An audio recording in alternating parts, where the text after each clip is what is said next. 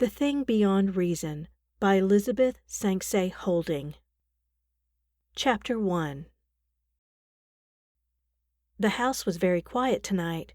There was nothing to disturb Miss Alexandra Moran but the placid ticking of the clock and the faint stir of the curtains at the open window. For that matter, a considerable amount of noise would not have troubled her just then. As she sat at the library table, the light of the shaded lamp shone upon her bright, ruffled head, bent over her work in fiercest concentration. She was chewing the end of a badly damaged lead pencil, and she was scowling. "No," she said, half aloud, "won't do. It can't be fixed, but by Jiminy, I'll get it if it takes all night." She laid down the pencil and sat back in the chair with her arms folded. Though her present difficulty concerned nothing more serious than a crossword puzzle, an observer might have learned a good deal of Miss Moran's character from her manner of dealing with it. The puzzle itself, with its neat, clear little letters printed in the squares, would have been a revelation that, whatever she undertook, she did carefully and intelligently, and obstinately. She was a young little thing, only 23, and quite alone in the world, but not at all dismayed by that.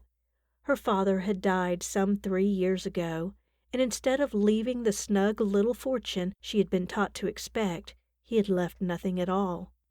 So that at 20 she had had her first puzzle to solve, how to keep alive without eating the bread of charity. It was no easy matter for a girl who was still in boarding school, but she had done it. She had come to New York and had found a post as nursery governess, and later as waitress in a tea-room, and then in the art department of an enormous store. She had gained no tangible profit from these 3 years. She had no balance in the bank, but that did not trouble her.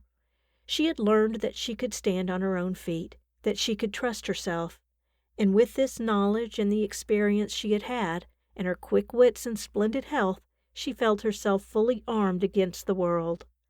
Indeed, she had not a care on earth this evening except the crossword puzzle. "It must be toxin," she said to herself. "There's something wrong with the verticals. It can't be fixed, and yet—" The telephone bell rang. Still pondering her problem, Lexi went across the room. "Is Miss Enderby there?" asked a man's voice. "She's out," answered Lexi cheerfully. "No," said the man's voice. "She can't. For God's sake, where's Miss Enderby?" "She's out," Lexi repeated, startled. "She went to the opera with her mother and father." "Who are you?" "I'm Mrs. Enderby's secretary." "Look here, didn't Miss Enderby say anything? Isn't there any sort of message for me?" "Nothing that I know of. The servants have gone to bed, but I'll ask them if it's anything important." "No," said the voice. "Don't. No, never mind. Goodbye." "That's queer," said Lexi to herself, as she walked away from the instrument, and then she dismissed the matter from her mind. "None of my business," she thought, and returned to her puzzle. Suddenly an inspiration came. "It is fixed," she cried, "and it's not toxin, it's toxins. Hurrah!" This practically completed the puzzle, and she began to fill in the empty squares with the peculiar satisfaction of the crossword enthusiast. It was perfect now, and she liked things to be perfect. As she leaned back with a contented sigh, the clock struck 12. "Golly, I didn't realize it was so late," she reflected. "Queer time for anyone to ring up." She frowned again. Her special problem solved, she began to take more interest in other affairs. And the more she thought of the telephone incident, the more it amazed her. Caroline Enderby wasn't like other girls. The mere fact of a man's telephoning to her at all was strange and indeed unprecedented. "And he was badly upset, too," thought Lexi. "He asked if she left a message for him. Think of Caroline Enderby leaving a message for a man!" She began to feel impatient for Caroline's return. "I'll tell her when we're alone," she thought, "and she'll have to explain, a little anyhow." Lexi wanted an explanation very much, because she was fond of Caroline and very sorry for her. Mrs. Enderby was a Frenchwoman of the old-fashioned conservative type, with the most rigid ideas about the bringing up of a young girl, and her husband, Lexi had often wondered what Mr. Enderby had been before his marriage, for now he was nothing but a grave and dignified echo of his wife. Between them they had educated Caroline in a disastrous fashion. She had never even been to school. She had had governesses at home, and when a male teacher came in for music or painting lessons, Mrs. Enderby had always sat in the room with her child. Caroline never went out of the house alone. She was utterly cut off from the normal life of other girls. She was a gentle, lovely creature, a little unreal, Lexi had thought her at first, and she, at first, had been afraid of Lexi. Mrs. Enderby had advertised for a secretary, and Lexi had answered the advertisement. Mrs. Enderby had wanted personal references, and Lexi had supplied them, some 5 or 6, of the highest quality. Mrs. Enderby had investigated them with remarkable thoroughness, and had asked Lexi many questions. Indeed, it had taken 10 days to satisfy her that Miss Moran was a fit person to come into her house, and Lexi had lived under her roof and under her eagle eye for a month before she was allowed to be alone with Caroline. After that first month, however, Mrs. Enderby had made up her mind that Lexi was to be trusted, and the thin pretext of secretary was dropped. Mrs. Enderby suffered from a not uncommon form of insomnia. She could not sleep at convenient hours, at night for instance, but could and did sleep at very inconvenient hours during the day. And what she wanted was not a secretary, but a companion for her daughter during these hours. She realized, too, that even the most strictly brought-up jeune fille needed some sort of youthful society, and in Lexi she had found pretty well what she wanted, a well-mannered, well-bred young woman of unimpeachable honesty.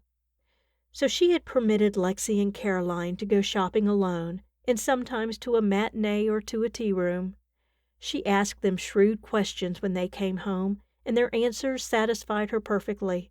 They had never even spoken to a man. And yet, thought Miss Moran, somehow Caroline has been carrying on with someone without even me finding out. I didn't know she had it in her.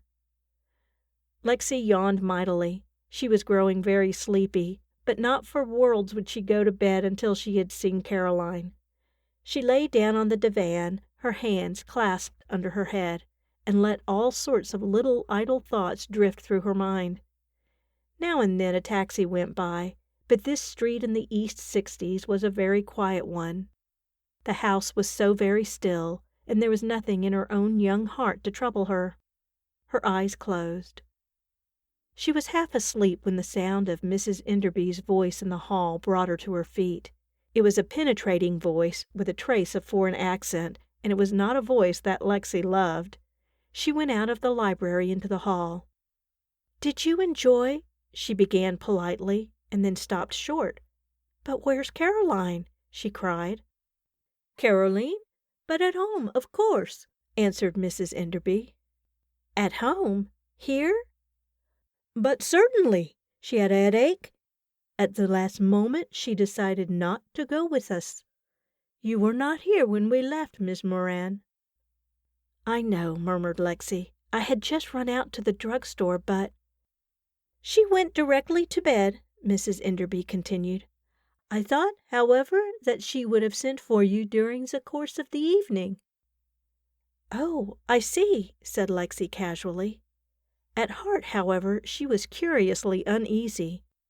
Mr. Enderby stopped for a moment to give her some kindly information about the opera they had heard. Then he and his wife ascended the stairs, followed by Lexi. And with every step her uneasiness grew. She was sure that Caroline would have sent for her if she had been in the house. Mrs. Enderby paused outside her child's door. "The light is out," she said. "She will be asleep. I shall not disturb her. Good night, Miss Moran." "Good night, Mrs. Enderby," Lexi answered, and went into her own room. She gave Mrs. Enderby 20 minutes to get safely stowed away. Then she went out quietly into the hall, to Caroline's room.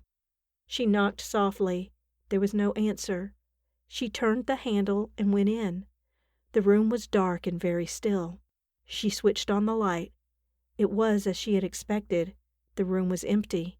Caroline was not there. Chapter 2. Lexi's first impulse was to close the door of that empty room and to hold her tongue. It seemed to her that it would be treachery to Caroline to tell Mrs. Enderby. She and Caroline were both young, both of the same generation. They ought to stand loyally together against the tyrannical older people. Because, golly, what a row there'd be if Mrs. Enderby ever knew she'd gone out, Lexi thought. That was how she saw it, at first. Caroline had pretended to have a headache so that she would be left behind and would get a chance to slip out alone. It was simply a lark. Lexi had known such things to happen often before at boarding school, and the unthinkable and impossible thing was for one girl to tell on another. "She'll be back soon," thought Lexi, "and she'll tell me all about it." So she went into Caroline's room to wait. It was a charming room, pink and white like Caroline herself. Lexi turned on the switch, and 2 rose-shaded lamps blossomed out like flowers. She sat down on a chaise longue and stretched herself out, yawning. On the desk before her was Caroline's writing apparatus, a quill pen of old rose, an ivory desk set, everything so dainty and orderly. Only poor Caroline had no friends, and never had letters to write or to answer. "I wonder who on earth that was on the telephone," Lexi reflected. It was queer, just on the only night of her life when she'd ever gone out on her own, and he sounded so terribly upset. It was queer. Perhaps... She was aware of a fast-growing oppression. The influence of Caroline's room was beginning to tell upon her. Caroline didn't understand about larks. She wasn't that sort of girl.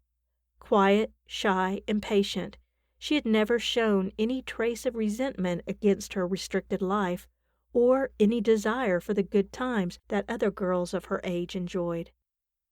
The more Lexi thought about it, the more clearly she realized the strangeness of all this, and the more uneasy she became. When the little Dresden clock on the mantelpiece struck 1, it came as a shock. Lexi sprang to her feet and looked about the room, filled with unreasoning fear. 1 o'clock, and Caroline hadn't come back. Suppose she never came back. Lexi dismissed that idea with healthy scorn. Things like that didn't happen. And yet, what was it that gave to the pink and white lamplit room such an air of being deserted? "Why, the photographs are gone!" she cried. She noticed now for the first time that the photographs of Mr. and Mrs. Enderby in silver frames, which had always stood on the writing desk, were not standing there now. She turned to the bureau. Caroline's silver toilet set was not there. She made a rapid survey of the room, and she made sure of her suspicions. Caroline had gone deliberately, taking with her all the things she would need on a short trip. "I've got to tell Mrs. Enderby now," she thought. "It's only fair." She went out into the corridor, closing the door behind her, and turned toward Mrs. Enderby's room. She was very, very reluctant, for she dreaded to break the peace of the quiet house by this dramatic announcement. She hated anything in the nature of the sensational. Level-headed, cool, practical, her instinct was to make light of all this, to insist that nothing was really wrong. Caroline had gone, and that was that. "There's going to be such a fuss," she thought. "If there's anything I loathe, it's a fuss." And all the time, under her cool and sensible exterior, she was frightened. She felt that after all she was very young and very inexperienced in a world where things, anything, things beyond her knowledge, might happen. She knocked upon the door lightly, so lightly that no one heard her, and she had to knock again. This time Mrs. Enderby opened the door. "Well?" she asked, not very amiably. "I thought I ought to tell you," Lexi began, and still she hesitated, moved by the unaccountable feeling that this might be treachery to Caroline. "Tell me what?" asked Mrs. Enderby. "Come, If you please, Miss Moran, tell me at once." "Caroline's gone." The words were spoken. Lexi waited in great alarm, wondering if Mrs. Enderby would faint or scream. The lady did neither. She came out into the corridor, shutting the door of her room behind her, and her first word, and her only word, was, "Hush!" Then she glanced about her at the closed doors, and, taking Lexi's arm in a firm grip, hurried her to Caroline's room. Not until they were shut in there did she speak again. "Now tell me," she said. "Speak very low. You said Caroline has gone?" "Yes," said Lexi. "I came in here after you'd gone to bed, and you can see for yourself the bed hasn't been slept in. She's taken her things, her brush and comb, and—" "And she told you what?" "Me? Why, nothing," answered Lexi in surprise. "I didn't see her. I haven't seen her since dinner." "But you know," said Mrs. Enderby, "you know where she has gone." She spoke with cool certainty, and her black eyes were fixed upon Lexi with a far from pleasant expression. Lexi looked back at her with equal steadiness. "Mrs. Enderby," she said, "I don't know." Mrs. Enderby shrugged her shoulders. "Very well," she said. "You do not know exactly where she has gone. Bien alors. You guess, eh?" "No," answered Lexi, bewildered. "I don't. I can't." "She has spoken to you of some friend." Seeing Lexi still frankly bewildered, Mrs. Enderby lost her patience. "The man," she said. "Who is the man?" "I never heard Caroline speak of any man," said Lexi. She spoke firmly enough, and she was telling the truth, but she remembered that telephone call, and the memory brought a faint flush into her cheeks. Mrs. Enderby did not fail to notice it. "Listen," she said. "There is one thing you can do, only one thing. You can hold your tongue. Tell no one. Let no one know that Caroline is not here. You understand?" "But aren't you going to—" "I am going to do nothing. You understand? Nothing. There is to be no scandal in my house." "But Mrs. Enderby—" "Hush! No one must know of this. Tomorrow morning I shall have a letter from Caroline." "Oh," said Lexi, with a sigh of genuine relief. "Oh, then you know where she's gone." "I?" replied Mrs. Enderby. "I know nothing. This has come to me from a clear sky. I have always tried to safeguard my child. I—" She paused for a moment, and for the first time Lexi pitied her. "It is the American blood in her," Mrs. Enderby went on. "No French girl would treat her parents so. But in this country she has gone with some fortune hunter. Tomorrow I shall have a letter that she is married. 'Please forgive me, chère maman,' she will say. 'I am so happy. I, at 19, and of an ignorance the most complete, have made my choice without you.' That is the American way, is it not? That is your romance, eh? My one child." Her voice broke. "No more," she said. "It is finished. But attend, Miss Moran. There must be no scandal. No one is to know that she is not here." She turned and walked out of the room. Lexi sank into a chair. "I don't care," she said to herself. "She's wrong. I know it. It's not what she thinks. Caroline's not like that. Something dreadful has happened." End of section 1. Section 2, Chapter 3. It seemed perfectly natural to be awakened in the morning by Mrs. Enderby's hand on her shoulder, and to look up into Mrs. Enderby's flashing black eyes. Lexi had gone to sleep dominated by the thought of that masterful woman. She vaguely remembered having dreamed of her, and when she opened her eyes, there she was. "Get up," said Mrs. Enderby in a low voice. "Go into Caroline's room.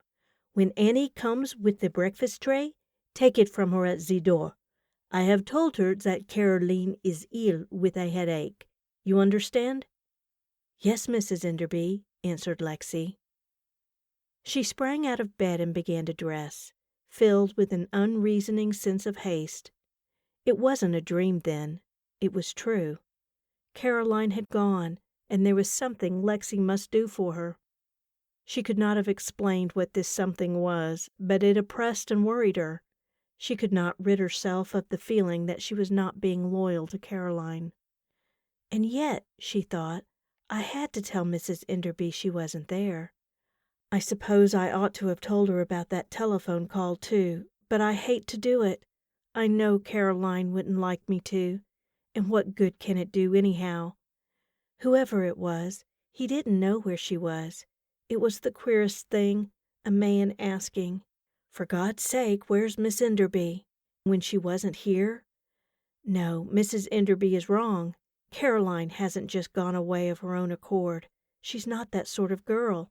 Something has happened. Lexi finished dressing and went into Caroline's room. In the gay April sunshine, that dainty room seemed almost unbearably forlorn. She went over to the window and looked down into the street. People were passing by, in taxis and private cars, all the ordinary, casual, cheerful daily life at which Caroline Enderby had so often looked out, like a poor, enchanted princess in a tower. A wave of pity and affection rose in Lexi's heart. "Oh, poor Caroline," she said to herself. "Such a dull, miserable life. I do wish—" There was a knock at the door, and she hurried across the room to open it. The parlor maid stood there with a tray. Lexi took it from her with a pleasant "good morning" and closed the door again.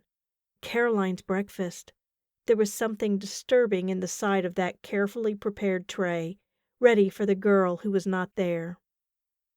The door opened, without a preliminary knock this time, and Mrs. Enderby came in.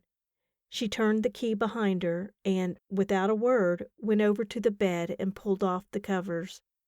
Then she went into the adjoining bathroom and started the water running in the tub. This done, she sat down at the table and began to eat the breakfast on the tray. Lexi stood watching all this with indignation and a sort of horror. All she cares about is keeping up appearances, the girl thought.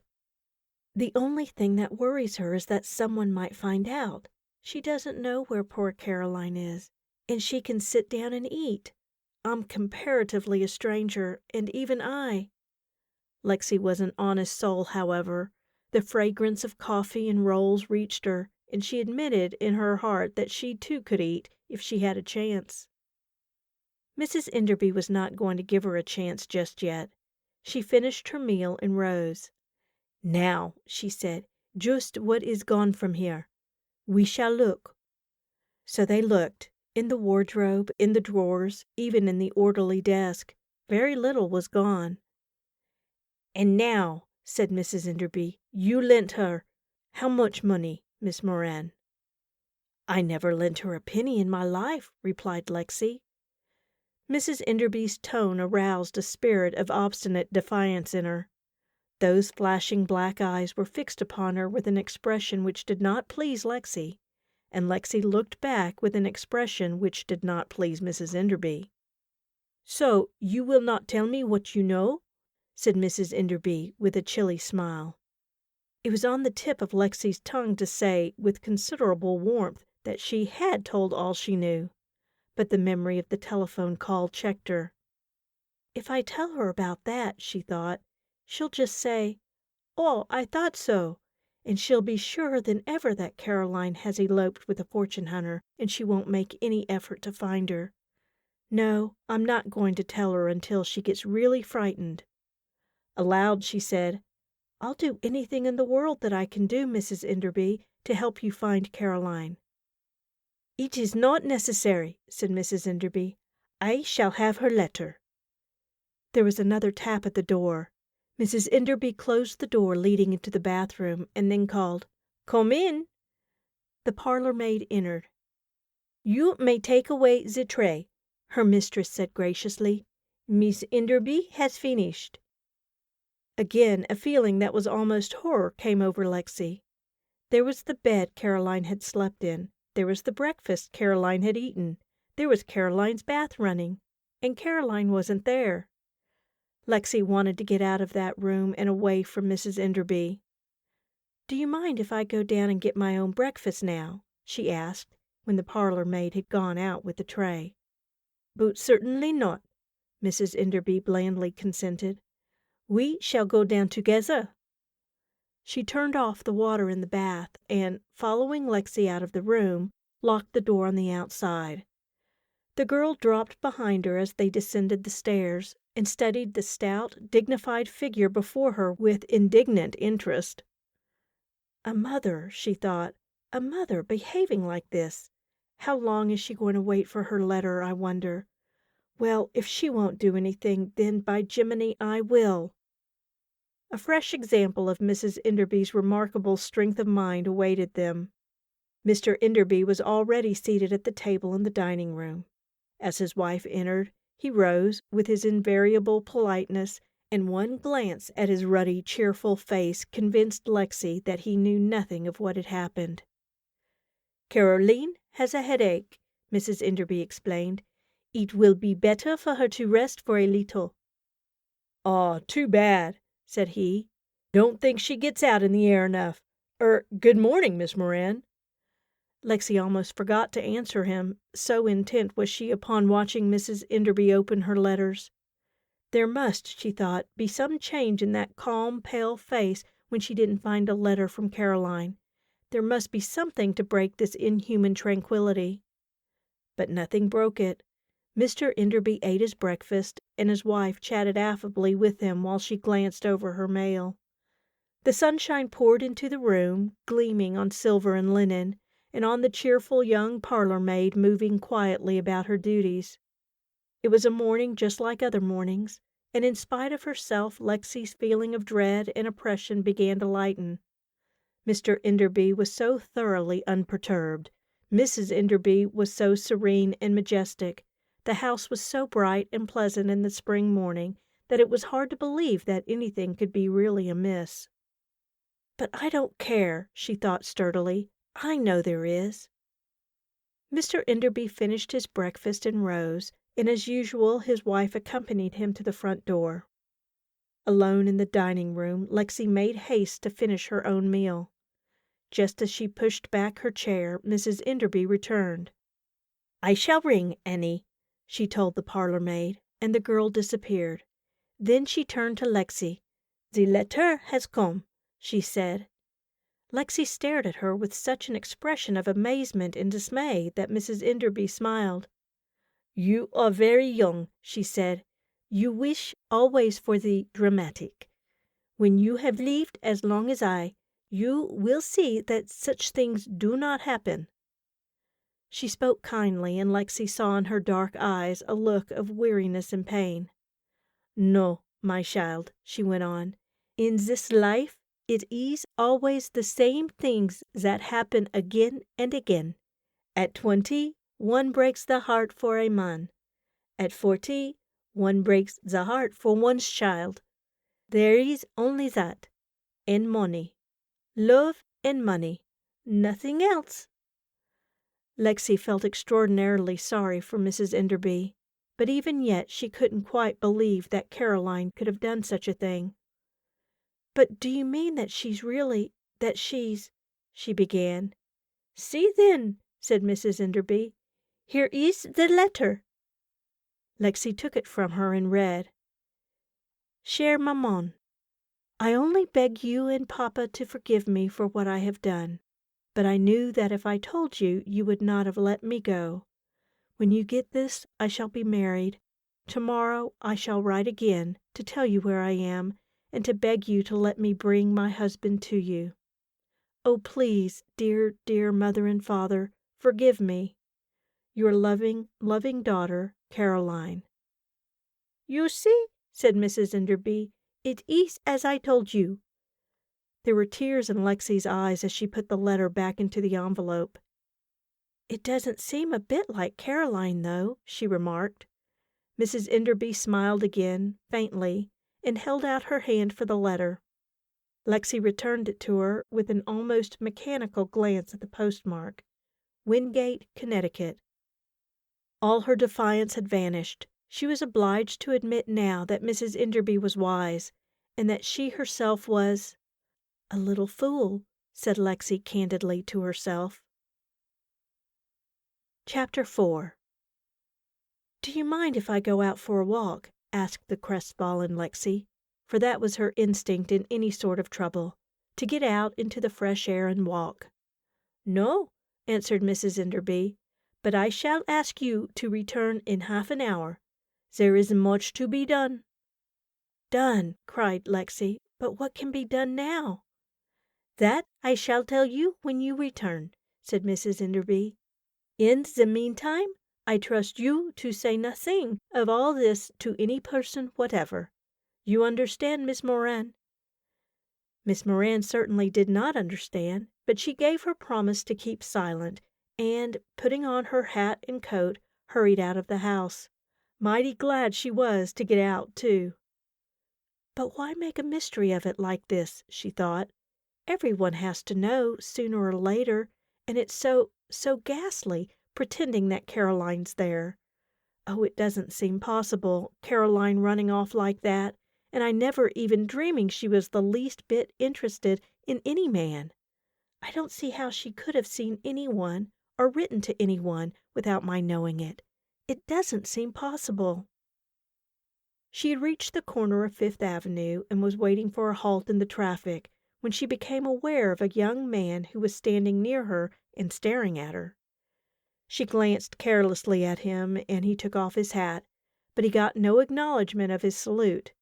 He was a stranger, and she meant him to remain a stranger. The bright-haired, sturdy little Lexi was a very pretty girl, and she was not unaccustomed to strange young men who stared. She knew how to handle them. As she crossed the avenue, he crossed too. When she entered the park, he followed. Now Lexi was never tolerant of this sort of thing, and today, in her anxiety and distress, she was less so than ever. She turned her head and looked the young man squarely in the face with a scornful and frigid look, and he took off his hat again. "Just you say one word," said she to herself, "and I'll call a policeman." Yet, as she walked briskly on, something in the man's expression haunted her. He didn't look like that sort of man. His sunburned face somehow seemed to her a very honest one, and the expression on it was not at all flirtatious, but terribly troubled and unhappy. "Perhaps he thinks he knows me," she thought. "Well, he doesn't, and he's not going to either." And she dismissed him from her mind. When did Caroline go? She pondered, continuing her own miserable train of thought. While I was doing crosswords in the library? If she went out by the front door, she must have gone right past the library. She must have known I was there, and not even to say good-bye. It hurt. She had grown very fond of the shy, quiet Caroline, and she had firmly believed that Caroline was fond of her. What is more, she had thought Caroline trusted her. She didn't, though. All the time when we were so friendly together, she must have been planning this, and what? She stopped short, her dark brows meeting in a fierce frown, for the unknown man had come up beside her and spoken to her. "Excuse me," he said. Lexi only looked at him, but he did not wither and perish under her scorn. "I've got to speak to you," he said. Look here, I've been waiting outside the house all morning. Look here, please. You're Lexi, aren't you?" This was a little too much. "If you don't stop bothering me this instant," she began hotly, but he paid no heed.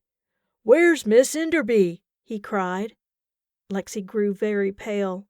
Those were the words she had heard over the telephone last night, and this was the same voice. For a moment she was silent, staring at him, while he looked back at her, his blue eyes searching her face with a look of desperate entreaty. All her doubts vanished. She had not been wrong. She had been right. She was sure of it. She knew that something had happened, something inexplicable and dreadful. "Please tell me," he said. "You don't know. You can't know. She told me you were her friend." "But who are you?" cried Lexi. His face flushed under the sunburn. He began and stopped. "I'm afraid I can't tell you," he went on. "I'd like to, but you see I can't. If you'll just tell me where Miss Enderby is. She's safe at home, isn't she? Of course she is. She must be. She is, isn't she?" "Well," said Lexi slowly, "I don't see how I can tell you anything at all. I don't know what right you have to ask any questions. I don't know who you are, or anything about you." "No," he replied. "I know that. But after all, it's not much of a question, is it? Just if Miss Enderby's all right." Lexi felt very sorry for him in his obvious struggle to speak quietly and reasonably. She wanted to answer him promptly and candidly, for his sake and for her own, because she felt sure that he could tell her something about Caroline, but she had promised Mrs. Enderby to say nothing. "It's so silly," she thought, exasperated. "If I could tell him, I might find out—" Find out what? Hadn't Caroline written to say that she had gone away to get married? In a day or two, probably tomorrow, they would learn all the details from Caroline herself. This unhappy young man couldn't know anything. Indeed, he was asking for information. Who could he possibly be? A rival suitor? Lexi remembered Caroline's pitifully restricted life. 2 suitors of whom she had never heard? It wasn't possible. "No," she thought, "there's something queer, something wrong." "Look here," the young man said again. "Aren't you going to answer me? Just tell me she's all right and—" "What makes you think she isn't?" asked Lexi cautiously. He looked straight into her face. "You're playing with me," he said. "You're fencing with me to make me give myself away, and it's a pretty rotten thing to do." "Rotten?" Lexi repeated indignantly. "Rotten? Not to answer questions from a perfect stranger?" "Yes," he said. "It is, because that's a question you could answer for anyone. I've only asked you if Miss Enderby is all right." This high-handed tone didn't suit Lexi at all. He was actually presuming to be angry, and that made her angry. "I shan't tell you anything at all," she said, and began to walk on again. He put on his hat and turned away, but in a moment he was back at her side. "Look here," he said. "Caroline told me you were her friend. She said you could be trusted. All right, I am trusting you. I've felt all along that there was something wrong. I've got to know. If you'll give me your word that she's safe at home, I'll clear out and apologize for having made a first-class fool of myself. But if she's not, I ought to know." Lexi stopped again. Their eyes met in a long, steady glance. "I can't answer any questions this morning," she told him. "I promised I wouldn't." "Then there is something wrong," the young man exclaimed. He was silent for a long time, staring at the ground, and Lexi waited, with a fast-beating heart, for some word that would enlighten her. At last he looked up. "I've got to trust you," he said simply. "Caroline meant to tell you anyhow. You see," he paused, "I'm Charles Houseman, the man she's going to marry." "Oh!" cried Lexi. "Now you'll tell me, won't you?" She stared and stared at him, filled with amazement and pity. Such a nice-looking, straightforward, manly sort of fellow, and such a look of pain and bewilderment in his blue eyes. "But did she say she would marry you?" "Of course she did. Look here, you don't know what I've been through. It was I who telephoned last night. "But why did you? Oh, please tell me. I am Caroline's friend, truly her friend. I want to understand." "All right," he said. "I telephoned because I was waiting for her, and she didn't come. Waiting for Caroline? We had arranged to get married last night. She was to meet me, but she didn't come," he said a little unsteadily. "Perhaps she just changed her mind. Perhaps she doesn't want to see me any more. If that's the case, I'll trust you not to mention anything about me to anyone. You see now, don't you, that I had to know?" Lexi's eyes filled with tears. Moved by a generous impulse, she held out her hand. "I'm so awfully sorry," she cried. "Why? You mean, for God's sake, tell me, you mean she has changed her mind?" "I can't tell you. Not now." "You can't leave it at that," said he. He had taken her outstretched hand, and he held it tight. "I ought to know what has happened. I can't believe that Caroline would let me down like that. She's not that sort of girl. Something's gone wrong. She wouldn't leave me waiting and waiting there for her at Wingate." "Wingate?" cried Lexi. "But that was—" She stopped abruptly. Caroline's letter had been postmarked Wingate. She had gone there to meet someone. She had married someone. "I can't understand," Lexi went on. "It's terrible. I can't tell you now, but I'll meet you here this afternoon after lunch, about 2 o'clock, and I'll tell you then." She turned away then, in haste to get back to Mrs. Enderby, but he stopped her. "Remember," he said sternly, "I've trusted you. If Caroline hasn't told her people about me, you mustn't mention my name. I gave her my word that I would let her do the telling. I didn't want it that way, but I promised her, and you've got to do the same. If she hasn't told about me, you're not to." "Oh, Lord," cried poor Lexi. "Well, all right, I won't. Now, for goodness' sake, go away and let me alone, to do the best I can." End of section 2. Section 3. Chapter 5. Lexi was late. The half hour had been considerably exceeded when she ran up the steps of the Enderbys' house. She rang the bell, and the door was opened promptly by Annie. "Mrs. Enderby would like to see you at once, miss," the parlor maid said primly. But Lexi stopped to look covertly at Annie. Did she know anything? It was possible. Anything was possible now. Lexi was obliged to admit, however, that Annie had no appearance of guilt or mystery. A brisk and sober woman of middle age, who had been with the family for nearly 10 years, she looked nothing more or less than disapproving because this young person had presumed to keep Mrs. Enderby waiting for several minutes. "Anyhow, I can't ask her," thought Lexi. "That's the worst part of all this.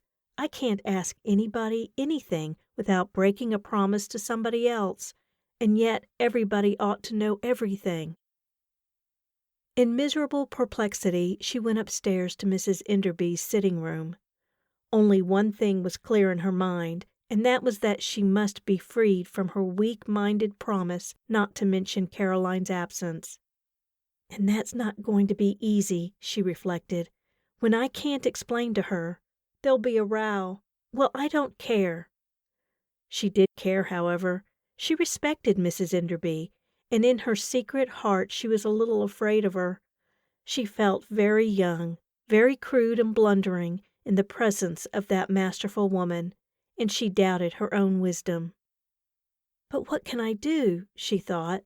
"He said he trusted me. I can't tell her. No, first I'll get her to let me off that promise, and I'll go and tell that young man. Then I'll make him let me off, and I'll come and tell her. Golly, how I hate all this fool mystery."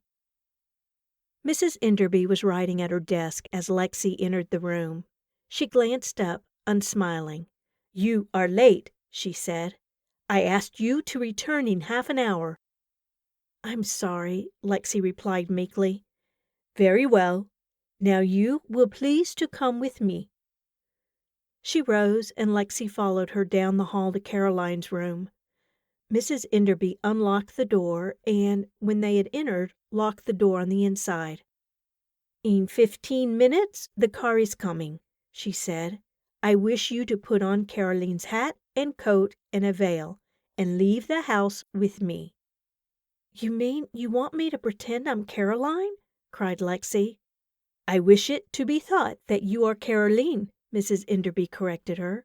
"Please waste no time. The car will be here." "Mrs. Enderby, I can't do it." "You can, Miss Moran, and I think you will." But Lexi was pretty close to desperation now. Her honest and vigorous spirit was entangled in a network of promises and obligations and deceptions, and she could not see how to free herself, but she would not passively submit. "No," she said, "I can't. I've found out something.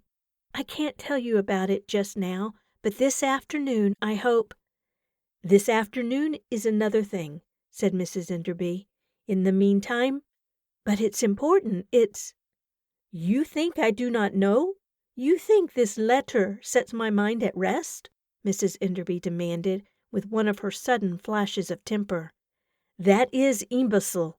I know how serious it is that my child should leave me like this, but I know what is my duty. First to my husband. That first, I tell you. It is for me to see that no disgrace comes upon his house, no scandal. That first. Then, next, I must see to it that the way is left open for Caroline to come back, if she wishes."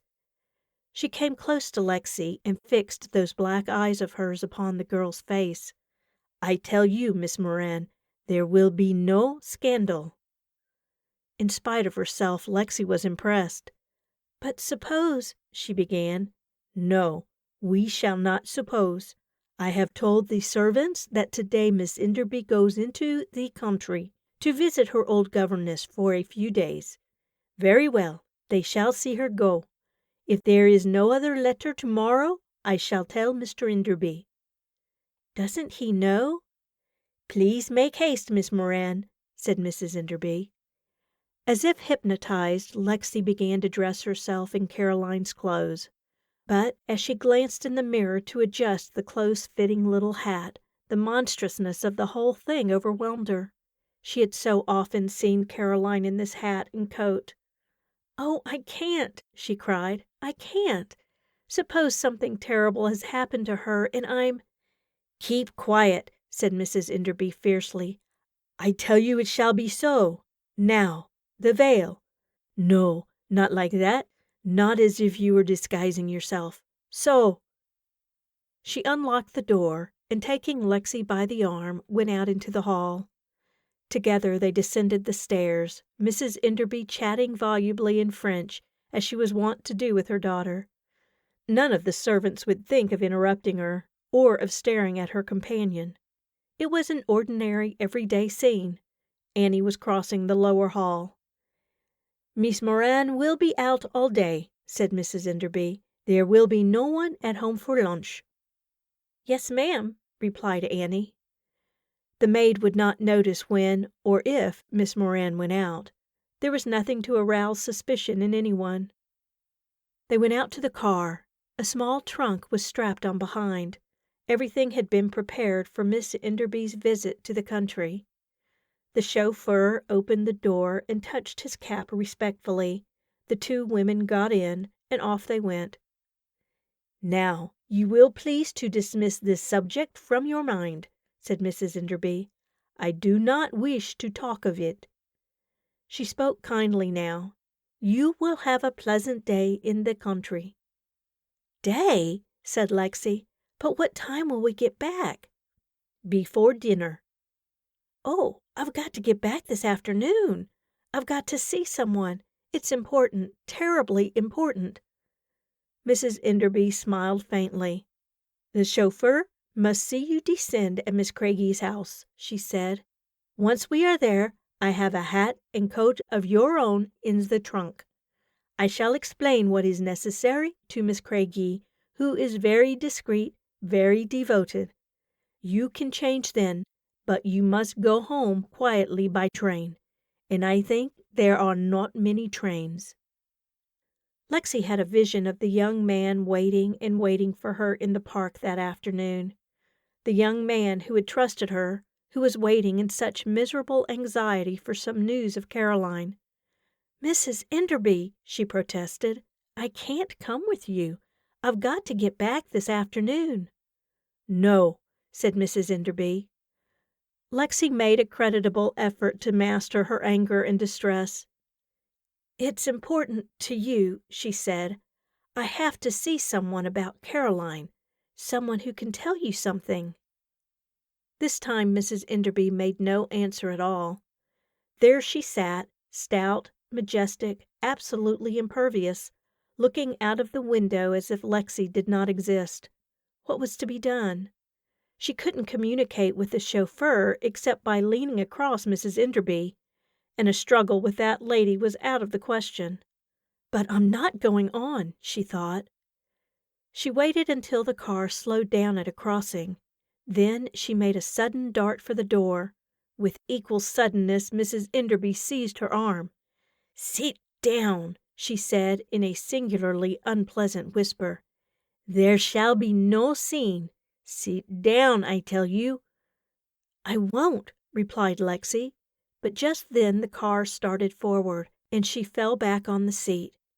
"You will come with me," said Mrs. Enderby. That overbearing tone, that grasp on her arm, were very nearly too much for Lexi. She had always been quick-tempered, all the Morans were, and were perversely proud of it, too. But Lexi had learned many lessons in a hard school. She had learned to control her temper, and she did so now. She was silent for a time. "All right," she agreed at last. "I'll come. I don't see what else I can do, now. But after this I'll have to use my own judgment, Mrs. Enderby." "You have none," Mrs. Enderby told her calmly. Lexi clenched her hands and again was silent for a moment. "I mean," she began. "I know very well what you mean," said Mrs. Enderby. "You mean that you will keep faith with me no longer. I saw that. You wished to run off and tell your story to someone this afternoon. I stopped that. After this, I cannot stop you any longer. You will tell, but I think no one will listen to you. I shall deny it, and no one will be likely to listen to the word of a discharged employee." Lexi had grown very pale. "I see," she said slowly. "Then you're going to—" "You are discharged," interrupted Mrs. Enderby, "because I do not like to have my daughter's companion running into the park to meet a young man." "I see," said Lexi again. And nothing more. All the warmth of her anger had gone, and in its place had come an overwhelming depression. For all her sturdiness and courage, she was young and generous and sensitive, and those words of Mrs. Enderby's hurt her cruelly. She sat very still, looking out of the window. They had left the city now and were on the Boston road.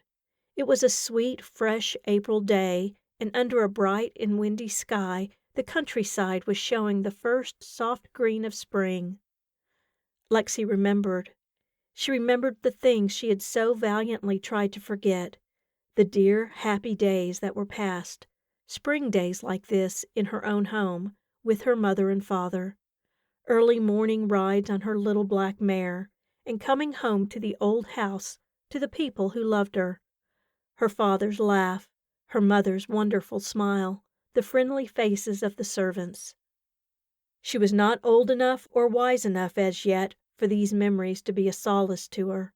They were pain, nothing but pain.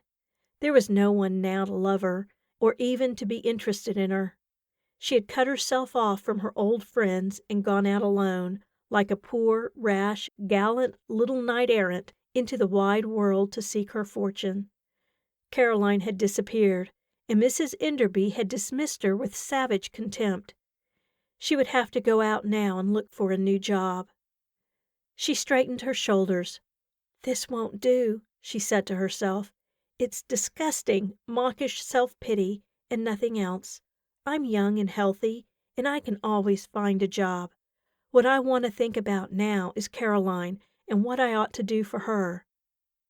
So she did begin to think about Caroline. The first thought that came into her head was such an extraordinary one that it startled her. Anyhow, she's a pretty lucky girl. Lucky? Caroline, who had lived like a prisoner and who had now so strangely disappeared, lucky simply because a sunburned, blue-eyed young man was so miserably anxious about her? I suppose he's thinking about her this minute, Lexi reflected, and I'm sure nobody in the world is thinking about me. Well, I don't care. Chapter 6. The car took them to a drowsy little village and stopped before a small cottage on a side street. Mrs. Enderby got out, followed by Lexi, the living ghost of Caroline. Side by side, they went up the flagged path and onto the porch. Mrs. Enderby rang the bell, and in a moment the door was opened by a thin, sandy-haired woman in spectacles. "Mrs. Enderby!" she cried, her plain face lighting up in a delighted smile. "And my dear little Caroline!" She held out her hand to Lexi, and suddenly her face changed. "But," she began. Mrs. Enderby pushed her gently inside and closed the door. "But is not Caroline?" cried Miss Craigie. "Hush," said Mrs. Enderby. "I shall explain to you. Please allow the chauffeur to carry upstairs a small trunk, and please have no air of surprise." Evidently, Miss Craigie was in the habit of obeying Mrs. Enderby. She opened the front door and called the chauffeur, who came in with the trunk. "Turn your back," whispered Mrs. Enderby to Lexi. "Go and look out of the window." Lexi heard the man go past the sitting room and up the stairs. Presently he came running down, and the front door closed after him. "Now, Miss Craigie," said Mrs. Enderby, "if you will permit Miss Moran to go upstairs?" "Oh, certainly," answered the bewildered Miss Craigie. "Whatever you think best, Mrs. Enderby, I'm sure." "Go," said Mrs. Enderby. The lady's tone aroused in Lexi a great desire not to go. Of course, now that she had gone so far, it would be childish to refuse to continue. But she meant to take her time. She stood there by the window, slowly drawing off her gloves, her back turned to the room. Suddenly, Mrs. Enderby caught her by the shoulder and turned her around. "Go," she said again. "Take off those things of my child's. Mon Dieu, mon Dieu! Have you no heart?" There was such a note of anguish in her voice that Lexi no longer delayed. She followed Miss Craigie up the stairs to a neat, prim little bedroom where the trunk stood, already unlocked. "If you want anything," suggested Miss Craigie in her gentle and apologetic way. "No, thank you," replied Lexi.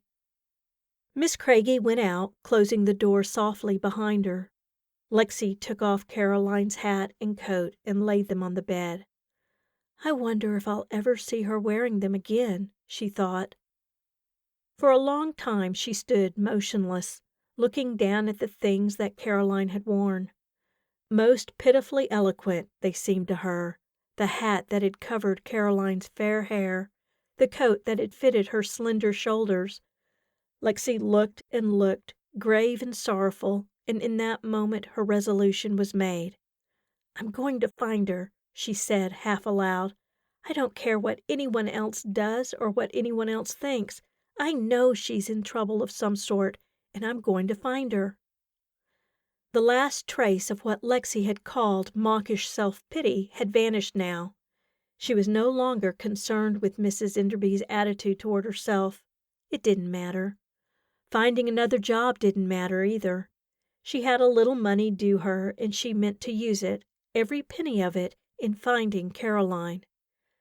She washed her hands and face, brushed her hair, put on her own hat and jacket, and went downstairs again. Mrs. Enderby was standing in the tiny hall, and from the sitting room there came a sound of muffled sobbing. "She is an imbecile, that woman," said Mrs. Enderby with a sigh, "but she will hold her tongue. And you?" "I've got to do as I think best," answered Lexi. "I'll say good-bye now, Mrs. Enderby." "There is no train until 3 o'clock. It is now after 1. We shall have lunch directly." "No, thank you," said Lexi. "I'd rather go now. I dare say I can find something to eat in the village." She was not in the least angry now, or hurt, only she wanted to get away, by herself, to think this out. "Goodbye?" repeated Mrs. Enderby with a smile. "You think, then, never to see me again?" "No," said Lexi. "I mean to see you again, when I have something to tell you. But just now I want to go back and pack up my things." "And leave my house?" "Yes." They were both silent for a moment. Then, to Lexi's amazement, Mrs. Enderby laid a hand gently on the girl's shoulder. "My child," she said, "you think I am a very hard woman. Perhaps it is so. But, like you, I do what seems to me the right. Certainly it is better now that you should leave us, but not like this. You must have your lunch here. Then you must return to the house and sleep there, all in the usual way. Tomorrow you shall go." She paused a moment. "You shall go, if you are still determined that you will not keep faith with me." It was not a very difficult matter to touch Lexi's heart. Whatever resentment she may have felt against Mrs. Enderby vanished now, lost in a sincere pity and respect, but she was firm in her purpose. "I've got to tell one person," she said. "If I do, I shall be able to tell you something you ought to know. I wish you could trust me. I wish you could believe that all I'm thinking of is Caroline." "I do believe you," said Mrs. Enderby. "You are very honest and very, very young. You wish to do good, but you do harm. Very well, my child. I cannot stop you. Go your way, and I go mine. But," she paused again, and again smiled her faint, shadowy smile, "if I think it right that you should be sacrificed, it shall be so. I am sorry. I have affection for you. I shall be sorry if you stand in my way." Lexi met her eyes steadily. "I'm sorry too," she said. And so she was. There was nothing in her heart now but sorrow for them all, for Caroline, for Mrs. Enderby, for the luckless Mr. Houseman, even for Miss Craigie, but most of all for Caroline. "I've got to find her," she thought, over and over again, "and he'll help me." She had lunch in Miss Craigie's cottage, a melancholy meal, with the hostess red-eyed and dejected, and Mrs. Enderby sternly silent. Then, after lunch, poor Miss Craigie was sent out for a drive, in order to get rid of the chauffeur while Lexi slipped out of the house and down to the station. Everything went as Mrs. Enderby had willed it. Lexi caught the designated train and returned to the city. All the way in, her great comfort was the thought of Mr. Houseman. He would help her. Now she could tell him that Caroline had gone, and he would help her. "Of course, I've missed him today," she thought, "but he's sure to be in the park again tomorrow. Perhaps he'll telephone. He's not the sort to be easily discouraged, I'm sure." It was dark when she reached the Grand Central, but, at the risk of being late for dinner, Lexi chose to walk back to the house. She could always think better when she was walking.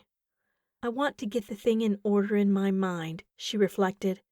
"Mrs. Enderby is so confusing. Here's the case. Mr. Houseman says Caroline promised to meet him last night at a place called Wingate, and they were to be married. She left the house. This morning there was a letter from her, postmarked Wingate, but he says she didn't go there. Well, then, where did she go?" Impossible to answer that question with even the wildest surmise. "I'll have to wait," Lexi went on. "I'll have to find out more from Mr. Houseman. Perhaps they misunderstood each other. It's no use trying to guess. I'll have to wait till I see him." She recalled his honest, sunburned face with great goodwill. He was her ally. He was young, like herself, not old and cautious and deliberate. She liked him. She trusted him. In her loneliness and anxiety, he seemed a friend. Annie opened the door with her customary air of disapproval. "Yes, miss," she answered. Mrs. Enderby came home in the car half an hour ago. Dinner'll be served in 10 minutes. Here's a letter for you. A young man left it about 20 minutes ago." "If I'd taken a taxi from Grand Central, I'd have seen him," was Lexi's first thought. Even a letter was something, however, and she ran upstairs with it, very much pleased. Of course, it was from Mr. Hausman. She locked the door and, standing against it, looked at the envelope. It was addressed to Miss Lexi in a good, clear hand. That made her smile, remembering her first indignation that morning. The letter ran thus: "Dear Miss Lexi, please excuse me for addressing you like this, but I don't know your other name. I forgot to ask you. I waited in the park for you all afternoon. When it got dark, I couldn't stand it any longer, so I went to the house and asked for Miss Enderby. The servant told me she had gone away to the country with her mother this morning. Please tell Miss Enderby that I understand. I am sorry she didn't tell me before that she had changed her mind, instead of letting me wait like that. But it's finished now. Please tell her she can count on me to hold my tongue and never to bother her again in any way. We are sailing tonight, or I should have tried to see you tomorrow. In case you have any message for me, you can address me at the company's office, J. Eames and Son, 99 State Street. I expect to be back in about 6 weeks. Very truly yours, Charles Hausman." "Sailing tonight!" cried Lexi. "Then he's gone. He's gone." End of section 3. Section 4. Chapter 7. "So you are still of the same mind?" inquired Mrs. Enderby. "More so, if anything," Lexi answered seriously. It was after breakfast the next morning. Mr. Enderby had gone to his office, and Mrs. Enderby and Lexi were alone in the dining room. There was an odd sort of friendliness between them. Lexi felt no constraint in asking questions. "There isn't any letter this morning, is there, Mrs. Enderby?" "There is not." "Then I suppose you're going to tell Mr. Enderby?" "This evening." "And then?" "Then I shall be guided by his advice," Mrs. Enderby replied blandly. Lexi could have smiled at this. She knew how likely Mrs. Enderby was to be guided by her husband, but she kept the smile and the thought to herself. "I don't want to interfere with your plans," she began. "I have no plans." "I mean, if you're going to take steps to find her." "My child," said Mrs. Enderby, "it is clear that you wish to amuse yourself with a grand mystery. I tell you there is no mystery, but you do not believe me. I ask you to say nothing of this matter, but you refuse. So I say to you now, go your own way. Proceed with your mystery. I do not think you can hurt me very much." Lexi flushed. "I don't want to hurt anyone," she declared stiffly. "I just want to help your daughter." "Proceed, then," said Mrs. Enderby. Lexi rose. "Then I'll say good-bye, Mrs. Enderby," she said. "My trunk's packed. I'll send for it this afternoon." "And where are you going in such a hurry?" "I'm going to Wingate," said Lexi. "Ah," said Mrs. Enderby, "it is a pretty place, is it not?" "I don't know. I've never seen it." "Pardon me? You saw it yesterday. It is a small village through which we passed on the way to Miss Craigie's house." "I didn't know that." "Now that you do know, perhaps you will spare yourself the trouble of going there," said Mrs. Enderby. "I assure you, you will not find Caroline there. I myself made certain inquiries. No such person has arrived in Wingate." There was a moment's silence. "But I observe by your face that you are not convinced," Mrs. Enderby went on. "This Mrs. Enderby, she is a stupid old creature, you think to yourself. I shall go there myself, and I shall discover that which she could not." Lexi reddened again. "I don't mean it that way," she said. It's only that we look at this from different points of view, and I feel that I've got to go."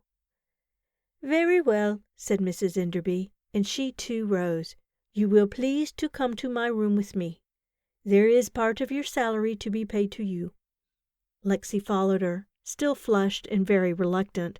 She wished she could afford to refuse that money.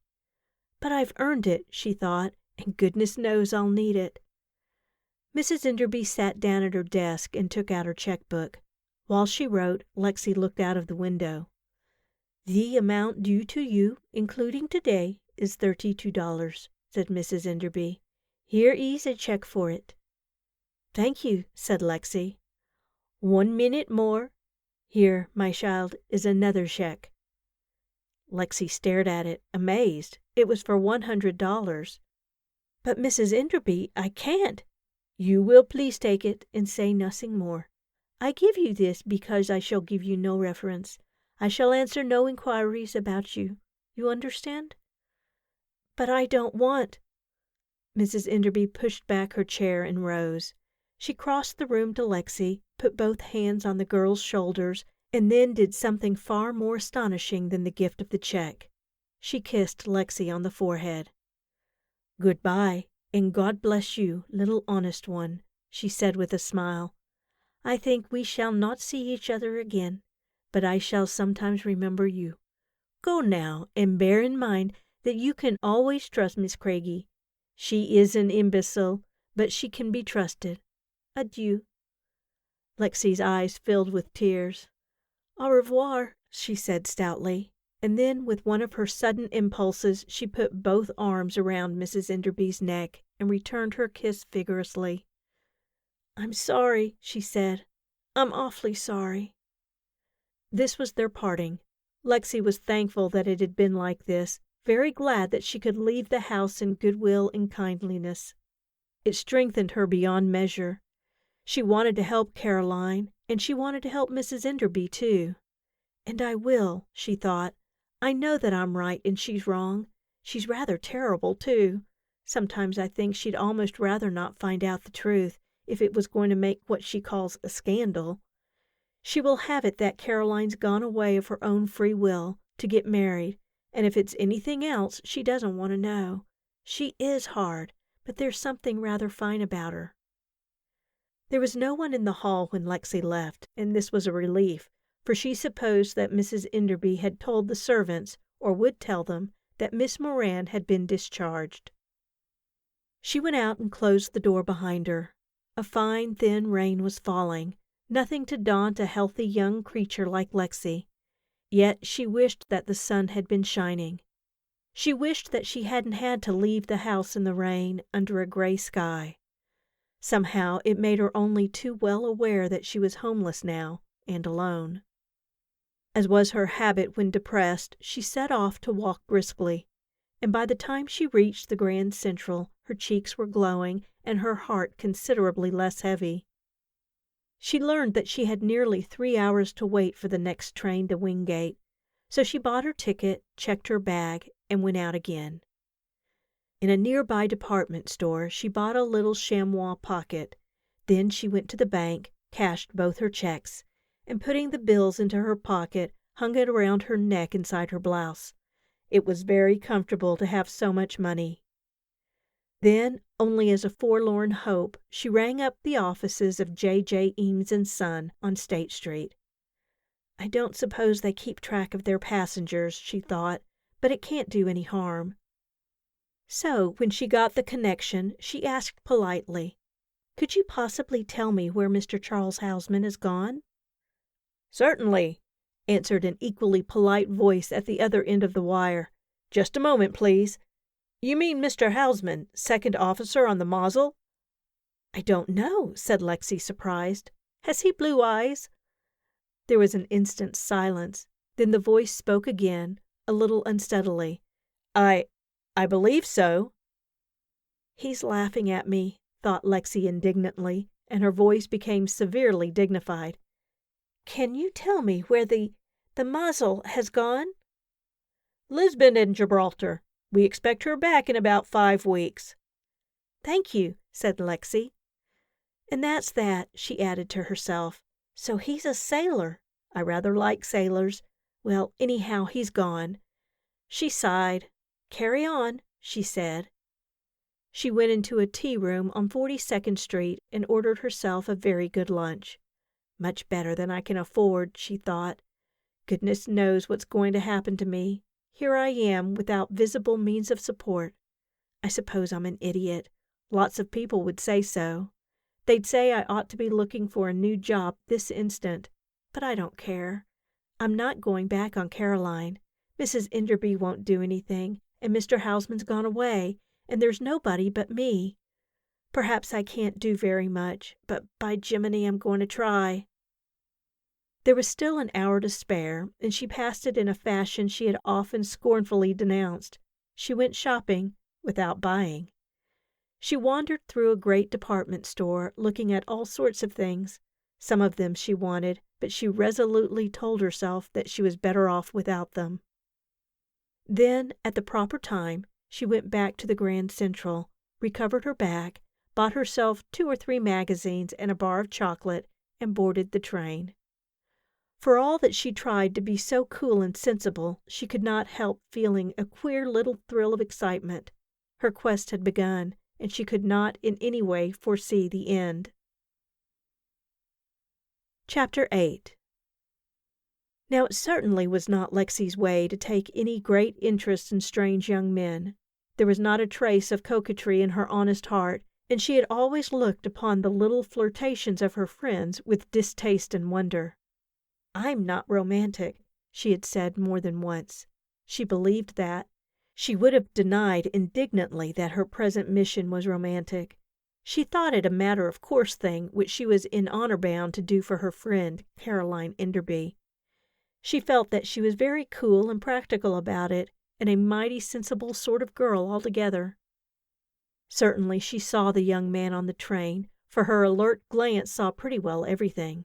She saw him, and she thought she had never set eyes on a handsomer man. He was very tall, and slenderly and strongly built. He was dressed with fastidious perfection, and he had an air of marked distinction. In short, he was a man whom anyone would look at and remember. But Lexi, the unromantic girl, thought him inferior to the blue-eyed Mr. Houseman. She preferred young Houseman's blunt, sunburned face to the dark and haughty one of this stranger. She simply was not interested in dark and haughty strangers, however distinguished and handsome. She looked at this one, and then returned to her magazines. She had a weakness for detective stories, and she was reading one now. Reading it in the proper spirit, uncritical and absorbed. Whenever the train stopped at a station, she glanced up, and more than once, as she turned her head, she caught the stranger's eye. She wondered, later on, why she hadn't had some sort of premonition. People in stories always did. They always recognized at once the other people who were going to be in the story with them. But Lexi did not. Even toward the end of the journey, when she and the stranger were the only ones left in the car, she was not aware of any interest in him. Even when he, too, got out at Wingate, Lexi was not specially interested. It was only a little after 5 o'clock, but it was dark already on that rainy afternoon, and the only thing that interested her just then was the sight of a solitary taxi drawn up beside the platform. Bag in hand, she hurried toward it, but the stranger got there before her. When she arrived, he was speaking to the driver. There was no other taxi or vehicle of any sort in sight. No other lights were visible except those of the station. It was a strange and unknown world upon which she looked in the rainy dusk, and she felt a justifiable annoyance with the ungallant stranger. He jumped into the cab and slammed the door. "Driver," cried Lexi, "will you please come back for me?" But before the driver could answer, the door of the cab opened, and the stranger sprang out. "I beg your pardon," he said, standing hat in hand before Lexi. "I'm most awfully sorry. Give you my word I didn't notice. I should have noticed, of course. Absent-minded sort of beggar, you know. Please, take the cab, won't you? I don't in the least mind waiting. Please, take it. Allow me." He tried to take her bag. His manner was not at all haughty. On the contrary, it was a very agreeable manner, and the impulsive Lexi liked him. "Why can't we both go?" said she. "Oh, no," he protested. "Please take the cab. Give you my word I don't mind waiting." "It's a dismal place to wait in," said Lexi. "We can both go, just as well as not." The driver approved of Lexi's idea. It saved him trouble. "Where do you want to go, miss?" he asked. "I don't know," said Lexi. "I suppose there's a hotel, isn't there?" "I say," exclaimed the stranger. "Just what I'd been asking him, you know. He says there's no hotel, but a very decent boarding house." "Miss Royce's," added the driver. "She takes boarders." "All right," said Lexi cheerfully. "Miss Royce's it is." The stranger took her bag and put it into the taxi. He would have assisted Lexi, but she was already inside, so he too got in. He closed the door and off they went. "I am sorry, you know," he said, "shoving ahead like that, but I didn't notice." "Well, please stop being sorry now," requested Lexi firmly. "Righto," said he. "You won't mind my saying you've been wonderfully nice about it." "No, I don't mind that a bit," replied Lexi. "I like to be wonderfully nice." There was a moment's silence. "Will you allow me to introduce myself?" said the stranger.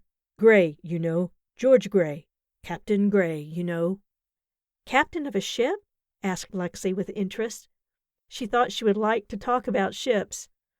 "Oh, no," said he, rather shocked. "Army.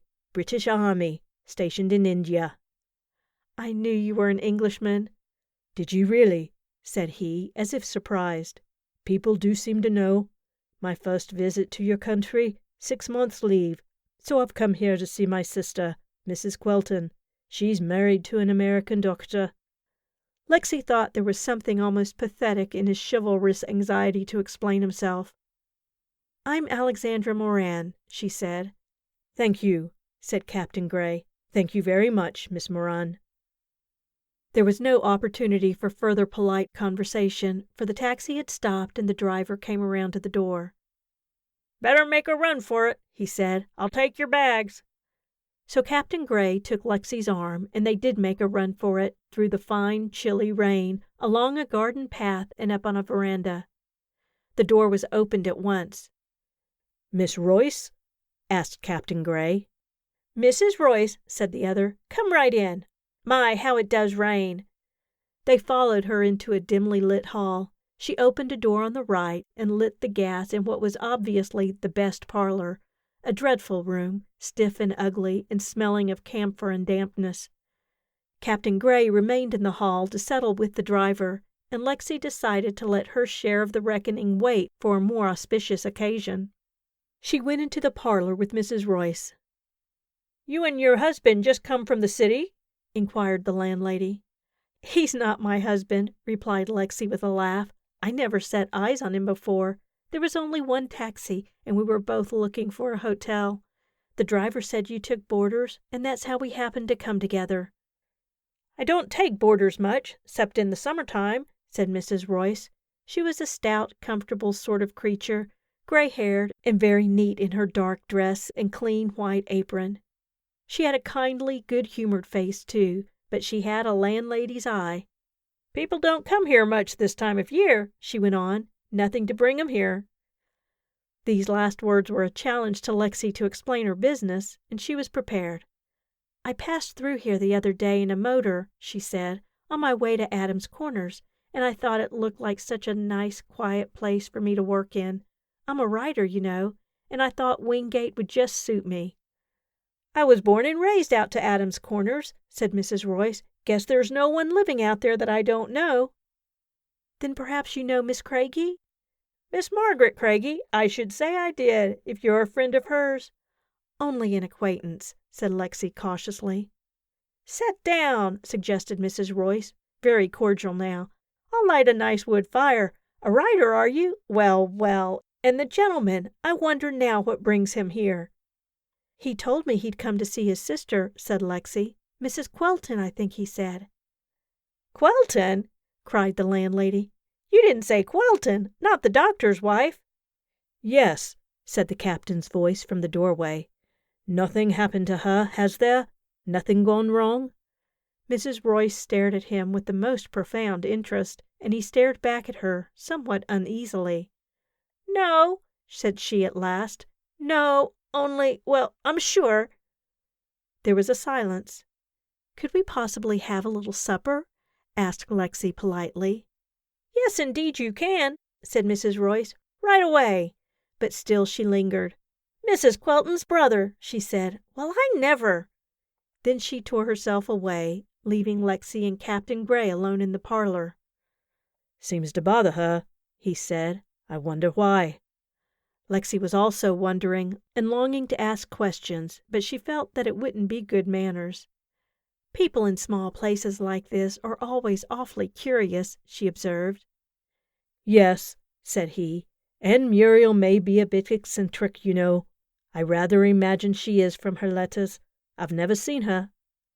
"Never seen your own sister?" Lexi would certainly have asked questions now, manners or no manners, only that Mrs. Royce entered the room again to fulfill her promise to make a nice wood fire. Amazing the difference it made in the room. The ugliness and stiffness vanished in the ruddy glow. It seemed a delightful room now, homely and welcoming and safe. "It's real cozy here," said Mrs. Royce, "on a night like this. I'm sorry the dining room's so kind of chilly." "Oh, can't we have supper here, by the fire?" cried Lexi. "Please, we'll promise not to get any crumbs on your nice carpet, Mrs. Royce." "I guess you can," replied the landlady benevolently. And so it happened that the ancient magic of fire was invoked in Lexi's behalf. Probably, if she and Captain Gray had had their supper in the chilly dining room, they would have been a little chilly too, and more cautious. They might not have said all that they did say. End of section 4. Section 5. Chapter 9. It was an excellent supper, and Captain Gray and Lexi thoroughly appreciated it. They ate with healthy appetites, and they talked. Mrs. Royce, from the kitchen, heard their cheerful, friendly voices and their laughter, and she didn't for one moment believe that they had never met before. Listening to them, she wore that benevolent smile once more, and felt sure that she had encountered a very charming little romance.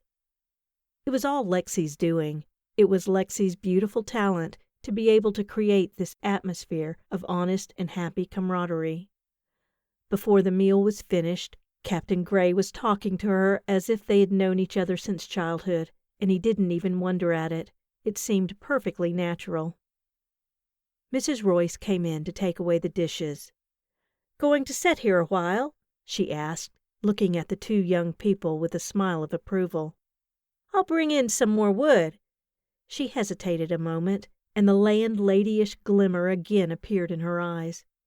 "If it was me," she observed, in the most casual way, "the fire'd be enough light. If it was me now, I wouldn't want that gas flaring and blaring away, and burning up good money," she added to herself. "You're right," Lexi cheerfully agreed. "We'll turn it down." The rain was falling fast outside, driving against the windows when the wind blew, and inside the young people sat by the fire, very content. "Queer thing," said Captain Gray meditatively. "Never been in this place before, never been in this country before, and yet it's like coming home." "I know that feeling," said Lexi. "I've had it before.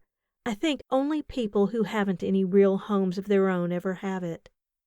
"But haven't you any real home?" he asked, evidently distressed. "No," she answered, "but please don't think it's tragic. It's not." "You haven't impressed me as tragic," he admitted. Lexi laughed. "Thank goodness," she said. "I do want to keep on being, well, ordinary and human, even when outside things seem a little tragic." "Miss Moran," he said, and stopped. It was some time before he spoke again. Lexi took advantage of his abstraction to study his face by the firelight. When you come to understand it a little, it wasn't a haughty face at all, but a very sensitive and fine one. "Miss Moran," he said again, "about being ordinary and human, Of course one wants to be that, but the thing is, I don't know quite how to put it, but if you have a feeling, you know, I mean a feeling that something is wrong." He paused again. "I mean," he went on, "if you have a feeling like that, a sort of, well, call it uneasiness. The question is whether one ought to laugh at it, or take it as—" Once more he stopped. "As a warning," he ended. A strange sensation came over Lexi. "I've been thinking a good deal about that very thing lately," she replied. "I believe feelings like that are a warning. I'm sure it's wrong, foolish and wrong, to disregard them. Even if everyone else, even if your own mind tells you it's all nonsense, you mustn't care." "I think you're right," he gravely agreed. "I've been trying to tell myself that I'm an utter ass, but all the time I knew I wasn't. I know now, that there's something—" An unreasoning dread possessed Lexi. She felt for a moment that she didn't want to hear any more. "I'd like to tell you about it, if you wouldn't mind," he said. "Somehow I think you could help." For an instant she hesitated. "Please do tell me," she said at length. "I'd be glad to help if I can." "It's this," he said. "Do you mind if I smoke? Thanks." He took a cigarette case from his pocket.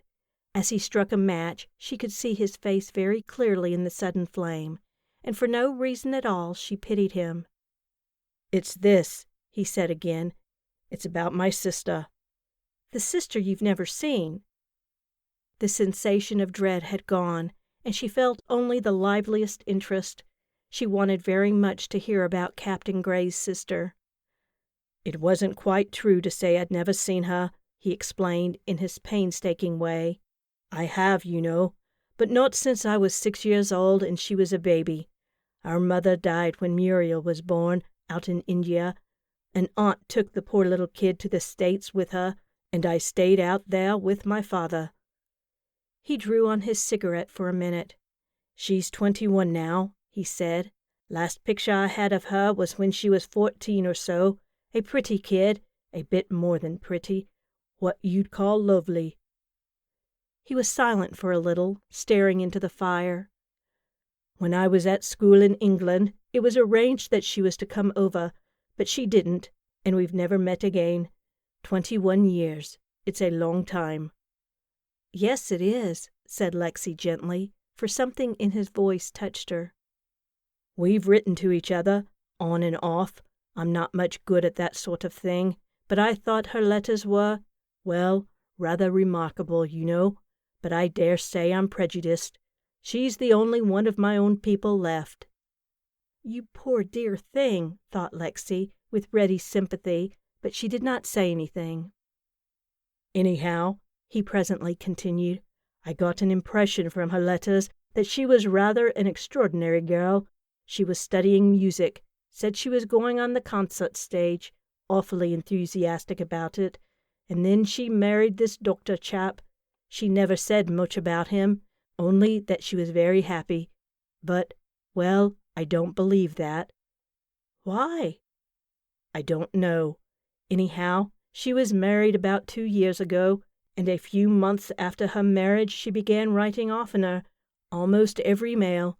She was always wanting me to come over here and see her, and lately, in her last letters, somehow I fancied she wanted me rather badly. It worried me, so I arranged for leave.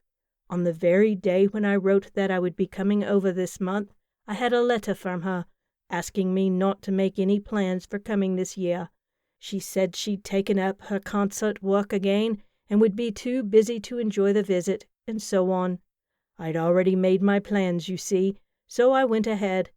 Then, about a fortnight later, after she'd got my letter, I suppose, I had a cable.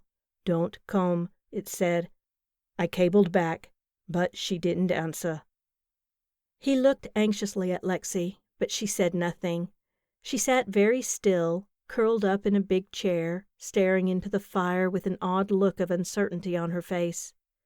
"You know," he went on, "I've tried to think that she was simply too busy, or something of that sort. But, Miss Moran, didn't this woman's manner Rather make you think there was something a bit out of the way?" "Oh, I don't know," replied Lexi in a casual tone which very much disconcerted him. "I've been making a fool of myself," he thought, flushing. "Why the devil didn't I keep my old woman notions to myself? Now she'll think—" But Lexi was not thinking that Captain Gray was a fool. She was only very much afraid of being one herself, and was engaged in a severe struggle against this danger. That dread, that vague and oppressive dread, had come back, and she was fighting to throw it off. She wanted to be, she would be, her own normal, cheerful self again, living in a normal, everyday world. All this about his sister, and about Caroline, she thought. It's really nothing, nothing serious. Our both being here in Wingate, that's nothing either. It's just a coincidence. If the gas wasn't turned down, I wouldn't feel like this. She would have risen and turned up the gas, only that she was ashamed to do so. The fire was blazing merrily, shedding a ruddy light upon the homely room, the most commonplace room in the world. There was Captain Gray sitting there smoking, just an ordinary young man come to visit his sister. There was herself, just Lexi Moran, well fed and warm and comfortable, with more than $100 in a bag round her neck. She could hear Mrs. Royce moving about in the kitchen, humming to herself in a low drone. "I will not be silly," she told herself. And just then a train whistled, a long, melancholy shriek. Lexi had a sudden vision of it, rushing through the dark and the rain. She had a sudden realization of the outside world, vast, lonely, terrible, stretching from pole to pole, forests and plains and oceans. The monstrous folly of pretending that everything was snug and warm and cozy. Things did happen, only cowards denied that. "Captain Gray," she cried abruptly, "what you've told me, it is queer, and it's even queerer when I think what has brought me here to this little place. Both of us here in Wingate. I think I'll tell you." And she did. He listened in absolute silence to the tale of Caroline Enderby's disappearance. Even after Lexi had finished, it was some time before he spoke. "I'll try to help you," he said simply. "Oh, thank you," cried Lexi with a rush of gratitude. She wanted someone to help her, and she could imagine no one better for the purpose than this young man. He would help her, she was sure of it. Even the fact of having told him most wonderfully lightened her burden. She gave an irrepressible little giggle. "We have almost all the ingredients for a first-class mystery story," she said, "except the jewel, the famous ruby or the great diamond." "It's an emerald in this case," said Captain Gray. Lexi straightened up in her chair and stared at him. "You don't really mean that?" she demanded. "There isn't really an emerald." He smiled. "I'm afraid it hasn't much to do with the case, with either of the cases," he said. "But there is an emerald. My sister's." "It didn't come from India?" "It did, though." "Don't tell me it was stolen from a temple. That would be too good to be true." "I'm sorry," he said, "but as far as I know, it's never been stolen at all, and its history for the last 80 years hasn't been sinister. One of the old Rajas gave it to my grandfather, a reward of merit, you know. When my father married, it went to my mother. She never had any trouble with it. She never wore it because she didn't like it." "Why?" "Well, you see, it's an ostentatious sort of thing, and she wasn't ostentatious." He paused a moment. "My father told me, before he died, that he wanted Muriel to have it when she was 18, and so 3 years ago I sent it over to her." "But how?" "You're a good detective," said he, smiling again. "You don't miss any of the points. It was a bit of a problem how to send the thing, but I had the luck to find some people I knew who were coming over here, and they brought it. So that's that." "An emerald," said Lexi. "This is almost too much. I think I'll say good night, Captain Gray. I need sleep." As she followed Mrs. Royce up the stairs, she saw Captain Gray still sitting before the fire, smoking, and it was a comforting sight. Chapter 10. Lexi slept late the next morning. It was nearly 9 o'clock when she opened her eyes. She lay for a few minutes, looking about her. The gray light of another rainy day filled the neat, unfamiliar little room, and outside the window she could see the branches of a little pear tree rocking in the wind. "I'm here in Wingate," she said to herself. "I was bent on coming here to find Caroline, and now here I am, and how am I going to begin?"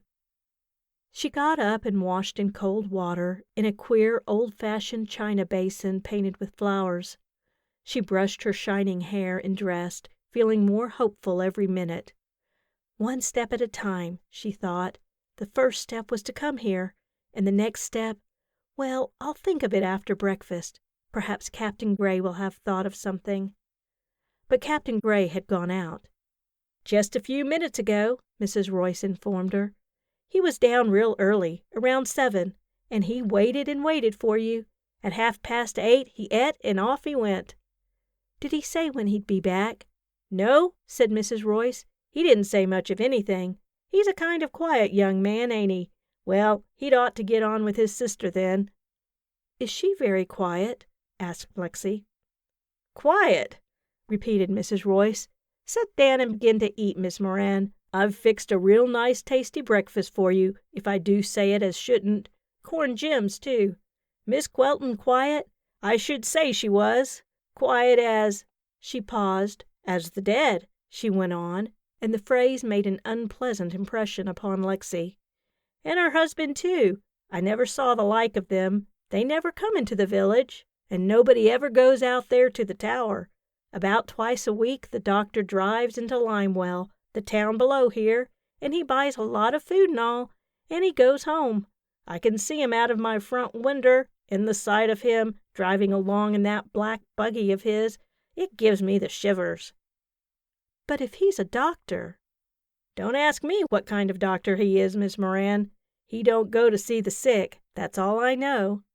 "But his wife, what is she like?" "Miss Moran," said the landlady with profound impressiveness, "I guess there ain't 3 people in Wingate that's ever set eyes on her." "But how awfully queer."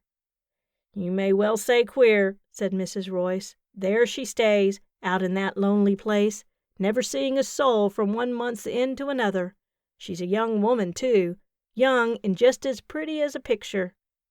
"Then you are—" "I'm one of the few that has seen her," said Mrs. Royce, with a sort of grim satisfaction. "That's why I take a kind of special interest in her. I seen her the night the doctor brought her here to Wingate a young bride. That'll be 3 years ago this winter, but I remember it as plain as plain. There was a terrible snowstorm, and he couldn't get out to his place, so he had to bring her here, and she sat right in this very room, just where you're sitting." Instinctively Lexi looked behind her. "I feel that same way myself, as if she was a ghost," said Mrs. Royce solemnly. "Near 3 years ago, and her living only 3 miles off, and I've never set eyes on her again. I've never forgotten her, though, the sweet, pretty young creature." "But why do you suppose she lives like that?" Mrs. Royce came nearer. "Miss Moran," she said, "that doctor is crazy. I'm not the only one to say it. He's as crazy— Hush now, here's that poor young man." The poor young man came into the room with that very nice smile of his. "Good morning," he said. "I say, I'm sorry I didn't wait for you a bit longer, Miss Moran." "I'm glad you didn't," said Lexi. "I'd have felt awfully guilty." "I went out to telephone," he explained. "Thought I'd tell Muriel I was here, you know, but they have no telephone. Dashed odd, isn't it, for a doctor not to have a telephone in the house?" "I don't think he's a real doctor, a physician, I mean," said Lexi. She glanced around and saw that Mrs. Royce had gone. Springing up, she crossed the room to Captain Gray. "Has Mrs. Royce, has anyone said anything to you?" she asked, almost in a whisper. "No," answered the young man, startled. "Why, what's up?" "Mrs. Royce says, I suppose I really ought to tell you." "No doubt about it." "Mrs. Royce says Dr. Quelton is crazy." Captain Gray took the news very coolly. Lexi observed that he suppressed a smile. "Oh, that," he said. "But you know, Miss Moran, in these little villages any one who's at all out of the ordinary is called crazy. I've noticed it before. I can soon find out for myself, though, can't I? I thought, if you didn't want me this morning, I'd go over there, pay a call, you know. I understand it's 3 miles from here, so I shouldn't be very long. I'd come back here for lunch." "But, Captain Gray, you mustn't think I expect you to." "It's not that," he said. "Only you said you'd let me help you in your little job, and I want to." He smiled down at her. "So," he said, "I'll be back for lunch." And off he went. Lexi went to the window and looked out. She saw Captain Gray striding off up the muddy road, perfectly indifferent to the rain, and curiously elegant, in spite of his wet weather clothes. She was thinking of him with great friendliness and appreciation, but she was not thinking of him in the least as Mrs. Royce imagined she was thinking. Mrs. Royce stood in the doorway, watching Lexi watch Captain Gray, smiling and even beaming with benevolence, but she would have been disappointed if she had suspected what was in Lexi's head. "He's awfully nice," thought Lexi, "and awfully handsome, and I'm certain that he's absolutely trustworthy and honorable, but somehow he wasn't to be compared to Mr. Houseman. She knew practically nothing about Mr. Houseman. She had talked with him for 5 or 10 minutes in the park, and his conversation had been entirely about Caroline Enderby. He had shown himself to be quick-tempered and sadly lacking in patience. He had written Lexi a stiff, offended, boyish letter, and then he had disappeared. There was no sensible reason in the world why she should think of him as she did, no reason why she should hope so much to see him again, but she did. "Well, now," said Mrs. Royce at last, "you'll be wanting a nice quiet place for your writing." "Writing," said Lexi. "I never—" She stopped herself just in time, remembering her shocking falsehood of the night before. "I never care much where I write," she ended. "Well, I've fixed up the sewing room for you," said Mrs. Royce. "I've put a nice strong table in there with drawers where you can keep your papers and all." "You're a dear," said Lexi warmly. She said this because she thought it, and without the least calculation. She liked Mrs. Royce, and when she liked people she told them so. That was what made people love her. Mrs. Royce was completely won. "I'm real glad to do it for you," she said. "I won't bother you neither, while you're working. I know how it is with writing. My cousin now, her husband was writing for the movies, and he was that upset if he was disturbed." Still conversing with great affability, Mrs. Royce led the reluctant writer upstairs to the small room prepared for her, and shut her in. Lexi sat down in a chair before the workmanlike table and grinned ruefully. She had said she was a writer, and now she had to be one.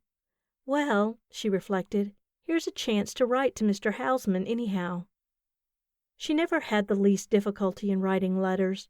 For one reason, she never bothered about them unless she had something to say, and then she said it, briefly and lucidly, and was done. She told Mr. Houseman all she knew about Caroline's disappearance, and explained that she had gone out to Wingate in the hope of picking up some trace of her. "Of course," she wrote, "I don't know whether I'll still be here when you get back. If I've gone, I'll leave my address with Mrs. Royce, in case you should want to communicate with me."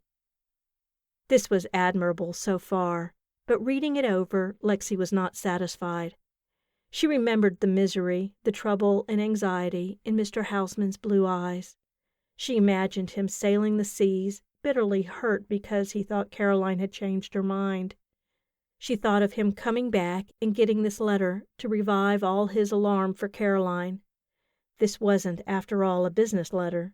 She took up her pen again and added, "I think I can imagine how you feel about all this, and I am more sorry than I can tell you. I hope we shall meet soon." This last phrase rather astonished her. She hadn't meant to write just that. She picked up the letter, intending to tear it up and write another, but she thought better of it. "No," she said to herself, "let it stay. It's true. Why shouldn't I hope that we'll meet again?" So she addressed the letter and sealed it, and then sat looking out of the window at the rain. It was a hopeless sort of rain, faint and fine, a hopeless, melancholy world without color or promise. "I'd better take a walk," thought Lexi, springing up. Before she reached the door there was a knock, and Mrs. Royce put her head in. "He's here," she whispered. "He's asking for you." "Who?" cried Lexi. "Hush! The doctor," answered Mrs. Royce. "You could have knocked me down with a feather." End of section 5. Section 6. Chapter 11. Feathers would not have knocked down the sturdy Lexi, however. On the contrary, she was pleased and interested by this utterly unexpected visit. The sinister doctor here, in this house, and asking for her. She started promptly toward the stairs. "Miss Moran," cautioned the landlady in a whisper, "don't tell him nothin'." "Tell him," said Lexi, "but I haven't anything to tell." "Well, you'd best be very careful," said Mrs. Royce. With this solemn warning in her ears, Lexi descended the stairs. She saw Dr. Quelton standing in the hall, hat in hand, waiting for her. The doctor was rather a disappointment. He was not the dark, sinister figure he should have been. He was a big man, powerfully built, with a clumsy stoop to his tremendous shoulders. His heavy, clean-shaven face would have been an agreeable one if it had not been for its expression. But that expression was not at all an alarming or dangerous one. It was an expression of the most utter and hopeless boredom. He came toward her. "Miss Moran?" he asked. Even his voice was listless, and his glance was without a spark of interest. "Yes," said she. "My brother-in-law, Captain Gray, told us you were here, and I did myself the honor of calling," he went on. "You certainly were quick about it," thought Lexi. "Captain Gray couldn't have reached his sister's house an hour ago, and it's 3 miles from here. Won't you come into the sitting room?" she asked aloud. "Thank you," he replied, and followed Lexi into the decorous and dismal room. He sat down opposite her in a small chair that cracked under his weight, and he smiled a bored and extinguished smile. "A writer, I believe?" he said. "Well, yes, in a way," answered Lexi, growing a little red. "My wife and I were very much interested," he went on, with as little interest as a human being may well display. "We don't have many newcomers here. It's a very quiet place." His apathetic manner exasperated Lexi. "But I don't care how quiet it is," she observed. "My wife and I like a quiet life," he said. "My wife asked me to explain, Miss Moran, that she is something of a recluse. Her health prevents her from calling upon you, but she wished me to say that she would be very happy to see you at the Tower whenever it may be convenient for you to call, any afternoon after 4 o'clock. "Thank you," replied Lexi. "Please thank Mrs. Quelton. I shall be very pleased to come." And now why didn't he go away? This visit was apparently a painful duty for him. He had delivered his message, and yet he lingered. "A very quiet place," he repeated. "But perhaps you are not sociably inclined." "Oh, I'm sociable enough, at times," said Lexi. "But at the present time you prefer solitude, for the purposes of your work, as a change from the stimulating atmosphere of the city?" Any mention of her work made Lexi uncomfortable. "Well, yes," she answered in a dubious tone. "I lived in New York myself for a number of years," he went on. "I wonder if may I ask what part of the city you lived in, Miss Moran?" Lexi hesitated, and she meant him to see that she hesitated. After all, however, it was not an unnatural or impertinent question, and she couldn't very well refuse to answer it. "In the East 60s, near the park," she said. "It wasn't my own home, though. I was a companion," she added. She always liked people to know that. She was far from being cynical, but she was aware that this information made a difference to some people. She was astonished to see the difference it made in Dr. Quelton. He raised his black, weary eyes to her face and stared at her with unmistakable insolence. "Ah," he said, "I see. I thought so." There was a moment's silence. "And you've come to Wingate to write?" he went on. "Very interesting. Very." Lexi felt her cheeks grow hot. She wished with all her heart that she had not involved herself in that stupid falsehood. It humiliated her so much that she couldn't answer Dr. Quelton with her usual spirit. He noticed her confusion, no doubt about that. "Poetry, perhaps," he suggested. "No," said Lexi vehemently, "not poetry." He leaned forward a little, looking directly into her face. "Perhaps," he said, "you write detective stories." "Yes," said Lexi. The doctor rose. "The solving of mysteries," he said with his unpleasant smile. "That makes very interesting fiction." Lexi rose too. His tone, his manner, exasperated her almost beyond endurance. She felt an ardent desire to contradict everything he said. What is more, she was in no humor to hear mystery stories made light of. She had had enough of that. First Mrs. Enderby pretending there was no mystery, and then Mr. Housman going off and pretending it was solved, so that she was left alone to do the best she could. Wasn't she in a mystery story at this very minute, and without a single promising clue to guide her? "There are plenty of mysteries that aren't fiction," she observed curtly. "But they are never solved," said Dr. Quelton. "Never solved," said Lexi, "but lots of them are. You can read in the newspapers all the time about crimes that—" "The mystery of a crime is never solved," the doctor blandly proceeded. "Never. Let us say, for example, that a murder is committed. The police investigate, they arrest someone, there is a trial, the jury finds that the suspect is guilty, the judge sentences him, and he is executed. Public opinion is satisfied, but as a matter of fact, nothing whatever has been solved. It is all guesswork. Not one living soul, not one member of the jury, not the judge, not the executioner, really knows that the accused man was guilty. They think so, that is all. What you call a solution is merely a guess based upon probabilities." Lexi considered this with an earnest frown. "Well," she said at last, "quite often criminals confess." "In the days of witchcraft trials," said he, "it was not uncommon for women to come forward voluntarily and confess to being witches. In the course of my own practice, I have known people to confess things they could not possibly have done.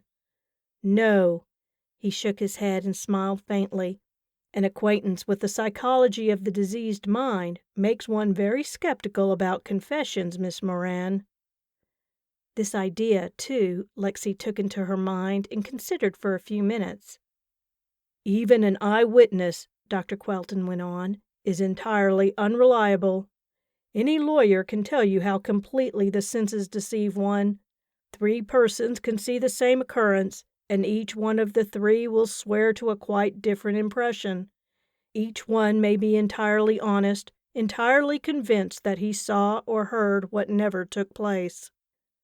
"Do you mean that you think it's never possible to find out who's guilty?" "Never," he replied agreeably. "It can never be anything but a guess, as I said, based upon probabilities. Human senses, human judgment, human reason are all pitifully liable to error." Lexi was silent for a time, thinking over this. "Maybe you're right," she said slowly, "about the senses and judgment and reason. Perhaps their evidence isn't always to be trusted, but there's something else." "Something else?" he repeated. "Something else? And what may that be?" Lexi looked up at him. There was a smile on his heavy, pallid face, aloof and contemptuous. But she was chiefly concerned just then in trying to put into words her own firm conviction, more for her own benefit than for his. It was not reason that had brought her here to look for Caroline. It was not reason that sustained her. "There's something else," she said again with a frown. "There's a way of knowing things without reason. I don't know just how to put it, but it's a thing beyond reason." He laughed, and she thought she had never heard a more unpleasant laugh. "Certainly," he said, "beyond reason lies unreason." "I don't mean that," said Lexi. "I mean—" She stopped because he had abruptly turned away and was walking toward the door. She stood where she was, amazed by this unique rudeness, but in the doorway he turned. "The thing beyond reason," he said almost in a whisper. Then, with a sudden and complete change of manner, he went on. "It has been very interesting to meet you, Miss Moran. My wife will enjoy a visit from you. Any afternoon after 4 o'clock." He bowed politely. "After 4 o'clock," he repeated, and off he went. Lexi stood looking at the closed door. "Crazy?" she said to herself. "No, that's not the word for him at all. He's just horrible." Chapter 12. At 12:30, Captain Gray had not yet returned, and Mrs. Royce declared that the ham omelet would be ruined if not eaten at once. So Lexi went down to the dining room and ate her lunch alone. The rain was still falling steadily, and the little room was dim, chilly, and to Lexi unbearably close. She wasn't particularly hungry either, after such a hearty breakfast and no exercise. She felt restless and uneasy. When Mrs. Royce went out into the kitchen to fetch the dessert, she jumped up from the table, crossed the room, and opened the window. The wild rain blew against her face, and it felt good to her. She drew in a long breath of the fresh, damp air and sighed with relief. "I'm going to go out this afternoon," she said to herself. "If it rains pitchforks, I can't." Just then she caught sight of Captain Gray coming down the road. Her first impulse was to call out a cheerful salutation, but after a second glance she felt no inclination for that. He was tramping along doggedly through the rain, his hands in his pockets, his collar turned up. He was as straight and soldierly as ever, but his face was pale, with such a queer look on it. "Oh dear," thought Lexi, "something's gone wrong. Oh, the poor soul, and he set off so happy this morning." She went into the hall and opened the front door for him. Filled with a motherly solicitude, she wanted to help him off with his overcoat, but he abruptly declined that. "Am I late?" he asked. "I thought 1 o'clock, you know. I'm sorry." "Mercy, that doesn't matter," said Lexi. "Aren't you going to change your shoes? You ought to. Well, then, you'd better come in and eat your lunch this minute." "You're no end kind, to bother like that," he said earnestly. "I do appreciate it." "Who wouldn't be?" thought Lexi, glancing at him. "You poor soul, you look as if you'd seen a ghost." He took his place at the table, and Lexi sat down opposite him, her chin in her hands, anxiously waiting for him to begin to tell her what had happened. "Beastly day, isn't it?" he said, with an obvious effort to speak cheerfully. "Awful," agreed Lexi. "And yet, you know," he went on, "I rather like a walk on a day like this. The country about here is pretty, don't you think?" Lexi glanced around to make sure that Mrs. Royce had closed the door behind her. "Captain Gray," she said, leaning across the table, "tell me, did you see her?"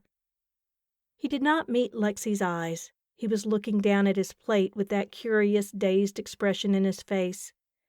"Yes," he said. "Yes, I saw her." Lexi was hurt and disappointed by his manner. Evidently he didn't want to tell her anything, didn't want to talk at all. Very well. The only thing for her to do was to maintain a dignified silence. She did so for almost 10 minutes. But then nature got the upper hand. "Well?" she demanded. "Was everything all right?" "All right?" he repeated. "Oh, rather. Oh, yes, thanks. Absolutely all right." This was too much for Lexi. "That's good," she said frigidly. "I'm going upstairs now to write some letters." Her tone aroused him. He sprang to his feet, very contrite. "No, look here," he said. "Please don't run away. I want to talk to you, but it's a bit hard. You can't imagine what it's like to see one of your own people, you know, after such a long time." Lexi sat down again. "Was she as you expected her to be?" she asked. "I don't quite know what I expected," he said. "Only—" He paused for a long time, and Lexi waited patiently, for she felt very sorry for Captain Gray. At first sight she had imagined him to be haughty, stiff, and aloof. She knew now that he was a very sensitive man. He was terribly moved, and he wanted to tell her, but he couldn't. She tried to help him. "Dr. Quelton came to see me this morning," she observed. "Yes, he said he would. Very decent sort of chap, don't you think?" "Do you mean you liked him?" asked Lexi. Captain Gray was a little startled by this Yankee notion of liking a person at first sight. "Well, you see," he said, "I've only met him once, but he seems to me a very decent sort of chap. He's clever, you know, and so on, and my sister seems very happy with him." "Happy?" "Yes, I've been an ass, imagining all sorts of silly rot. She's not very strong, I'm afraid, but she's happy, and well, you know, their life out there is lonely, of course, but there's something about it, rather charming, you know. I'd like you to see it for yourself. I was speaking about you to Muriel. She wants to know you, and I think you'd like her. Would you come out there to tea with me this afternoon?" "Yes," cried Lexi with a vehemence that surprised him. There was nothing in the world she wanted more at that moment than to see Captain Gray's sister and to visit Dr. Quelton's house. She didn't exactly know why, and she didn't care, but she wanted to. Her trunk had not yet arrived. Indeed, she had only sent to Mrs. Enderby's for it that morning, but she was able to make herself presentable with what she had in her bag, and excitement gave her an added charm. She was in high spirits, gay and sparkling, so pretty and so lively that Captain Gray was quite dazzled. He had engaged the one and only taxi. After they were settled in it and on their way along the muddy road, he said, "I say, Miss Moran, are there many American girls like you?" "No," replied Lexi calmly. "I'm unique." "I can't believe that," he said. "I've never seen anyone like you. I was telling Muriel how much I hope that you and she will hit it off. It would be a wonderful thing for her to have a friend like you in this place." Something in his tone made Lexi turn serious. He was speaking as if she was simply a nice girl he had happened to meet, as if she had nothing to do but go out to tea and make agreeable friendships. "Yes," she said, "but I don't know how long I'll be here. I certainly haven't accomplished much so far." He was silent, and to Lexi his silence was very eloquent. "I came here for a definite purpose," she told him. "I haven't forgotten that, and I'm not likely to forget it." "I know," said he, "but—" "But," interrupted Lexi, "I know very well what you're thinking, that it's a wild goose chase, and that I'm a young idiot. Isn't that it?" "I don't mean that," he protested. "Only, don't you see—" "I don't," Lexi grimly denied. "You've thought over the talk we had last night, and you've decided that it was all nonsense." "No, Miss Moran, not nonsense, but we were both a bit tired then, and perhaps a bit overwrought." "All right," said Lexi. "Don't go on. No, please drop it.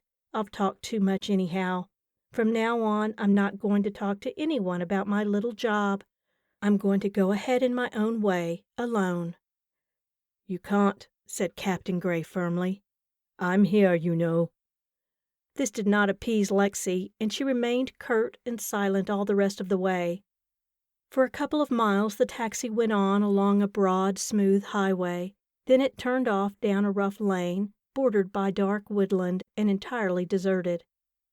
The rain drummed loud on the leather top of the cab. The wind came sighing through the gaunt pines and the slender, shivering birches. But when there was a lull, she heard another sound, a sound familiar to her from childhood, and yet always strange, always heart-stirring, the dim, unceasing thunder of the sea. "Is the doctor's house near the shore?" she inquired. "Yes, just on the beach." "Oh, I'm so glad!" cried Lexi. "Our old house, where I was born, was on the shore, and on days like this I used to love to go out and walk with Father. I love the sea so."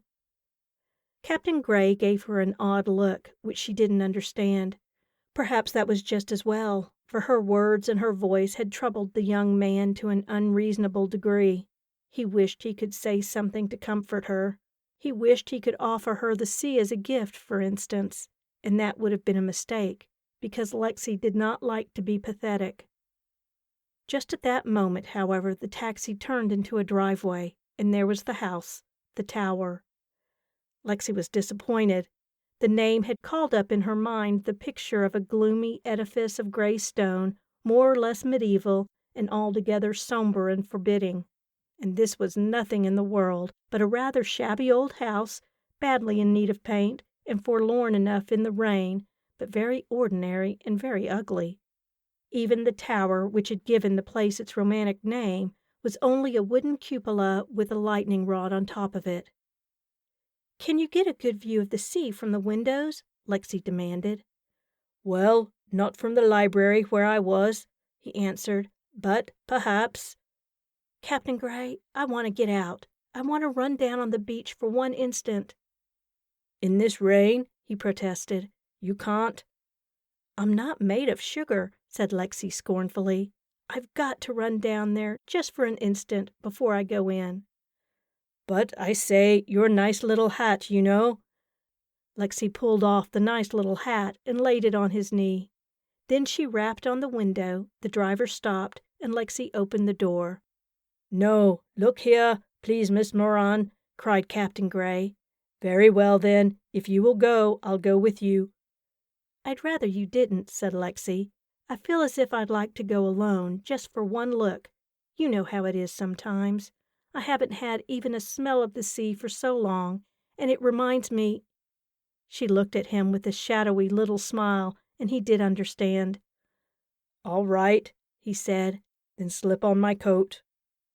She did so to oblige him, and off she went, half running down the lane in the direction of the sound of the surf. Captain Gray looked after her, such an absurd little figure in that aquascutum of his that almost touched the ground. He watched her till she was out of sight. Then he sat down in the cab and lit a cigarette. He thought about her, but Lexi had forgotten him. She found herself on a desolate stretch of wet sand, with a gray sea tossing under a gray sky. She smelled the hearty salt smell. She remembered old things, sad and sweet. Tears came into her eyes, and she felt them on her cheeks, warm, salt as the sea. If only she could go running home, back to the house where her mother used to wait for her. If only she could find her father's big, firm hand clasping her own. "I mustn't be like this," she said to herself. "Daddy would feel ashamed of me." In a cavernous pocket of the captain's overcoat she found a handkerchief. She dried her eyes with it and turned back. The tower faced the lane, and the left side of it fronted the beach, rising stark and high from the sands. She looked up at it. On the first floor a sun parlor had been built out, and through the windows she could see a woman sitting there in a deck chair. "I suppose that's Muriel," she thought, with a reawakening of her lively interest. She came a little nearer.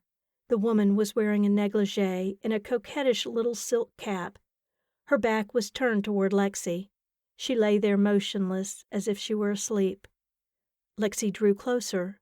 The woman turned, straightened up in the chair, and rose. A shiver ran along Lexi's spine. She stopped and stared and stared. The woman had raised her thin arms above her head, stretching. Then, for a moment, she stood in an odd and lovely pose, with her hands clasped behind her head. Oh, surely no one else ever stood like that. That figure, that attitude, it couldn't be anyone else. "Caroline!" cried Lexi. "Caroline!" The woman did not hear. She was moving toward the long windows of the room, and her every step, every line of her figure was familiar and unmistakable to Lexi. "Caroline!" she cried, running forward across the wet sand. "Wait! Wait for me, Caroline!" A hand seized her arm. With a gasp, she looked into the pale, heavy face of Dr. Quelton. He was smiling. "Miss Moran," he said, "this is an unexpected pleasure." Lexi jerked her arm away and looked up at the windows of the sun parlor. The woman had gone. "I saw Caroline," she said, "in there." "Caroline?" he repeated. I'm very much afraid, Miss Moran, that you've made a mistake." Their eyes met.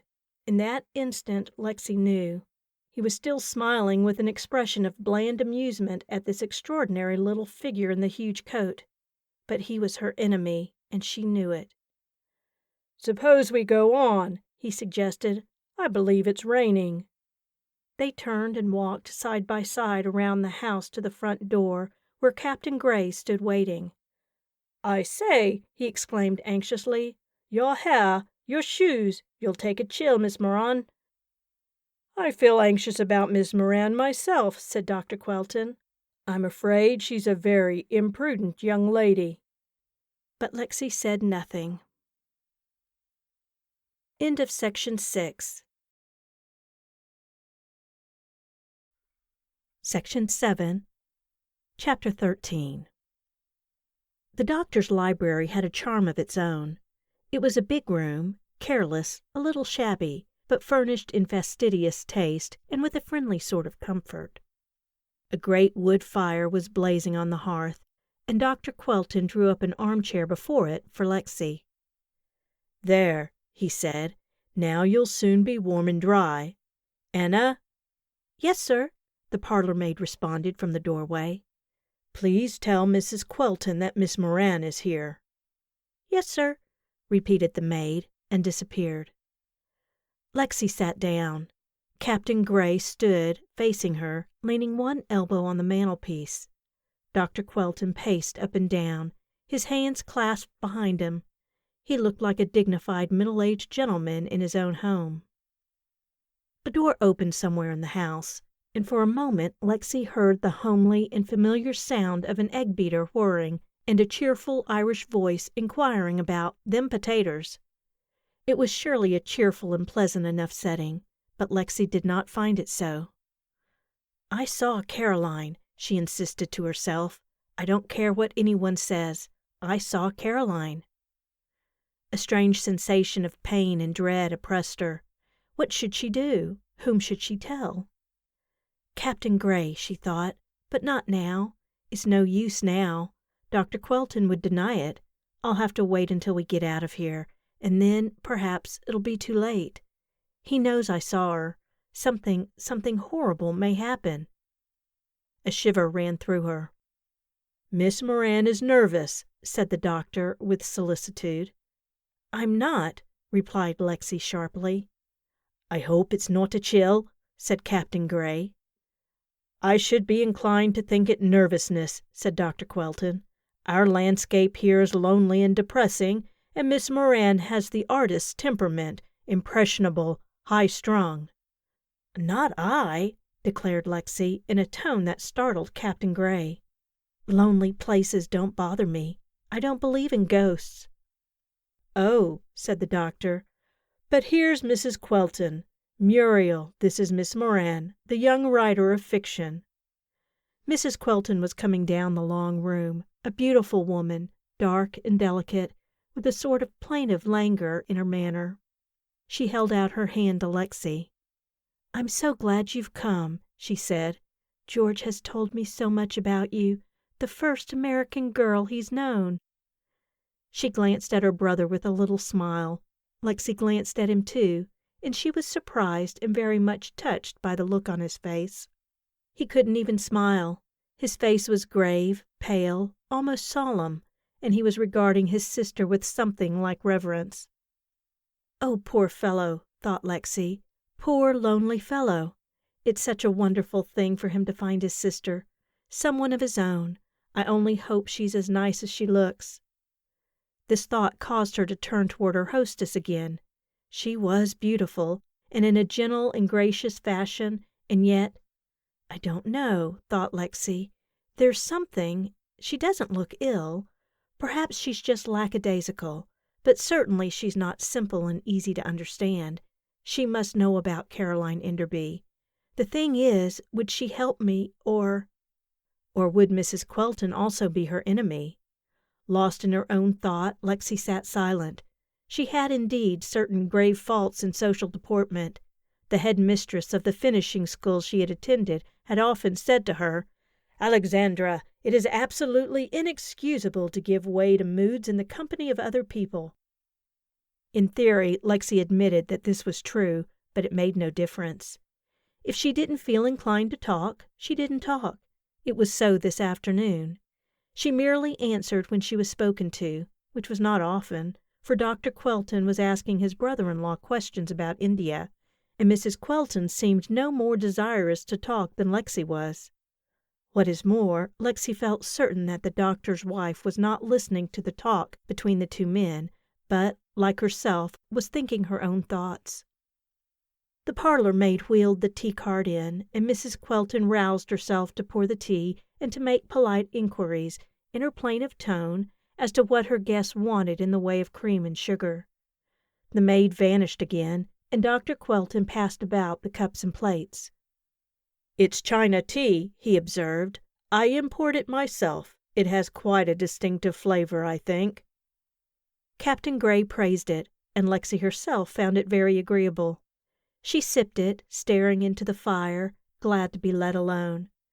Behind her she could hear Captain Gray talking about the Ceylon tea plantations. His voice sounded so pathetic. "Another cup, Miss Moran?" asked Mrs. Quelton. "Yes, thank you," answered Lexi, and the doctor brought it to her. Poor Captain Gray and his precious new-found sister. The sound of his voice brought tears to her eyes. "But this is idiotic," she thought, annoyed and surprised. Still, the tears welled up. She gulped down the rest of her tea hastily, hoping that it would steady her, but it did not help at all. Sobs rose in her throat, and an immense and formless sorrow came over her. "This has got to stop," she thought in alarm. "I can't be such a chump." She turned to Mrs. Quelton. "Are you going to grow any—" she began, but her voice was so unsteady that she had to stop for a moment. "Any flowers in your garden?" The question ended in a loud and unmistakable sob. They all turned to look at her, startled and anxious. She made a desperate effort to regain control of herself. "Snapdragon," she said. So pretty." Then suddenly all her defenses gave way.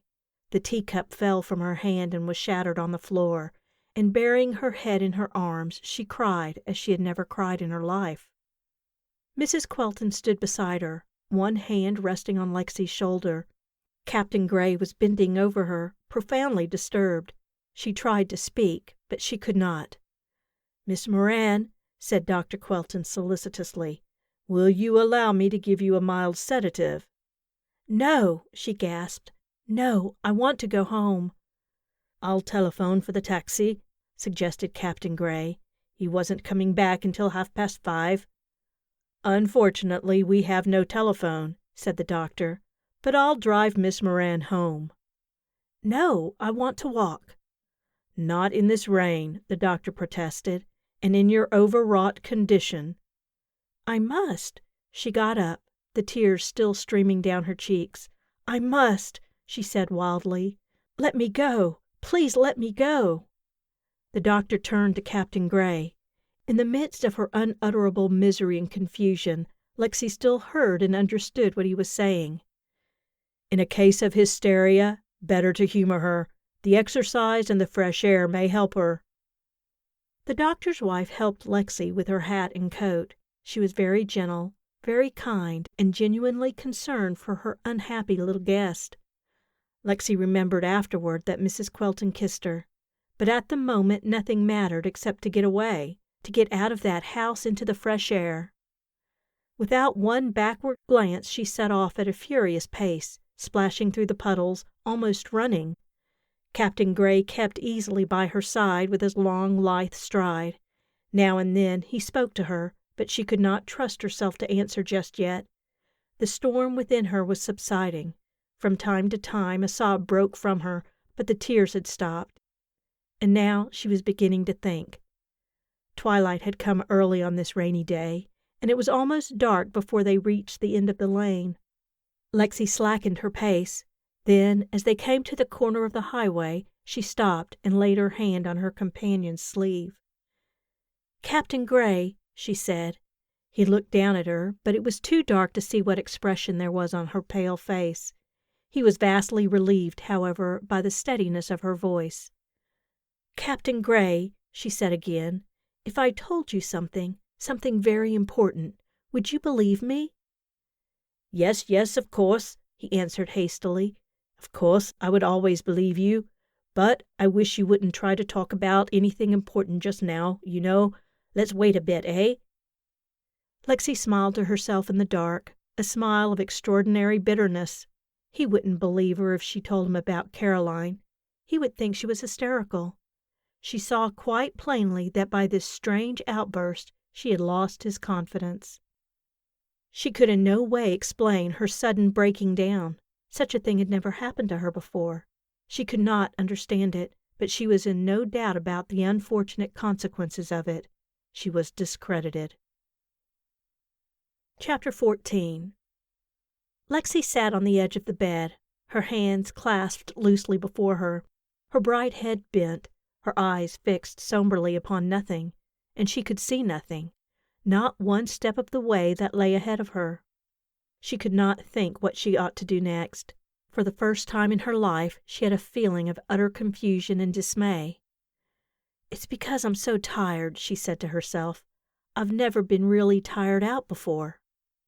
But that in itself was a cause for alarm. Why should she feel like this, so exhausted and depressed? Horrible thoughts came to her. Dr. Quelton had called her nervous, high-strung, hysterical. Was that because he had seen in her something which she herself had never suspected? Was she hysterical? Mrs. Enderby had laughed at her.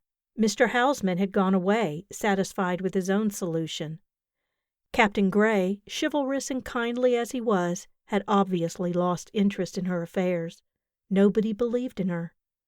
Was it because everyone could see? She remembered the intolerable humiliation of the day before, her wild outburst of tears in the Queltons' house. Even in her childhood she had never done such a thing before. "What does it mean?" she asked herself in terror. "What is the matter with me? Is this whole thing just a delusion? I came here to find Caroline, and I thought I did see her. Am I mad?" That was the awful thing that had lain in ambush in her mind ever since yesterday, that had haunted her restless sleep all night. She had not admitted it, but it had been there every minute. All her actions, all her words, today had the one object of showing Mrs. Royce and Captain Gray how entirely normal and sensible she was. "That's what they always do," she whispered with dry lips. All day, hiding her terror and weakness, talking to Mrs. Royce, sitting at the lunch table and talking and laughing with Captain Gray, trying to make them believe her quite cheerful and untroubled, and all the time perhaps they knew. Perhaps they were humoring her. She sprang up and went over to the window. The sun was beginning to sink in a tranquil sky. It had been a beautiful day, but Lexi felt too weary and listless to go out. She remembered now that both Captain Gray and the landlady had urged her to do so, that they had both said it would do her good. Then they must have noted that something was wrong with her. What did they think it was? Did she look? She crossed the room and stood before the mirror. The rays of the setting sun fell upon her hair, turning it to copper and gold. It seemed to her to shine with a strange light about her pallid little face. Her eyes seemed enormous, somber, and terrible. She covered her face with her hands and flung herself on the bed, sick and desperate. She could not see anyone, could not speak to anyone.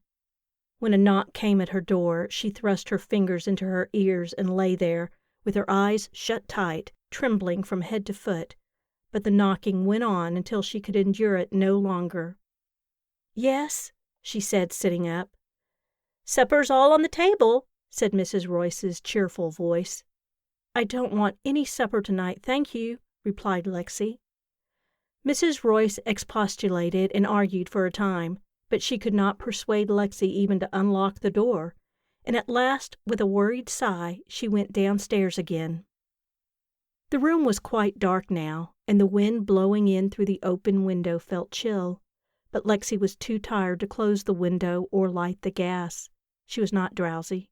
She lay stretched out, limp, overpowered with fatigue, but wide awake, and with a curious certainty that she was waiting for something. There was another knock at the door, and this time Captain Gray's voice spoke. "I say, Miss Moran," he said anxiously, "you're not ill, are you?" "No," she answered with a trace of irritability. "I'm just tired." "But don't you think you ought to eat something, or a cup of tea?" "No," she cried, still more impatiently. "I can't. I want a rest." "Can you open the door for half a moment?" he asked. "I've some roses here that my sister sent to you. She wanted me to say—" The door opened with startling suddenness. Lexi appeared and took the roses out of his hand. "Thank you. Good night," she said, and was gone again before he quite realized what was happening. Then he heard the key turn in the lock, and, bewildered and very uneasy, he went away. Lexi flung the roses down on the table, not even troubling to put them into water. "Anything to get rid of him," she said to herself. "I want to be let alone." She lay down on the bed again, pulling a blanket over herself. Downstairs she could hear Mrs. Royce moving about in the kitchen, and Captain Gray's singularly agreeable voice talking to the landlady. It seemed to her that they were in a different world, and that she was shut outside, in a black and terrible solitude. "If I can only sleep," she thought, "perhaps in the morning." She was beginning to feel a little drowsy now. How heavenly it would be to sleep, even for a little while, to sleep and to forget. The wind was blowing through the dark little room, bringing to her the perfume of the roses, a wonderful fragrance. It was wonderful, but almost too strong. It was too strong. It troubled her. "I'll put them out on the window sill," she murmured. "It's such a queer scent." But she was too tired, too unspeakably tired. She didn't seem able to get up, or even to move. She sighed faintly and closed her eyes. The wind blew, strong and steady, heavy with that sweet and subtle odor. "Look out!" cried Mr. Houseman. "She's going about." Lexi laughed and ducked down into the cockpit while the boom swung over. The little sailboat was flying over the sunny water like a bird. There was not a cloud in the pure bright sky, not a shadow in her joyous heart. "I am so glad you came," she said. "Of course I came," he answered. "I had to swim all the way from India." "Mercy!" cried Lexi. "That must have been dreadful. But why?" Mr. Houseman leaned forward and whispered solemnly, "There was a tempest in a teapot." This frightened her. "Do you think there's going to be another one?" she whispered back. "Sure to be," said he. "Don't you see how dark it's getting?" It was getting very dark. Lexi couldn't see his face now. "Hold my hand," he shouted, and she reached out for it, but she couldn't find him at all. "Mr. Houseman!" she cried. There was no answer. She stared about her, numb with terror. What was it that rustled like that? What were these black, tall things that were standing motionless about her on every side? "I've been dreaming," she said to herself. "I'm in my own room, of course. If I go just a few steps, I'll touch the wall. I'm awake now, only it's so dark." And what was it that rustled like that, like leaves in the wind? What were these black, still forms about her? Trees? No, they couldn't be trees. In a wild panic she moved forward. Her outstretched hand touched something, and she screamed. The scream seemed to run along through the dark, leaping and rolling over the ground like a terrified animal. She tried to run after it, stumbling and panting, until her shoulder struck violently against something, and she stopped. And into her sick and shuddering mind her old sturdy courage began to return. She tried to breathe quietly. She struggled desperately against the awful weakness that urged her to sink down on the ground and cover her eyes. No, she said aloud, I won't. I'm here. I'm alive. I will understand. I will see. She was able now to draw a deep breath, and the horrible fluttering of her heart grew less. She stood motionless, waiting. It was coming back to her, that immortal, unconquerable spirit of hers. The anguish and the strange fear were passing. I'm here, she said. I'm in a wood somewhere. These are trees. What I hear are only the leaves in the wind. I don't know where it is or how I got here, but I'm alive and well. I can walk. I can get out of it. She moved forward again, quietly and deliberately. Her eyes were more accustomed to the darkness now, and she made her way through the trees, looking always ahead, never once behind her. The wood must end somewhere, she said. The morning will have to come sometime. All I have to do is to go on. Patter, patter, patter, like little feet running behind her. Only the leaves on the trees, said Lexi. All I have to do is to go on. And she went on. Sometimes a wild desire to run swept over her, but she would not hasten her steps, and she would not look behind. The primeval terror of the forest pressed upon her, but she cast it away. Alone, lost in darkness and solitude, she kept her hold upon the one thing that mattered, the honor and dignity of her own soul. I'm not afraid, she said. And then she saw a light. At first she thought it was the moon, but it hung too low and it was too brilliant. Even then she would not run. She went on steadily toward it. In a few minutes she stepped out of the woodland upon a road, a hard asphalt road with lights along it. It was quite empty. It was unfamiliar to her, but she would have gone down on her knees and kissed the dust of it. It was a road, and all roads lead home. End of section 7. Section 8. Chapter 15. There were no stars and no moon, for the sky was filled with wild black clouds flying before the wind. Lexi could not guess at the time. She had no idea where she was, but it didn't matter. The morning would come sometime, and the road would lead somewhere. It's better here, she said to herself. I'd far, far rather be here, wherever it is, than shut up in that room with the thoughts I had. Those thoughts, those fears, had utterly gone from her now, but the memory of them was horrible. She shuddered at the memory of the hours she had spent locked in her room, with that monstrous dread of madness in her heart.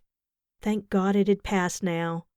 She walked along the interminable empty road, her old self again, but graver and sterner than she had ever been before in her life. I've got to understand all this, she said to herself. I've got to know what's been the matter with me.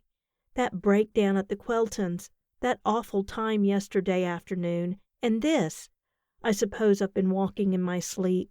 I never did before. Something's gone wrong with my nerves, terribly wrong, and I've got to find out why. She quickened her pace a little, because a trace of the old panic fear had stirred in her. It's over, she thought. I'll never imagine such a thing again, but I wonder if I'll ever feel quite sure of myself again. For all her valiant efforts, tears came into her eyes. She had always been so proudly and honestly sure of herself.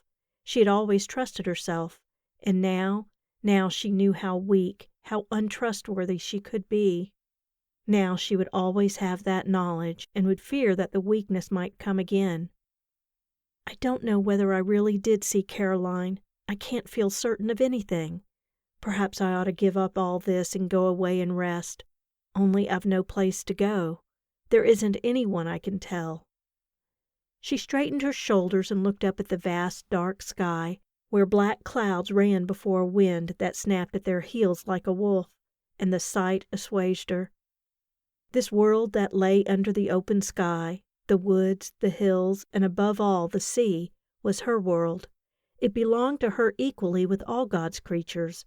She had her part in it and her place. There was no one to whom she could turn for comfort. Her faith in herself was cruelly shaken, and yet somehow she was not forsaken and helpless. Someone was coming. It was dark, but the light was coming.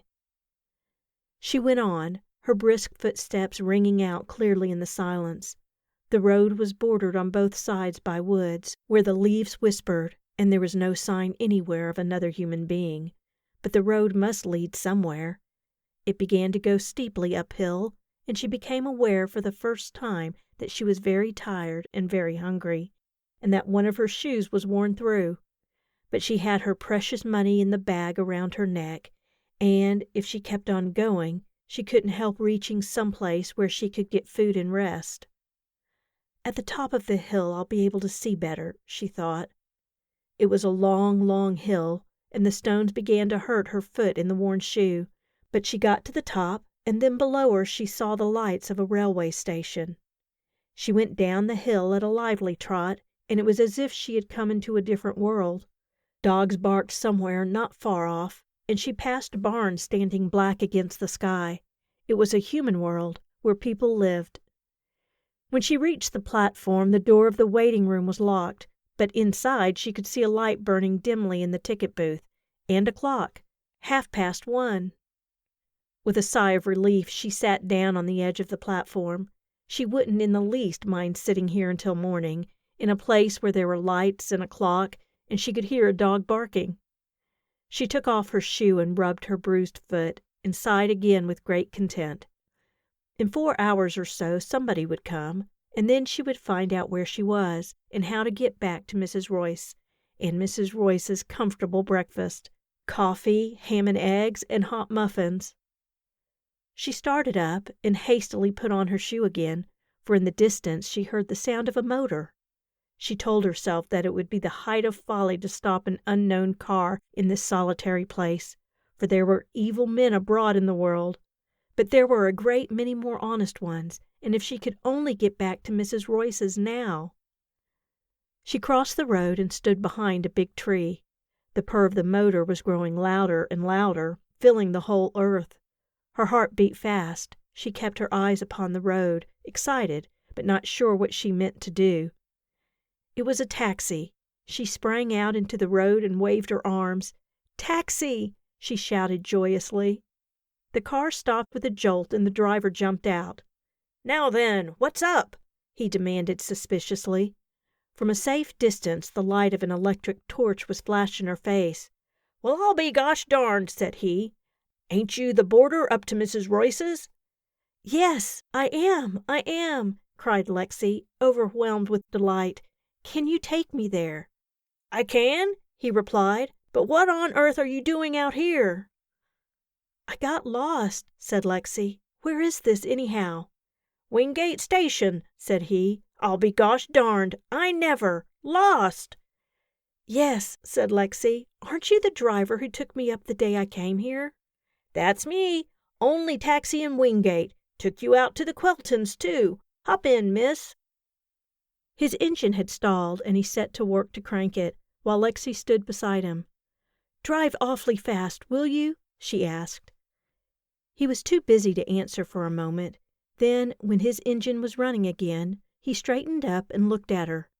"No, ma'am," he said firmly. "No more of that for me. Not after what happened a while ago. No, ma'am, I had my lesson."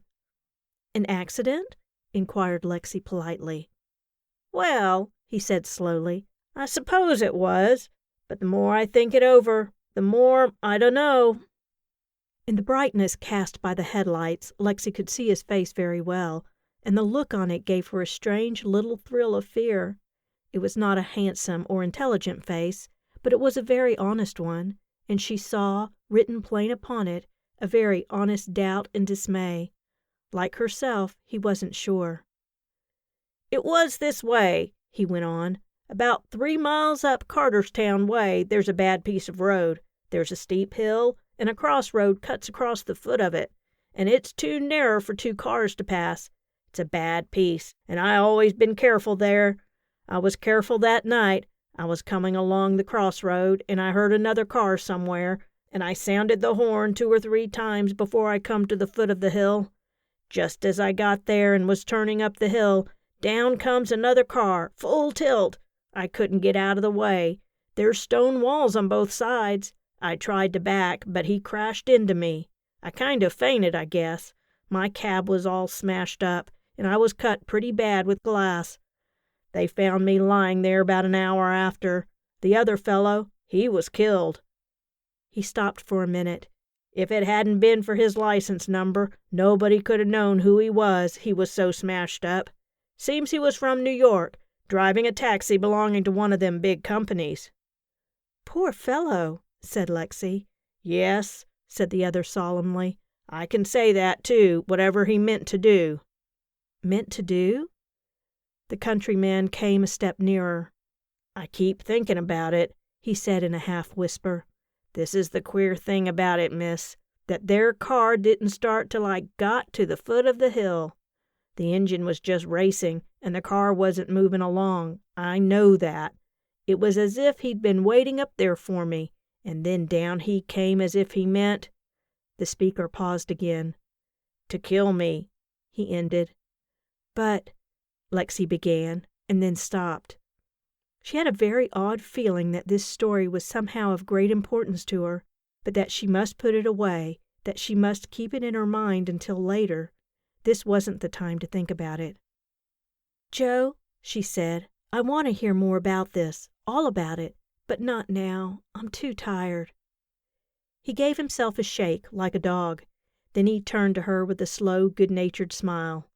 "I guess you are," he said. "Lucky for you, I just happened to be late tonight, taking them Ainsley girls way out to their house after a dance. Hop in, miss." Lexi got in, and they set off. She leaned back and closed her eyes, but they flew open again as if of their own accord. There was something she wanted to see. Through the glass she could see Joe's burly shoulders, a little hunched. Joe, who, like herself, wasn't sure. "Not now," said something inside her. "Don't think about that now. Try not to think at all. Wait. Something is going to happen." At the corner of the road leading to Mrs. Royce's, she tapped on the window.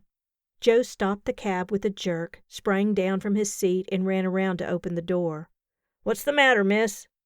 "Nothing," said Lexi. "I'm sorry if I startled you, Joe. I thought I'd get out here and slip into the house quietly without disturbing anyone." Joe grinned sheepishly. "I've got kind of jumpy since that," he said. "Howsomever, come on, miss." "Oh, I don't mean to trouble you." "I'm going to see you safe inside that there house," Joe declared firmly. Grateful for his genuine kindness, Lexi made no further protest. Side by side they walked down the lane, their footsteps noiseless in the thick dust, and Joe opened the garden gate without a sound. "I thought perhaps I could climb up that tree and get in at my window," Lexi whispered. "I'll do it for you," said Joe, "and come down and let you in by the back door." He was up the tree like a cat. He went cautiously along a branch until he could reach the roof of the shed with his toes. He dropped down on the roof, and Lexi saw him disappear into her room. She went to the back door. In a minute she heard the key turn inside, and the door opened. "Thank you ever so much, Joe," she whispered, but he paid no attention to her. He stood still, drawing deep breaths of the night air. "Them roses," he said. "The smell of 'em made me kind of sick-like. Throw 'em out, miss. Don't go to sleep with them roses in the room." Lexi did not answer for a time. "I'll see you tomorrow, Joe," she said. "I'll pay you for the taxi and have a talk with you. And thank you, Joe, ever so much." He touched his cap, murmured "Good night," and off he went. Lexi went in, locked the kitchen door behind her, and stood there, leaning against it, half dazed by the great light that was coming into her mind. She was beginning to understand. The roses with their strange and powerful fragrance. Her hysterical outburst after her tea at Dr. Quelton's house. She was beginning to understand, not the details, but the one tremendous thing that mattered. "He did it," she said to herself. "He made all this happen. I didn't just break down. I haven't been weak and hysterical. He made it all happen." For a time her relief was an ecstasy. She could trust herself again. She was so happy in that knowledge that she could have shouted aloud to waken Mrs. Royce and Captain Gray and tell them. The monstrous burden was lifted. She was free. She was her old, sturdy, trustworthy self again. She sank into a chair by the kitchen table, staring before her into the dark, her lips parted in a smile of gratitude and delight. And then, suddenly, the smile fled. She rose to her feet, her hands clenched, her whole body rigid. "He did it," she said again. "It's the vilest and most horrible thing anyone can do. He tried to steal my soul. He turned me into that poor, terrified, contemptible creature. I'll never in all my life forgive him. I'm going to find out about that and about Caroline. I'll never give up trying, and I'll never forgive him." She groped her way through the dark kitchen and into the hall. That was where she had first seen Dr. Quelton. She stopped and turned as if she were looking into his face. "I'm stronger than you," she whispered. Chapter 16. Lexi came down to breakfast a little late the next morning, but in the best of spirits and with a ferocious appetite. She had no idea how or when she had left the house the night before, but obviously neither Mrs. Royce nor Captain Gray knew anything about it, and that sufficed. She could go on eating, quite untroubled by their friendly anxiety. Let them think what they chose, it no longer mattered to her. For, in spite of the warm liking she had for them both, she felt entirely cut off from them now. If she told them the truth, they would not believe her. They would not and could not help her. Nobody on earth would help her. She faced that fact squarely. Whatever Dr. Quelton had meant to accomplish, he had perfectly succeeded in doing one thing. He had discredited her. Anything she said now would be regarded as the irresponsible statement of a hysterical girl. Very well. She had done with talking. She meant to act now. "It was awfully nice of your sister to send me those roses," she observed. Captain Gray was standing by the window in the dining room, keeping her company while she ate. He turned his head aside as she spoke, but not before she had noticed on his sensitive face the odd and touching look that always came over it at any mention of his sister. Evidently he worshipped her, and yet Lexi was certain that he was somehow disappointed in her. "She likes you very much," he said. "I'm glad," said Lexi. "But how did you manage to keep the roses so wonderfully fresh, Captain Gray?" "The doctor wrapped them for me. Some rather special way, you know. Damp paper and then a cloth. He told me not to open them until I gave them to you. Very clever chap, isn't he?" "He is," agreed Lexi, with a faint smile. "Mind if I smoke, Miss Moran?" asked the young man. "Thanks." He lit a cigarette and sat down on the window sill. He was silent, and so was Lexi, for she fancied that he had something he wished to say. "Miss Moran," he said at last, "you'll go there again to see her, won't you?" Lexi considered for a moment. "Why?" she asked. "Why did you think I wouldn't?" "I was afraid you might think. It's the atmosphere of the place, I'm sure of it. That made you nervous the other afternoon. It's something about the place, you know. I've felt it myself. I was afraid you wouldn't care to go again, and I don't like to think of her there, alone." "She's not alone," observed Lexi blandly. "She has her clever husband." "Yes, I know that, of course. But he's not very cheery," said the young man earnestly. Lexi couldn't help laughing. "No, he's not very cheery," she admitted. "Of course I'll go again. This afternoon, if you'd like."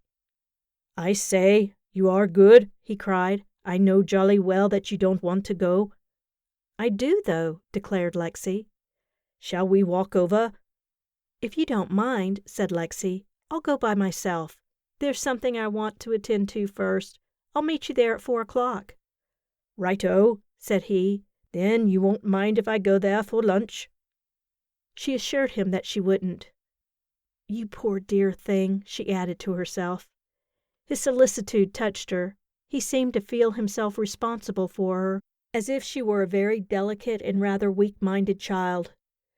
"You're not very cheery either," she thought, and indeed he was not. His meeting with his sister had upset him badly.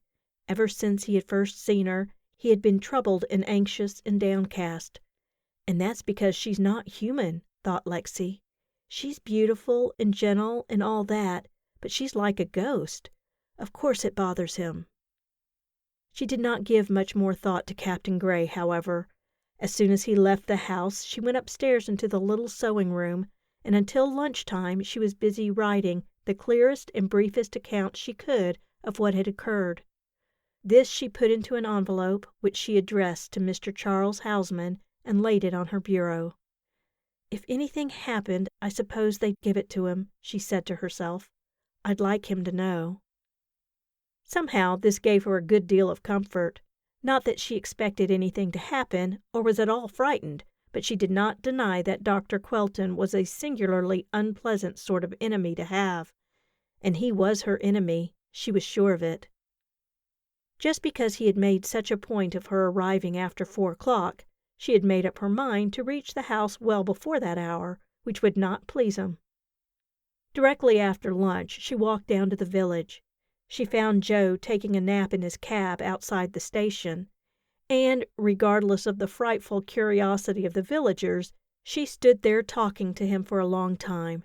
He assured her, with his sheepish grin, that he had told no one of his having met her the night before, and he willingly promised never to mention it to anyone without her consent. "I ain't so much of a talker," he said. That was true, too. He was reluctant, today, to talk about his strange adventure with the cab on the hill.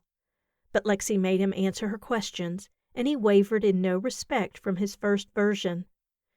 "There was an inquest and all," he said. "I'm darned glad it's all over." "It isn't," thought Lexi. "Somehow it belongs with other things. It's a piece of the puzzle. I can't fit it in now, but I will some day."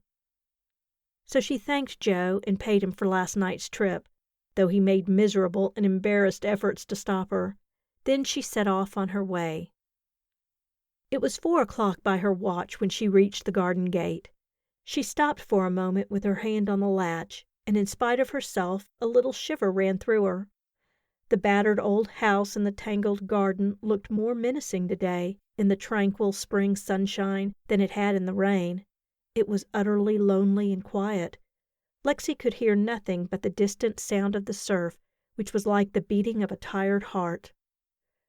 Against the advice of Mrs. Enderby, almost against her own reason, she had come here to Wingate and to the house, and she had seen Caroline. The thing which was beyond reason had been right, so right that it frightened her, and now it bade her go on. It was like a voice telling her that her feet were set in the right path. Lexi pushed open the gate and went in. The pleasant young parlour-maid opened the door. She looked alarmed. "I don't know, miss," she said. "Mrs. Quelton, I'll go and ask the doctor." But from the hall Lexi had caught sight of Mrs. Quelton in the drawing-room alone, and with an affable smile for the anxious parlour-maid, she went in there. "I'm afraid I'm awfully early," she began, and then stopped short in amazement. Mrs. Quelton did not welcome the visitor, did not smile or speak. She lay back in her chair and stared at Lexi with dilated eyes and parted lips. Her face was as white as paper and strangely drawn. "Are you ill?" cried Lexi, running toward her. Mrs. Quelton only stared at her with those brilliant, dilated eyes. Lexi took the other woman's hand, and it was as cold as ice and utterly lifeless. "Mrs. Quelton, are you ill?" she asked again. Somehow it added to her horror to see, as she bent over her, that the unfortunate woman's face was ever so thickly covered with some curious sort of paint or powder. It made her seem like a grotesque and horrible marionette. "She's old," thought Lexi. "She's terribly, terribly old." She drew back her hand, for she could not touch that painted face. She didn't fail in generous pity, but she could not overcome an instinctive repugnance. She turned around, intending to call the parlour-maid, and there was Dr. Quelton, striding down the long room with a glass in his hand. Without even glancing at Lexi, he stooped over his wife, raised her limp head on one arm, and put the glass to her lips. She drank the contents and lay back again, with her eyes closed. Almost at once the color began to return to her ashen cheeks. Her arms quivered, and then she opened her eyes and looked up at him with a faint, dazed smile. "You're better now," he said. "Better," she repeated, "but you were late. I needed it. I needed it." "Come now," he said indulgently. "The faintness has passed. Now you must go up to your room and rest a little before tea." She rose, and to Lexi's surprise her movements showed no trace of weakness. Then, turning her head, she caught sight of the girl, and her face lighted with pleasure. "Miss Moran!" she cried. "How very nice to—" "Miss Moran will wait, I'm sure," the doctor interrupted. "You must rest for half an hour, Muriel." Taking her by the arm, he led her down the room. In the doorway she looked back and smiled at her visitor, and if anything had been needed to steel Lexi's heart against the doctor, that smile on his wife's face would have done it, that poor, plaintive little smile. Standing there by Mrs. Quelton's empty chair, she waited for him to return, a cold and terrible anger rising in her. She heard his step in the hall, heavy and deliberate, and presently he re-entered the room and came toward her, his blank, dull eyes fixed upon nothing. She was quite certain that he wanted to put her out of his way, and that he had no scruple whatever as to methods. Yet, for all her youth and inexperience, her utter loneliness, she felt that she was a match for him. "So you've come back to us, Miss Moran," he said in his lifeless voice. "I was afraid you might not." "Oh, but why not?" Lexi inquired in a brisk and cheerful tone. "I like to come here." A curious thrill of exultation ran through her, for she saw on the doctor's face the faintest shadow of a frown. He was perplexed. She baffled him, and he didn't know whether she understood what had happened. "It is a great pleasure to Mrs. Quelton and myself," he said politely. Then he raised his eyes and looked directly at her. "Perhaps," he went on, "you would be kind enough to spend a week here with us sometime, although I'm afraid you might find it very dull." "Oh, no," Lexi assured him. "I'd love to come, whenever it's convenient for you." They were still looking directly into each other's eyes. "Suppose we say tomorrow?" suggested Dr. Quelton. "Thank you," said Lexi. "I'll come tomorrow." End of Section 8. Section 9. Chapter 17. Captain Gray was enchanted with the idea of Lexi spending a week with his sister. He was going too. Indeed, Lexi felt sure that Mrs. Quelton had wanted him to go there some time ago, and that he had refused simply on her own account. He didn't like to leave her alone at Mrs. Royce's, and after her nervous breakdown that afternoon, nothing could have induced him to do so. He was anxious about her. He tried, with what he believed was great tact, to find out her plans for the future. He was genuinely troubled by the loneliness and uncertainty of her life. Lexi appreciated all this, and she liked the young man very much, perhaps as much as he liked her. But the sympathetic understanding which had promised to develop on the night when they talked together in the firelight had never developed. Something had checked it.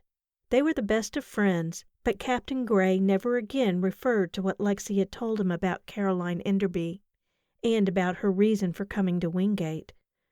And Lexi said nothing either.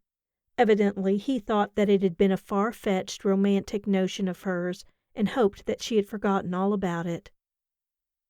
Lexi did not try to undeceive him. Her story would be too fantastic for him to believe. Nobody would believe it, except a person with absolute faith not only in her honesty, but in her intelligence and clear-sightedness. And there was no such person. She was not resentful or grieved over this. She accepted it quietly and prepared to go forward alone. It had occurred to her lately that perhaps Mr. Hausman had been right, and that Caroline had gone away of her own free will. But she meant to know. She had seen the missing girl in Dr. Quelton's house. Whatever the doctor might say about the false evidence of the senses, Lexi's confidence in her own clear gray eyes was not in the least shaken. She had seen Caroline once, and she was going to see her again. That was why she was going to the tower. "It'll do Muriel no end of good," said Captain Gray when they were in the taxi. "She's to tell you the truth, Miss Moran, I don't feel altogether easy about her." "Why?" asked Lexi, very curious to know what he thought. "Well," he said, "it's hard to put it into words, but that's not a wholesome sort of life for a young woman, shut away like that. The doctor says her health's not good, but it's my opinion that if she got about more, saw more people, you know—" Lexi felt a great pity for him. Apparently he did not even suspect what she was now sure of, that the unfortunate Muriel was hopelessly addicted to some drug, which her husband himself gave to her. "And I hope he'll go back to India before he does find out," she thought. "It's too horrible. He worships her so." "I've tried, you know," he went on. "I wanted to take her into the city, to a concert.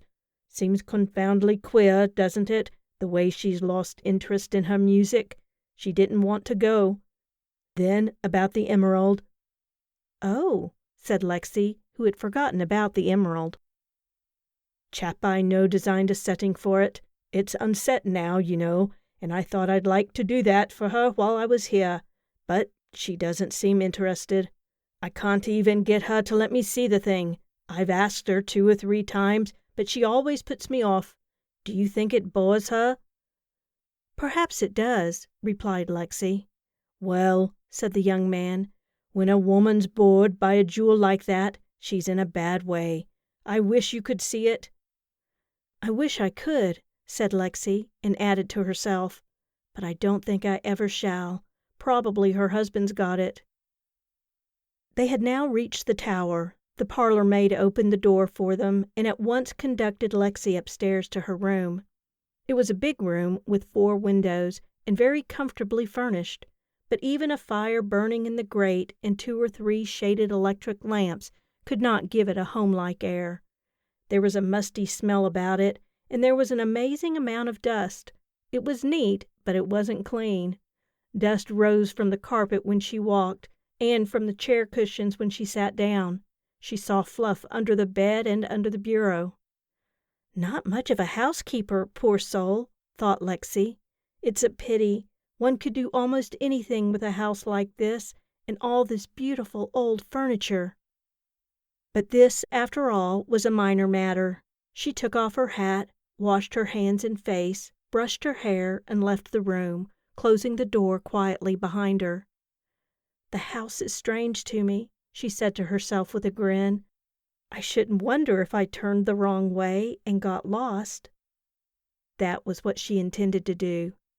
She did not expect to make any sensational discoveries, for Dr. Quelton did not seem to be the sort of person who would leave clues lying about for her to pick up. But she did hope that she might see or hear something, heaven knows what, that might bring her nearer to Caroline. So, instead of walking toward the stairs, she turned in the opposite direction along a hall lined with doors, all of them shut. At the end there was a grimy window through which the sun shone in upon the dusty carpet and the faded wallpaper. There was a forlorn and neglected air about the place, a stillness which made it impossible for her to believe that there was any living creature behind those closed doors. "I wish I had cheek enough to open some of them," she thought, "but I'm afraid I haven't. I shouldn't know what to say if there was someone in the room. After all, I'm supposed to be a guest. I've got to be a little discreet about my prying." She went softly along the hall to the window to see what was out there. When she reached it, she was surprised to see that the last door was a little ajar. She looked through the crack. It wasn't a room in there, but another hall only a few feet long, ending at a narrow staircase. "That must be the way to the cupola," she thought. "I suppose a guest might go up there to see the view." So she pushed the door open and went on tiptoe to the stairs, and then she heard a voice which she had no trouble in recognizing. It was Dr. Quelton's. "My dear young man," he was saying, "I am not a psychologist. It has always seemed to me the greatest folly to devote serious study to the workings of so erratic and incalculable a machine as the human brain. It is a study in which there are, practically speaking, no general rules, no trustworthy data, It is, in my opinion, not a science at all, but a philosophy, and philosophy makes no appeal to me. I frankly admit that I am entirely materialistic. I care little for causes, but much for effects. Consequently, I have devoted myself to medicine, in which I can produce certain effects according to established rules. But I meant more particularly the effect of things on the mind, the brain, you know," said Captain Gray's voice. Again Lexi felt a great pity for him. He sounded very, very young in contrast to the doctor. So young and earnest and so helpless. "Exactly," said the doctor. "You were, I believe, trying to lead to a suggestion that psychology might be of help to Muriel. Am I right?" There was a moment's pause, during which Lexi very cautiously went halfway up the stairs. "I did think of that," said the young man valiantly. "It seems to me she's a bit, well, morbid, you know, and I've heard about those chaps, those psychoanalysts, you know. Simply occurred to me that one of them, merely a suggestion, you know. I'm not trying to be officious." "A psychoanalyst," said Dr. Quelton, "is a man who analyzes the psyche, who solemnly and expensively analyzes something of whose existence he has no proof whatever." There was another silence. By this time Lexi had reached the head of the stairs. Beside her was an open door through which she could look, while she herself was hidden from view. Beyond it was, as she had thought, the cupola, a small octagonal room with windows on every side, through which the sun poured in a dazzling flood.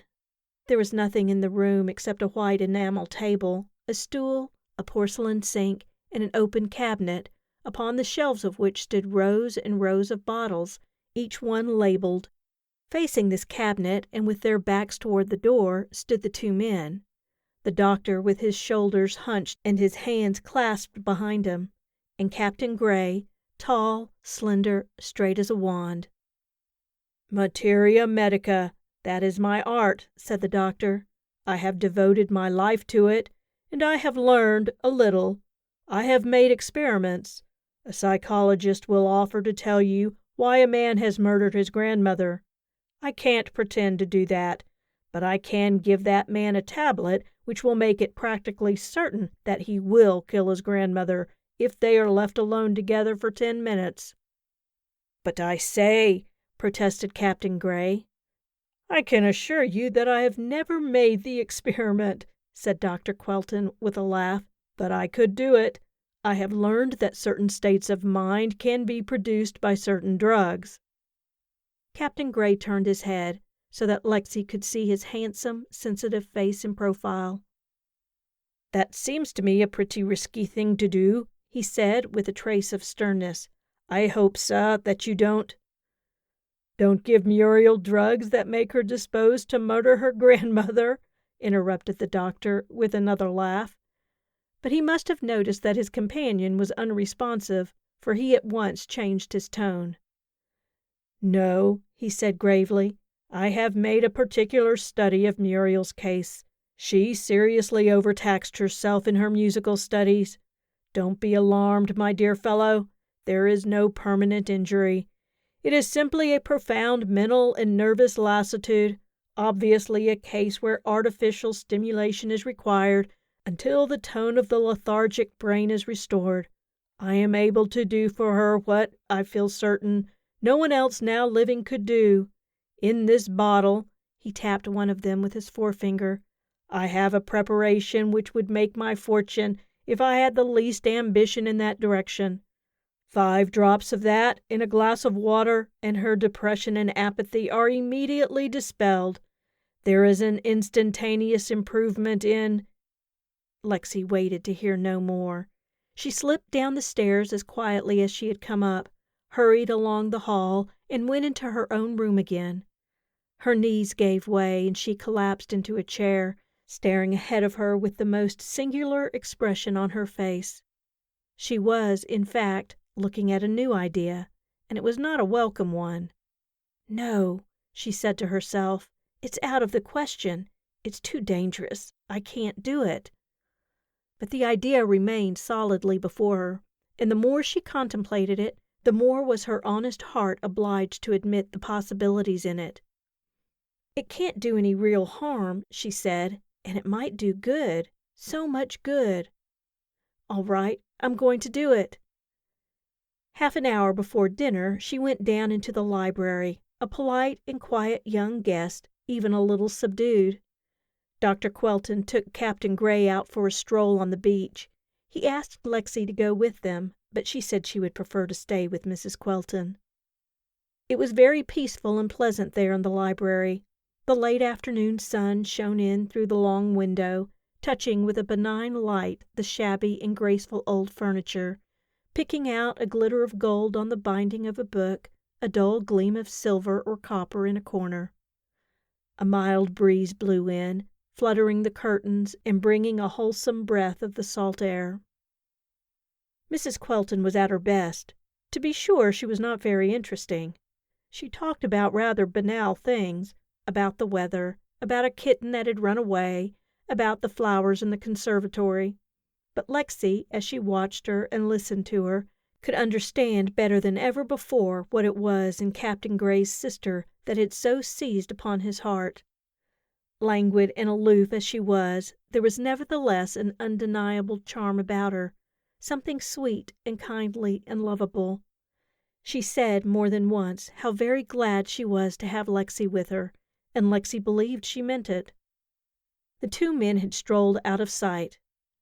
"I must have left my handkerchief upstairs," said Lexi. "Excuse me just a minute, please." But she was gone more than a minute, and when she returned her face was curiously white. Chapter 18. The clock struck 11. Lexi glanced up from her book in the vain hope that somebody would speak, would stir, would make some move to end this intolerable evening, but nobody did. Dr. Quelton and Captain Gray were playing chess. They sat facing each other at a small table, in a haze of tobacco smoke, silent and intent, as if they had been gods deciding human destinies. Mrs. Quelton lay on her chaise longue, doing nothing at all. If Lexi spoke to her, she answered in a low tone, but cheerfully enough. But she so obviously preferred not to talk that Lexi had taken up a book and vainly attempted to read. It was the most wearisome and depressing evening she had ever spent. Her lively and restless spirit had often enough found it dull at the Enderbys and at other times and places, but this was different and infinitely worse. To begin with, a sense of guilt lay like lead upon her heart. She hoped and believed that what she had done was right, but she was afraid, terribly afraid, of what might result. She could not keep her eyes off Mrs. Quelton's face. She watched the doctor's wife with a dread and anxiety which she felt was ill-concealed, and she had a chill suspicion that the doctor was watching her in turn. "Of course, he's bound to find out sometime," she said to herself. "I wasn't such a fool as to expect more than a day or two, at the very most, but I did hope there'd be time just to see." Again she glanced at Mrs. Quelton. Was it imagination, or was there already a faint and indefinable change? "No, that's nonsense," she thought. "There couldn't be, so soon, although I don't know how often he gives her that priceless tonic." Suddenly she wanted to laugh. She had a very vivid memory of Dr. Quelton tapping that bottle with his finger and saying to Captain Gray that he had a preparation in there which would make his fortune, if he chose. It wouldn't now, she thought, struggling with suppressed laughter. There was nothing in that bottle now but water.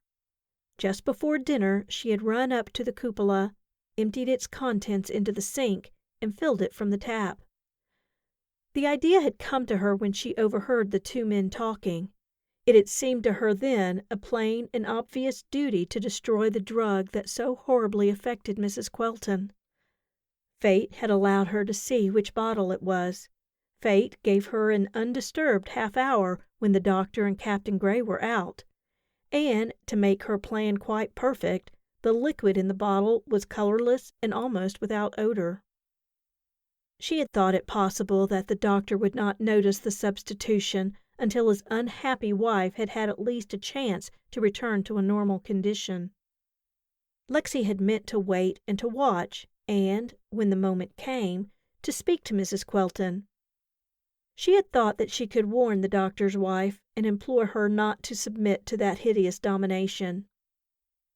She had scarcely thought of the risk to herself, and it had not occurred to her that there might be serious risk to Mrs. Quelton. She knew almost nothing about drugs and their effects. Her one idea had been to destroy the thing that was destroying Mrs. Quelton. Only now, when it was done, did she realize the mad audacity of her act. A man like Dr. Quelton couldn't be tricked by such a childish device. He would know what had happened and who had done it. Very likely he had plenty more of the drug somewhere else. If he hadn't, "He'd feel like killing me," thought Lexi. I suppose he could, easily enough. He must know all sorts of nice, quiet little ways for getting rid of obnoxious people. Perhaps there was something in my dinner tonight. She dared not think of such a possibility. No, she said to herself. He asked me here just to show me how little I mattered. He knew I'd seen Caroline here, and he asked me to come because he was so sure I couldn't do anything. I'm too insignificant for him to bother with. He knows that nobody would believe what I said. He'd only have to say that I was hysterical, and Captain Gray and Mrs. Royce would be obliged to bear him out. He won't trouble himself about me. She stole a glance at him, and to her profound uneasiness she found him staring intently at her. A shiver ran down her spine, and she turned back to her book with a very pale face. If only it had been an interesting book, so that she might have forgotten herself for a little while. The clock struck 11:30. After all, I don't see why I have to sit here, she thought. I shouldn't exactly break up the party if I went to bed. And she was just about to close her book when Mrs. Quelton spoke. "I'm so tired," she said in a high, wailing voice. "I'm so tired, so tired, so tired." Dr. Quelton hastily rose and came over to her chair. "Then you must go to bed," he said. "Come." He helped her to rise, and she stood, supported by his arm, her face drawn and ghastly. "I'm so tired," she moaned. Captain Gray came toward her, making a very poor attempt to smile. "Good night, Muriel," he said, holding out his hand. She did not answer, or even look at him. Leaning on the doctor's arm, she went out of the room, into the hall, and up the stairs. Her wailing voice floated back to them. "I'm so tired, so tired." For a moment Captain Gray and Lexi were silent. Then, "Good God!" he cried suddenly. "I can't stand this. Lexi came nearer to him. "Don't stand it," she whispered. "Take her away. Can't you see? Take her away." "How can I? Her husband, she doesn't want to go." "Make her. Oh, can't you see? He's giving her some horrible drug." "You mustn't be alarmed," said Dr. Quelton's voice from the hall. They both looked at him with a guilty start, but his blank eyes were staring past them at nothing. "It is unfortunate," he said, "the little excitement of this visit." He walked past them into the room and over to the table where his pipe lay among the chessmen. He lit it deliberately and stood smoking it, with one arm resting on the mantelpiece. "In her present highly nervous condition," he went on, "the little excitement of this visit has proved too much for her. I shall drive over to the hospital and fetch a nurse." "A nurse?" cried the young man. "Then she's—" "There is absolutely no occasion for alarm, as I told you before. A few days' rest and quiet." "Look here, sir," said Captain Gray. "It seems to me, I've no wish to be offensive or anything of that sort, but it seems right to me," he paused for a moment, "to get a second opinion." "I shouldn't advise it," replied the doctor blandly. "Possibly not, sir, but perhaps you would be willing to oblige me to that extent. I don't want to insist." I wouldn't if I were you." There was a faint flush on the young man's dark face. "Nevertheless," he began, but again the doctor interrupted him. "My dear young man," he said, "you oblige me to be frank. I should have preferred a discreet silence, but as you are obviously determined to make the matter as difficult as possible, you must hear the truth. For some years your sister has been addicted to the use of certain drugs. When I discovered this, I set about trying to cure the addiction. You probably have no idea what that means. I venture to say that there is nothing, absolutely nothing, more difficult in the entire field of medicine. I have been working on the case for more than a year, and I have made distinct progress, but it will be some time before the cure is completed, and I can assure you that it never will be unless I am left undisturbed. There is no other man now living who can do what I am doing." He spoke gravely and coldly, and his blank eyes were fixed upon Captain Gray with a sort of sternness. But Lexi had a curious impression, more than an impression, a certainty, that within himself Dr. Quelton was laughing. "If you care to take another doctor into your confidence," he went on, "I can scarcely refuse permission, but you will regret it." The young man said nothing. He turned away and stood by the open window, looking out into the dark garden. Lexi waited for a moment. Then, with a subdued "good night," she went out of the room, up the stairs, and into her own room. "It's a lie," she said to herself.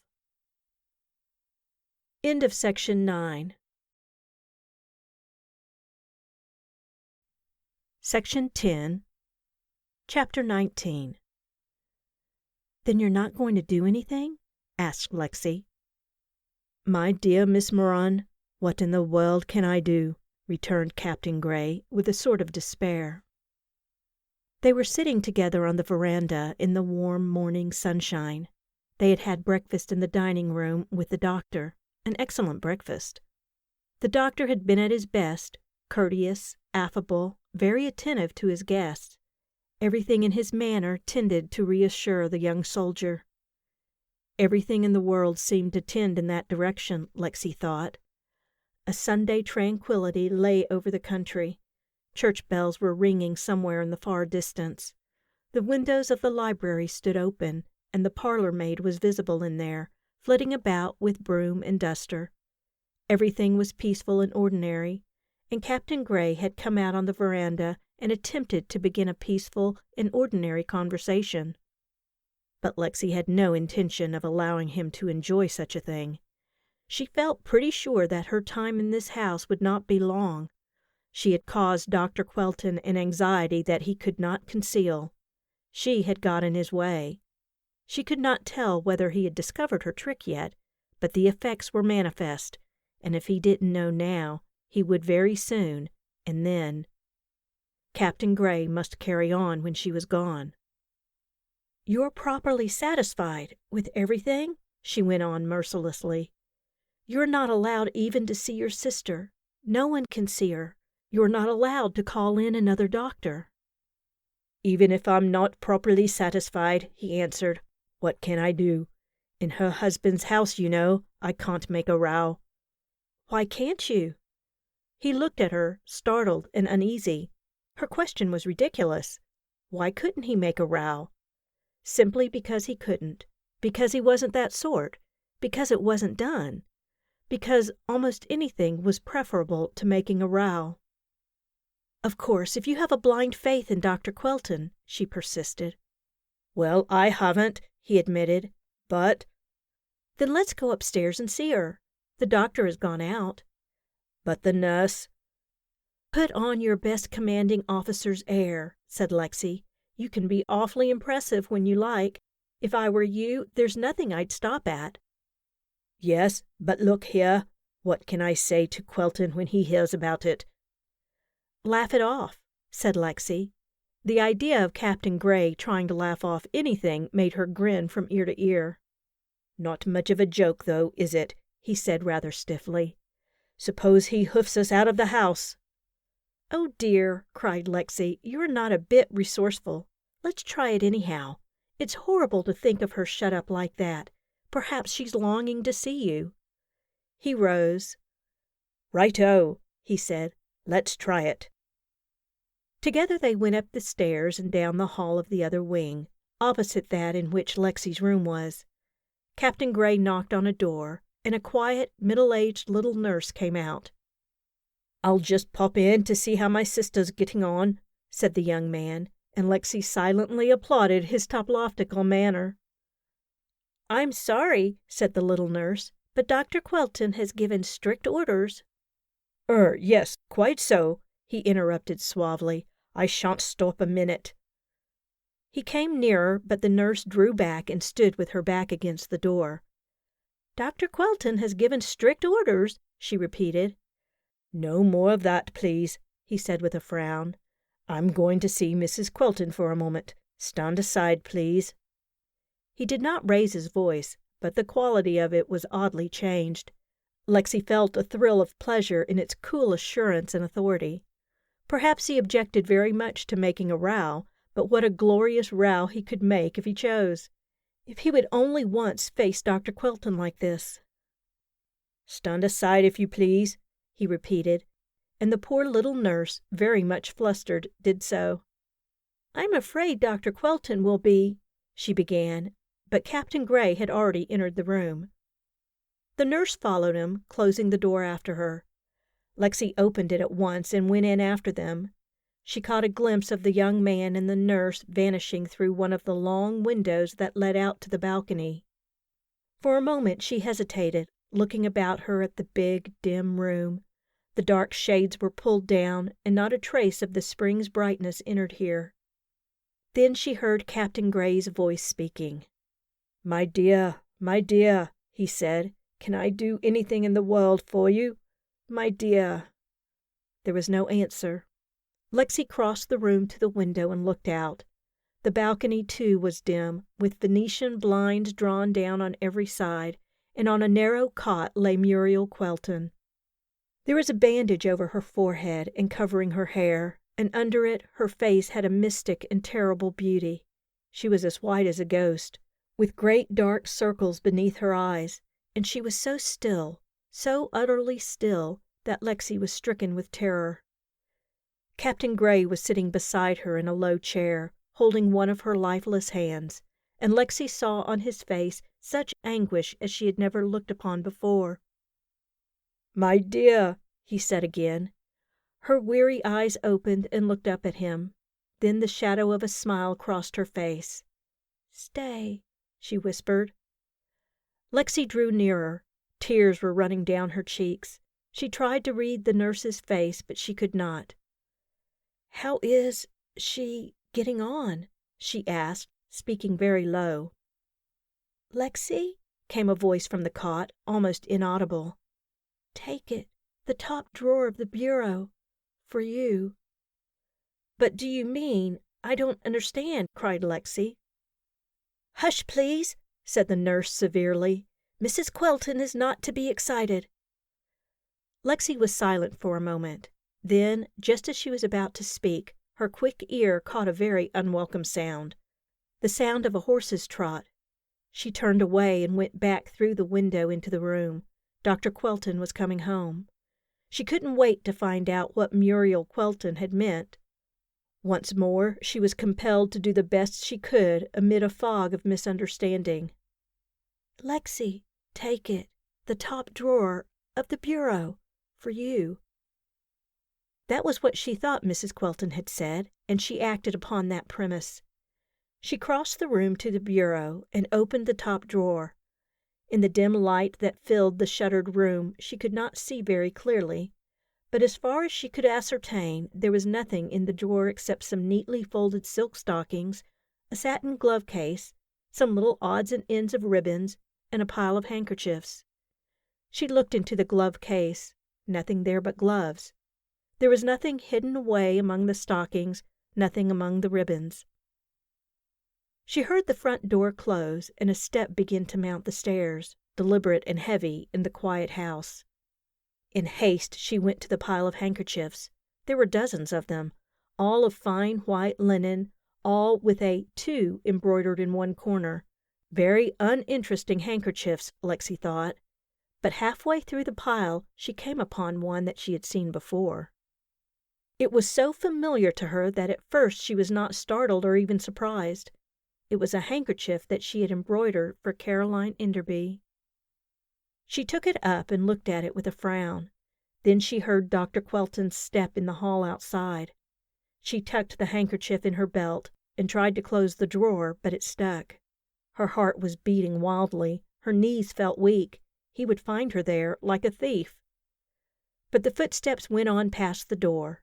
She waited for a moment, and then went noiselessly across to the door, opened it, looked up and down the empty corridor, and ran, like a hare, back to her own room.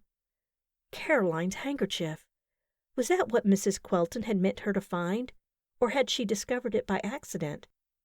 Did it mean that Mrs. Quelton was at heart her ally, or was this little square of linen all that was left of Caroline?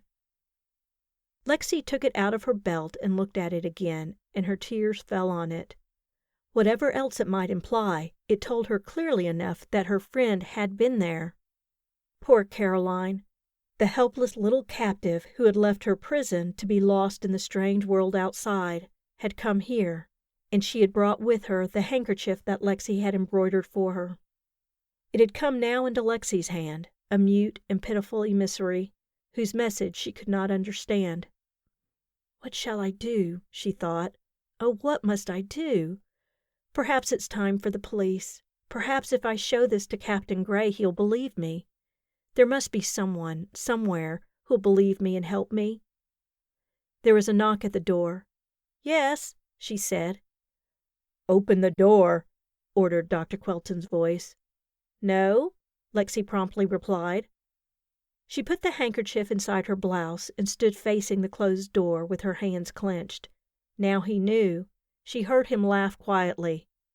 "Perhaps you're right," he said. "It is better, perhaps, for us not to meet again.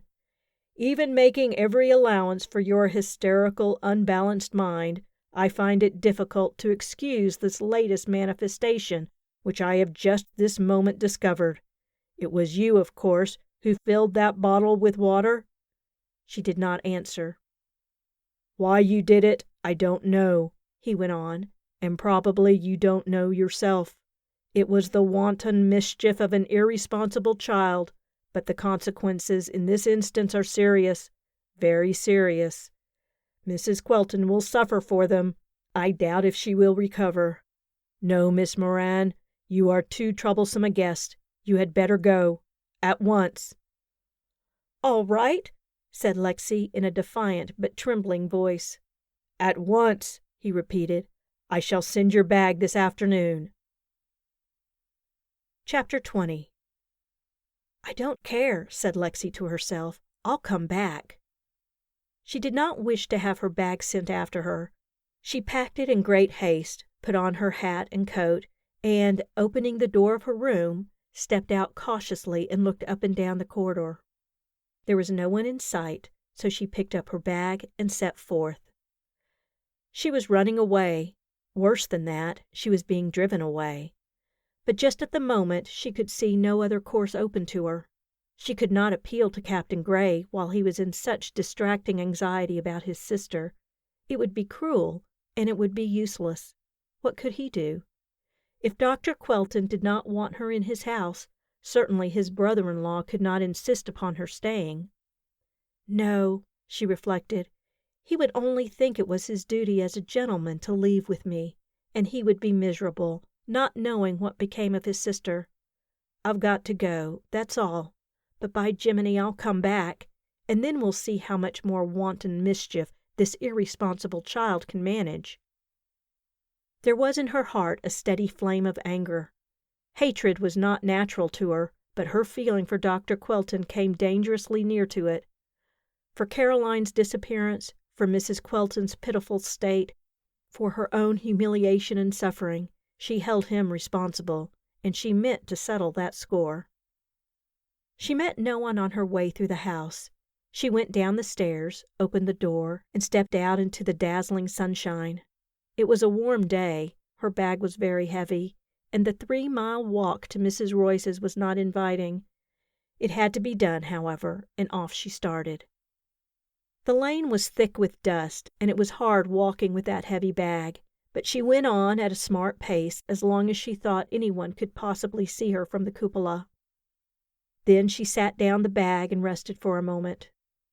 "There's a certain way to carry things without strain," she thought. "I read about it in a magazine. You use the muscles of your back or your shoulders or something." But she couldn't remember how this was to be done. So, picking up the bag in her usual way, went on again. Obviously her way was a very wrong way, for by the time she had reached the end of the lane, her fingers were cramped and painful, and her arms ached. And there was the highway, stretching endlessly before her under the hot noonday sun, 2 miles of it or more. There was no reasonable chance of a taxi, and she knew no one in the neighborhood who might come driving by. There was nothing in sight but a man walking along the road toward her, and that didn't interest her. She went on as far as she could, and then stopped under a tree to rub her stiffening arms. "I wonder," she thought, "if I could hide this darned old bag somewhere and send Joe for it later." But her nicest clothes were in it, and the risk was too great. With a resentful sigh she lifted it and stepped out again. The man coming along the road was quite close to her now. She stopped short, and so did he. "Lexi!" he shouted, and came toward her on a run, with a wide grin on his sunburned face. She dropped the bag with a thump and stood waiting for him. He held out both hands, and she took them. "Oh, golly!" she cried. "I'm so glad you've come, Mr. Houseman." "So am I," he said, "ever since I got that last letter from you." "Last? I only wrote one." "Well, I got 2, he told her. "The second one came yesterday, about this doctor and the roses, you know." "Mrs. Royce must have posted it," said Lexi. "I wrote it, but I didn't mean it to be sent to you unless something happened to me." "Enough has happened to you already." "More things are going to happen," said she. "Lots more." It suddenly occurred to her that the proper moment had come for withdrawing her hands from Mr. Houseman's firm grasp. Indeed, she thought the proper moment might already have passed, and a warm color came into her cheeks. The young man flushed a little himself. "I didn't mean to call you that," he said, "but Caroline used to write a lot about you, and she always called you Lexi, so I got into the way of thinking of you like that." "I don't mind," Lexi conceded. There was a moment's silence. "Charles is my name," he observed. Another silence. "Queer, isn't it?" he said seriously. "Here we've only seen each other once, and yet somehow it seems to me as if I'd known you for years." "Well, the circumstances are rather unusual," said Lexi. "You're right. But look here, we've got to talk about all this. Where were you going?" "Back to Mrs. Royce's." "Let's go," he said cheerfully, and picked up the bag as if it were nothing at all. "But where were you going?" asked Lexi. "To find you. You see, we ran into some awfully bad weather, and the engines broke down, and we came back for repairs. So I got your letters. I explained to the old man that I'd have to have leave for some very important business, and off I came to Wingate. Your Mrs. Royce told me you'd gone out to the Queltons. I didn't like that. Why did you go there after what had happened?" "I'll tell you all about that later," said Lexi. "But now you've got to tell me things. How did you ever meet Caroline? How in the world did she manage to write to you?" "Well, you see, I met her about a year ago, on board the Ormond. She and her parents were coming back from France, and I was third officer, you know. Her mother and father were seasick most of the time, so we had a chance to talk to each other. And you see—" "Yes, I see," said Lexi gently. "One of the servants, a girl called Annie, used to post Caroline's letters for her, and I used to write to her in care of Annie's mother. We never had a chance to meet again after that trip. I wanted to come to the house and see her people, but she said it wasn't any use.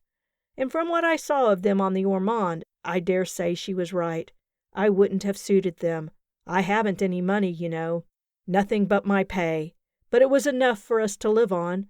Other fellows manage." He was silent for a moment.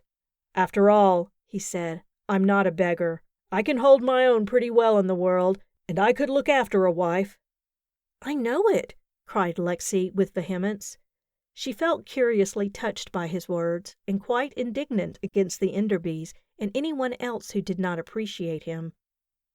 "I asked Caroline to marry me," he went on. "I told her I couldn't give her much, but we could have had a jolly sort of life. Look here, are you crying?" "A little bit," Lexi admitted, "but don't pay any attention to it. Go on." "That's about all there is. She said she would meet me here in Wingate, because that's the nearest station of the main line to some little place where a nurse or a governess of hers lived." "Miss Craigie?" "Never heard the name.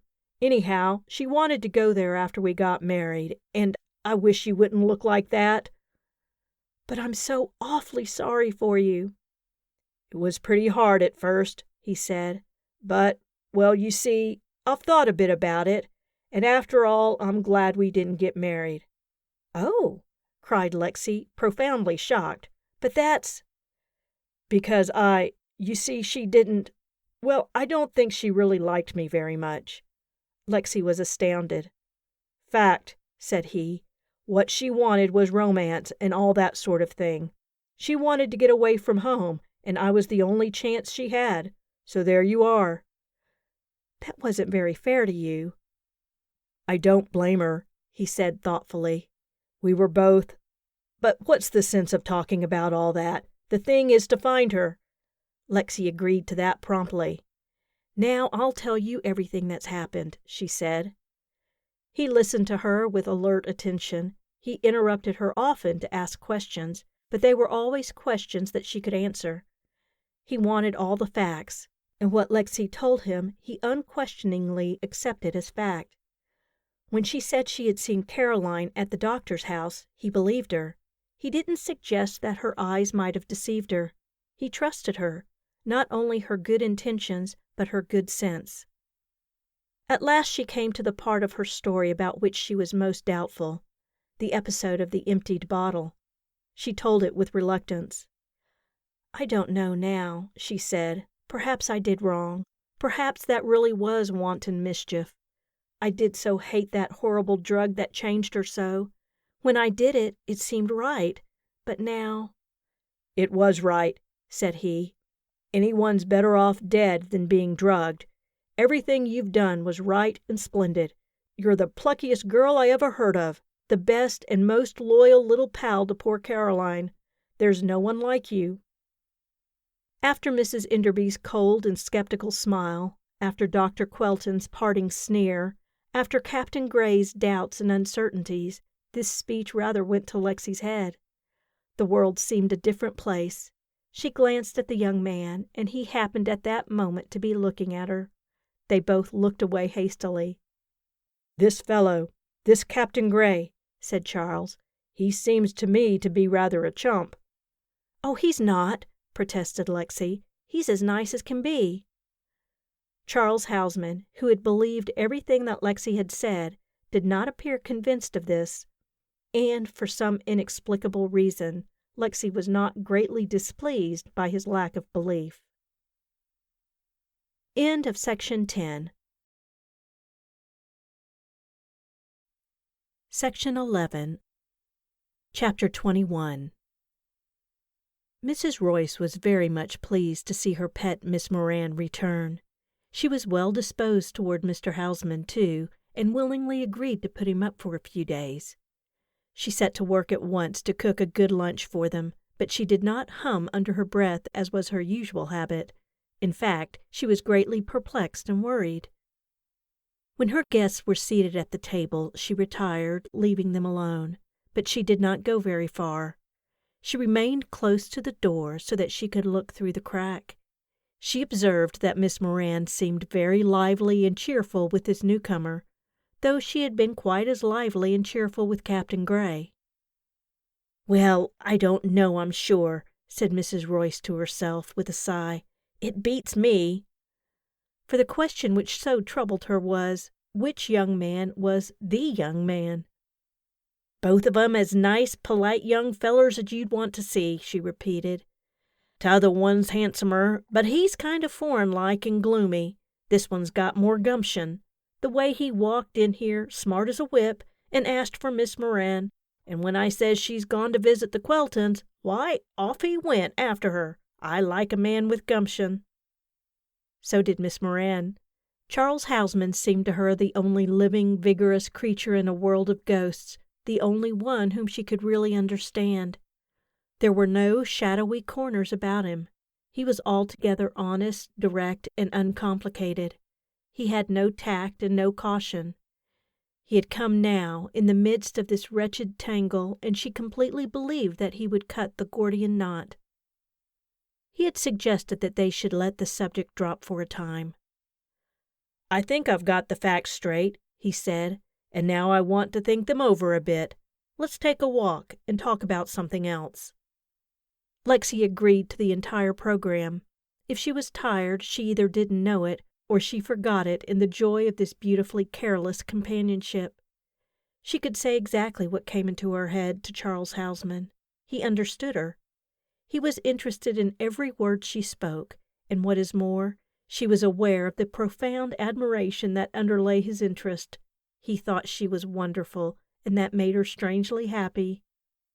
"Do you know," he said, "the first time I saw you there in the park, I liked the way you talked to me." "How?" asked Lexi with great interest. "I thought I must have seemed awfully irritating and mysterious." He grinned. "You were awfully mad when I spoke to you," he said, "but I liked that.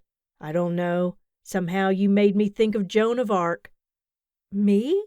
cried Lexi. "With freckles and such a temper? You couldn't imagine me listening to angels, could you?" "Yes," he said, "I could." She glanced at him to see if he was laughing, but he was not. His eyes met hers with a quiet and steady look.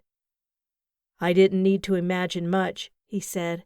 "You've told me what you've been through, and I can see for myself what you are. I don't think there ever was another girl like you." "Nonsense," said Lexi, looking away. "I'm just pig-headed, that's all." They had wandered across the fields until they came to a little river, running clear and swift under the elm trees. By tacit consent, they sat down on the bank. They didn't talk much. Houseman skipped stones with skill and earnest attention, and Lexi watched the minnows flitting past through the limpid water. The sky was an unclouded blue. The sunlight came through the branches, where the leaves were scarcely unfolded, and made little golden sparkles on the hurrying current. It was all so quiet, and yet it wasn't peaceful. The world seemed too young, too warmly and joyously alive for peace. The spring was waiting in eagerness for the summer. This still, fresh, sunlit day was only an interlude. Casually, Houseman told her a good deal about himself. "From Baltimore," he said. "My people wanted me to go into the Navy. My father and grandfather were both Navy, but I couldn't see it. Too cut and dried. I'm on a cargo steamer now, and I like it." And this information, with the additional facts that he was 26, that he had 2 brothers in the Navy and 3 married sisters, and that both of his parents were living, was all that he had to give about himself. Lexi was satisfied. There he was, and anyone with eyes to see and ears to listen could understand him. Honest, blunt, and careless, fearing nothing, shirking nothing, and facing life with cheerful unconcern. He was, she thought, a comrade and an ally without an equal. The sun was setting when they turned homeward. The sky was swimming in soft, pale colors, and a little breeze blew, stirring the new leaves. It was a poetic and even a melancholy hour, but Houseman found nothing better to say than that he was hungry. "So am I," said Lexi. They looked at each other as if they had discovered still another bond between them. They were happy. So happy. Mrs. Royce saw them from the kitchen window. They were strolling along leisurely, side by side. They were quite composed and matter-of-fact, and their desultory conversation was upon the subject of shellfish. The young Baltimorean was an authority on oysters, but Lexi, as a New Englander, had something to say on the subject of clam chowder. Mrs. Royce was suddenly enlightened. "He's the one," she said to herself. "Well, I'm real glad, I'm sure." So glad was she that she at once began to make a superb chocolate cake, and she hummed a song about a young man on Springfield Mountain who killed a pesky serpent. George Gray heard her. He was in the sitting room, smoking and apparently reading a book, but he never turned a page. He lit one cigarette after another, and his hand was steady. He looked as he always looked, fastidiously neat, self-possessed, and a little haughty, but in spirit he was suffering horribly. Lexi knew that as soon as she saw him, because she knew him and liked him so well. She held out her hand to him, not even pretending to smile, but searching his face with an anxious and friendly glance. "Here's Mr. Hausman, Caroline Enderby's fiancé," she said. "I've told him the whole thing, so if there's anything new—" Captain Gray stiffened perceptibly. He couldn't see what possible connection anybody's fiancé could have with his affairs. He shook hands with Hausman, but not very nicely, and Hausman was not excessively cordial. Lexi took no notice of this nonsense. Her mood of happy confidence had passed now, and the dark and mysterious shadow had come back. There was something of greater importance to think about than her personal affairs. "Captain Gray," she said with a sort of directness, "I didn't tell you before, but I'm going to tell you now. I saw Caroline in that house, and this morning I found this." He looked at the handkerchief and then at Lexi. "But," he began.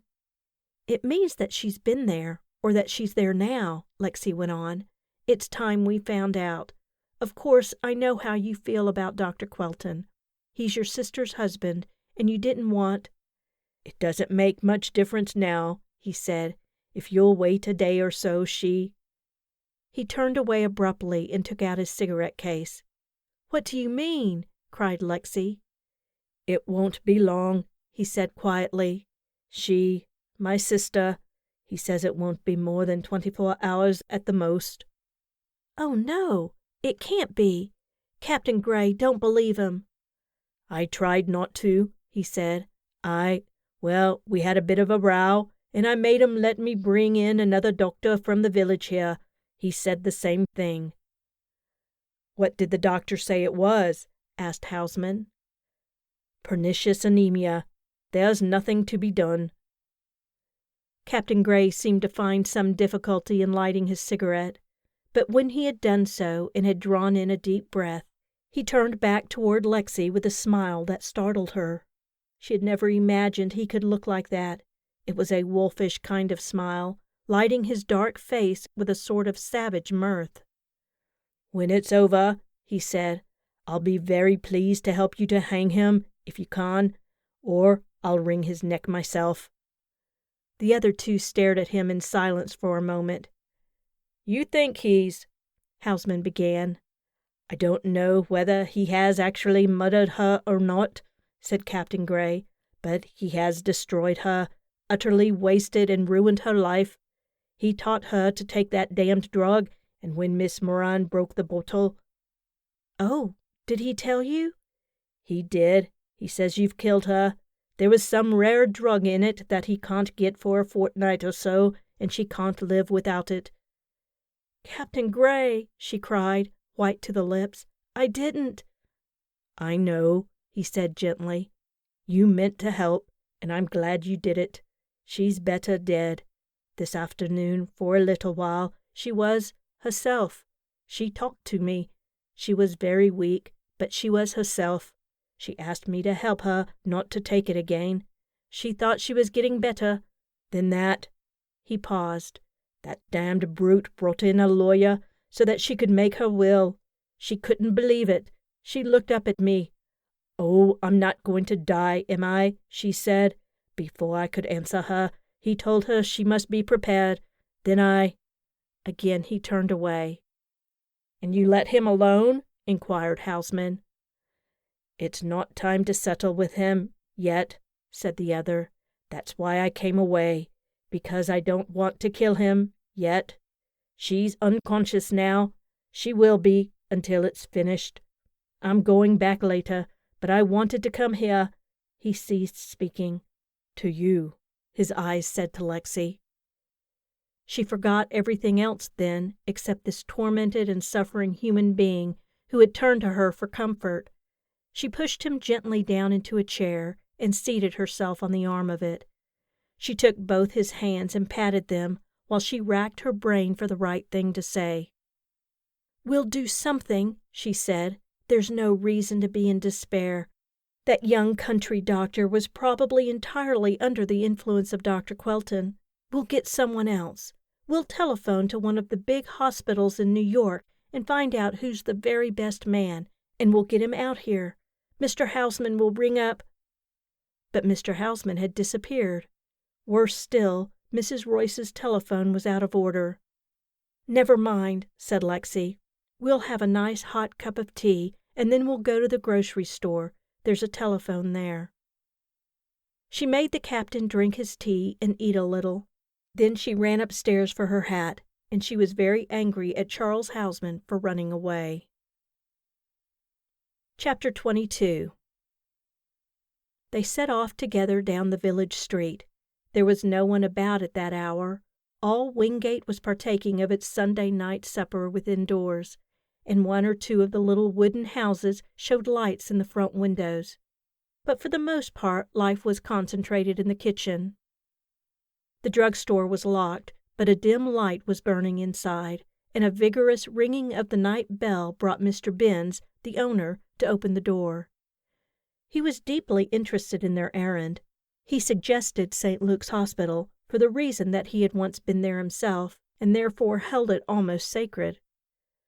"But," he said in his slow and impressive way, "if I was you, I'd ring up Doc Quelton first and find out how things are going up there, because you may find out—" Lexi interrupted him hastily, for she didn't want him to say what he evidently wished to say. "There won't be any change in Mrs. Quelton," she said. "It would only be a waste of time." It was not so much for that poor woman, who she feared was beyond hope, that she wanted the New York specialist, as for Captain Gray. It would help him so much to feel that something was being done, that someone was hurrying out here. "Might be more of a waste of time," said Mr. Benz, "if someone was to come all the way out here after she—" "Oh, all right," cried Lexi impatiently. Then suddenly she remembered. "They haven't any telephone at the doctor's house," she said. "Suppose I go out there first and see," suggested Captain Gray. "No," said Lexi, "don't." But the idea impressed him as a good one, and go he would. "I'd rather see how she is first," he repeated. "If there's no change, I'll come back." Lexi looked at Mr. Benz with an angry and reproachful frown, which the poor man did not understand. He had only wanted to give helpful advice. "Come on, then," she said to Captain Gray. "I'll leave you at Mrs. Royce's," he told her. "No, you won't," she contradicted with a trace of severity. "If you will go, I'm going with you." He protested against this, but she would not listen, and so they went to the garage for Joe's taxi. But Joe and his taxi had gone out. An interested bystander said that they could get a rig from the livery stable with no trouble at all. They had only to find the proprietor, and he, in turn, would find the driver, who would harness up the horse. "No thanks," said Captain Gray. He turned to Lexi. "I can't wait," he told her. "I'm going to walk. Thank you for—" "I can walk too," said Lexi. "It's only 3 miles. "I don't want you to, Miss Moran." "I'm coming anyhow," she replied. For that instinct in her, the thing which was beyond reason, drove her forward. She could not let him go alone. She had walked that 3 miles once before today, and she had walked farther than that with Houseman in the afternoon. She was tired, terribly tired, and filled with a queer, sick reluctance to approach that sinister house again. But she had to go. She had said to herself that morning that she was coming back, and now she was going to do so. They did not try to talk much on the way. What had they to say? They were both filled with a dread foreboding. They hurried, yet they wished never to come to the end of the journey. They turned down the lane, leaving the lights of the highway behind, and went forward in thick darkness under the shadow of the trees. The sound of the sea came to them, the loneliest sound in all the world. "There's a light in the house, anyhow," said Lexi suddenly. Her own voice sounded so small, so pert, so futile in the dark that she felt no surprise when Captain Gray showed a faint trace of impatience in answering. "Naturally," he said. Only, to her, it did not seem natural, that one little light shining out through the glass of the front door. It would be more natural, she thought, if there were only the darkness and the sound of the sea. They turned into the drive. Their footsteps sounded strangely and terribly loud on the gravel, and became as sharp as pistol shots when they mounted the veranda. The captain rang the bell, and the sound of it ran through the house like a shudder, but no one came. He rang again and again, but nothing stirred inside the house. He knocked on the glass, and they waited, looking into the bright and empty hall, but no one came. Captain Gray turned the knob, the door opened, and they went in. The door of the library was open, showing only darkness. The stairs ran up into darkness. Nothing moved, nothing stirred. Then, suddenly a little breeze rose, and the front door slammed with a crash behind them.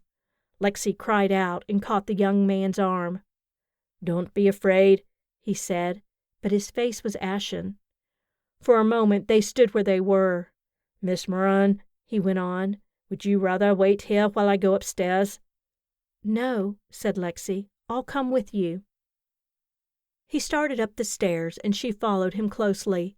At almost every step she looked behind her, and she did not know which was the more horrible to her, the brightly lit hall or the darkness before them. Suppose she saw someone in the hall behind them? Captain Gray did not once glance behind. He went on steadily. When he reached the top of the flight, he took a box of matches from his pocket and lit the gas. There was the long corridor, with the row of closed doors. He turned down in the direction of Mrs. Quelton's room, but Lexi touched him on the shoulder. "I think you had better let me go first," she suggested. "Perhaps she won't be ready to see you." Their eyes met. "Thank you, Lexi," he said simply, and went on again. He had never used her name before. He was trying to tell her that he understood what she had wished to do for him. She had offered to go first, alone, into the silent room, to see whatever might be there, to spare him something if she could. But he would not have it so. He stopped outside the door and knocked twice. Then he went in. It was dark and still in there, with the night wind blowing in through the open windows. He struck a match and lit the gas. The room was empty. He went across to the long windows and out on the balcony. There was no gas connection there. He struck one match after another and went from one end of the balcony to the other. There was nothing. "Not here," he said in a dazed, flat voice. Lexi could not speak at all. She had come out on the balcony and stood beside him. The sound of the sea was loud in her ears, or was it the beating of her own heart? She held her breath and strained her eyes in the darkness. "There's something here," she whispered tensely. "No," he said aloud. "I looked. Come, we'll go through the house." She followed close at his heels. He went into every room, lit the gas, looked about, and found nothing.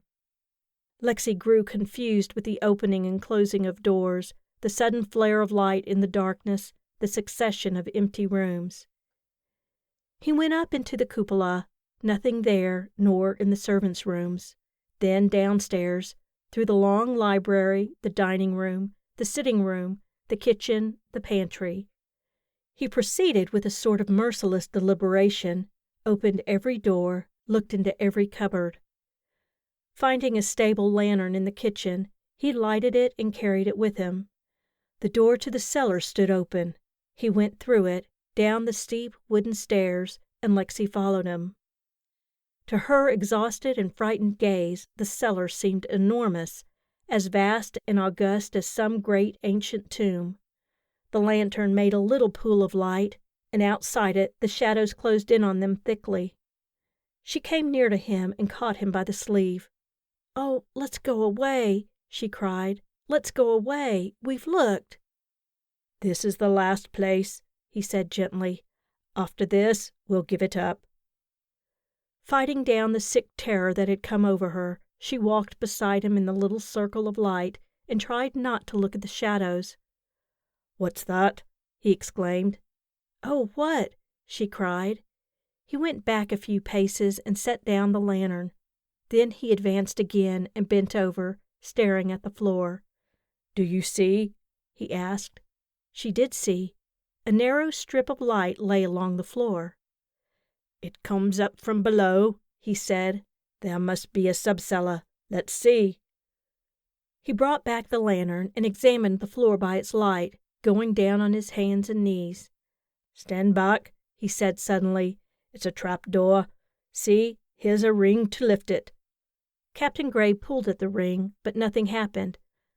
"I'm on the wrong side," he said. Moving over, he pulled again, and a square of stone lifted. A clear light came from below, showing a short ladder clamped to the floor. "Stay there, please," he told Lexi. "You have the lantern. I shan't be a minute." But as soon as he had reached the foot of the ladder, Lexi climbed down after him, and just at the same moment they saw. They were standing in a tiny room with roughly mortared walls.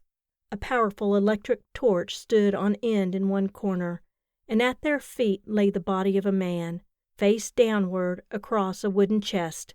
It was Dr. Quelton.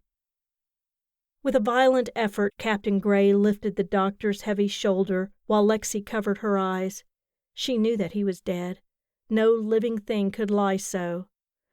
Her head swam, her knees gave way, and she tottered back against the wall, half fainting, when the captain's voice rang out with a note of agony and despair that she never forgot. My God, he wailed. "Oh, Muriel!" She opened her eyes. For a moment she was too giddy to see. Then, as her vision cleared, she saw him on his knees beside the chest.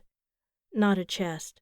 It was a coffin, and on it was a strange little plate glittering like gold, with an inscription, "Muriel Quelton, beloved wife of Paul Quelton." End of section 11. Section 12. Chapter 23. When she looked back upon the experiences of that dreadful night, it seemed to Lexi that both she and her companion displayed almost incredible endurance. Since morning they had lived through a very lifetime of emotion, to end now in this tragedy more horrible than anything they could have feared. Yet, not 5 minutes after his cry of agony, Captain Gray had recovered his self-control. He was able to speak quietly to Lexi, and she was able to answer him no less quietly. "We'd better go," he said. "We can do nothing here. It's a case for the police now." "I've got to go back to the balcony," Lexi told him. "There was something there." "Very well," he agreed, and, without another word or a backward glance, he went up the ladder. They returned through the house. He had left the lights burning and the doors open, so that there was a monstrous air of festivity in the emptiness. They went into Mrs. Quelton's room again, and crossed through it to the balcony. He carried the lantern with him, and by its steady yellow flame they could see into every corner. There was the couch upon which she had lain, disarranged as if she had just risen from it. There was a little table with medicine bottles on it. All the usual things were in the usual places. "Nothing here," said Captain Gray. Lexi was sure, however, that there was. She stepped to the balcony railing to look down into the garden below, and there, on the white paint of the railing, she found something. "Look," she said in a matter-of-fact voice. "What's this?" He came to her side. "It's the print of a hand," he said. "In blood, I should imagine." For a moment they stared at the ghastly mark, a strange evidence of pain and violence in this quiet place. "We'd better look in the garden," he suggested. They went down. The grass beneath the balcony was beaten down in one place, but there was nothing else. Someone had come and gone. They could not even guess who it had been. They knew nothing. "Come, Lexi," the captain said. They both turned for one last look at the accursed house, blazing with spectral lights.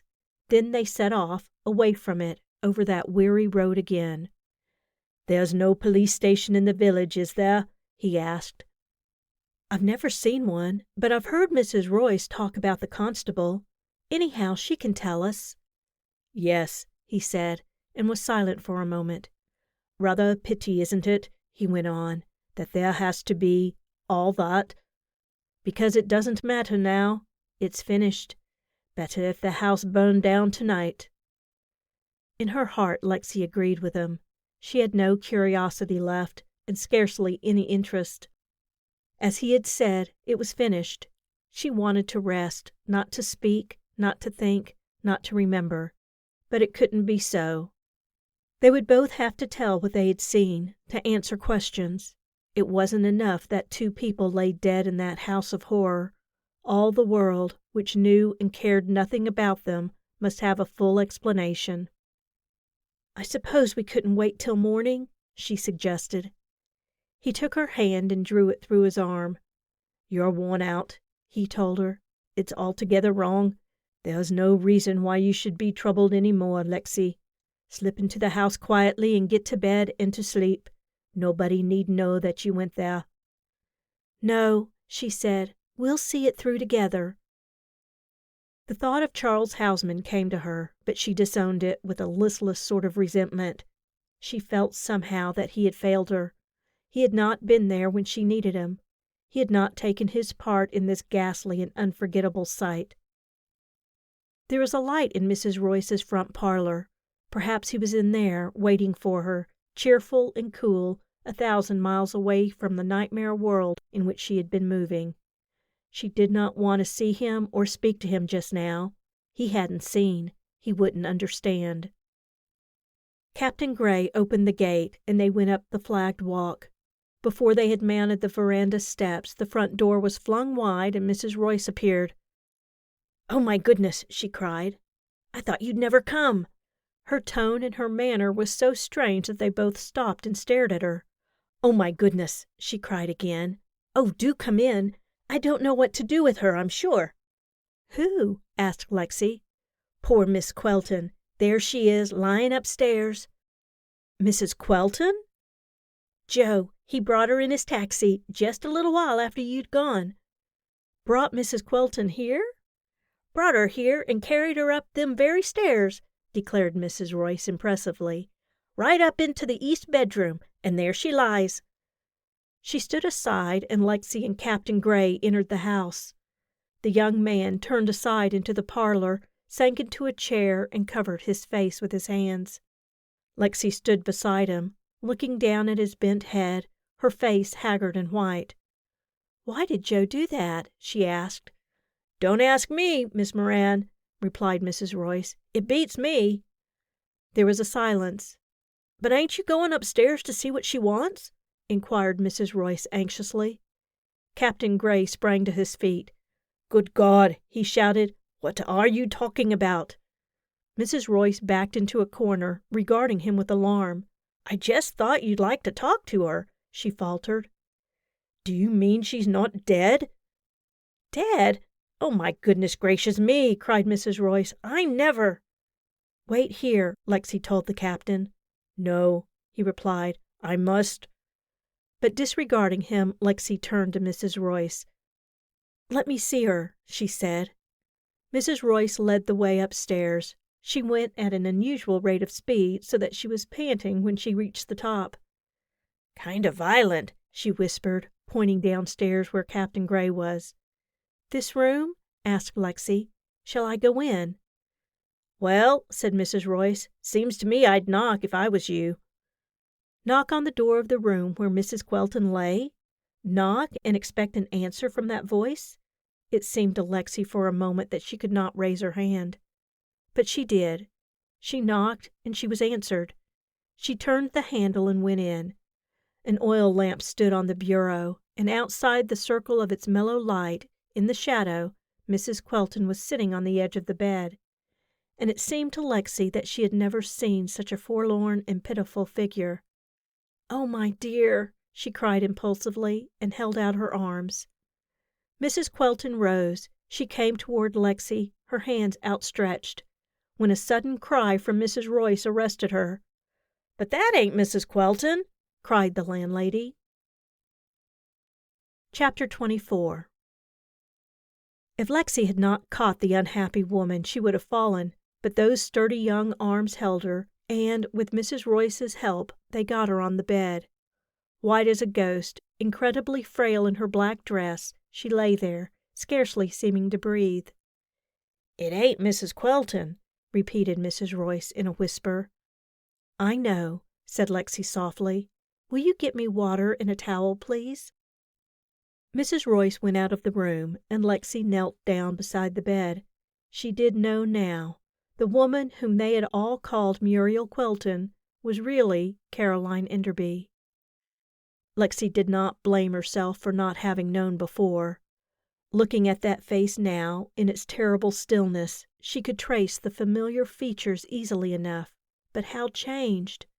How worn and lined, how old! The brows, the lashes, the soft, disordered hair were black now instead of brown. But that merely physical alteration was of no significance, compared with that other awful change. It was Caroline Enderby, the gentle and pitifully inexperienced girl of 19. But it was Mrs. Quelton, too, that tragic and somber figure. Mrs. Royce came back with a basin of water, clean towels, and a precious bottle of eau de cologne. "Poor lamb," she whispered. "Ain't she pretty?" Lexi wet a towel and passed it over that unconscious face again and again.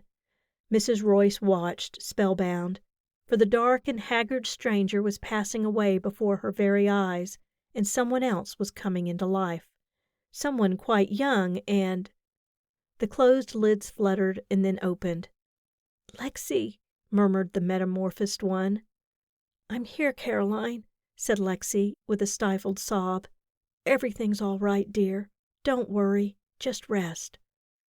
"I can't, Lexi. I can't," she answered, and from her eyes, now closed again, tears came running slowly down her cheeks. "Yes, you can," said Lexi. "Supposing I get her some nice hot soup," whispered Mrs. Royce, and at a nod from Lexi she was off again. Caroline reached out and caught Lexi's hand. "Oh, Lexi, Lexi," she said, "can you ever forgive me?" "No," her friend replied cheerfully, "never. But don't bother now. You can tell me later when you feel better." "I'll never, never feel better till I've told you. Oh, Lexi, I knew yesterday and I didn't tell you. Oh, Lexi, Lexi, I don't understand. I want to tell you. I want you to help me." A flush had come into her cheeks. She was growing painfully excited. She tried to sit up, but Lexi firmly prevented that. "Lie down, darling," she said. "We'll get a doctor." "No, no, I'm not ill, Lexi. Only tired. Oh, you don't know. You won't let him come here, Lexi?" "I promise you he'll never trouble you again," replied Lexi quietly. She saw Captain Gray standing in the doorway, behind the head of the bed. She glanced at him, and then at Caroline again. Let him stay. Whatever had happened, he ought to know. "I don't understand," said Caroline, clinging fast to Lexi's hand. "I want to tell you, all of it. You know, Lexi, I did a horrible, wretched thing. I said I'd marry a man. I promised to meet him here in Wingate, because it was near to dear Miss Craigie's. I didn't tell you, but it wasn't because I didn't trust you, Lexi. Truly it wasn't. It was only because I knew Mother would be so angry with you. I told him I'd take the train that got here at 11 o'clock that night. But after I'd left the house, I got frightened. I'd never gone out alone before. I couldn't bear it. If I hadn't promised him, I'd have gone home again. I wanted to go home. I was sorry I'd promised. Don't try to go on now, dear. I must. So I took a taxi. I thought I'd get here as soon as the train, but when it was 11 o'clock, we were still miles away. I thought perhaps Charles wouldn't wait, and there'd be nobody in Wingate, and I didn't dare go home again. So I kept begging the driver to go faster. Oh, Lexi, it was all my fault. He did go terribly fast. It was wonderful to be alone and rushing along like that, and then I think he ran into a telegraph pole, turning a corner. There was a crash, and I didn't know anything more for I don't know how long it's been.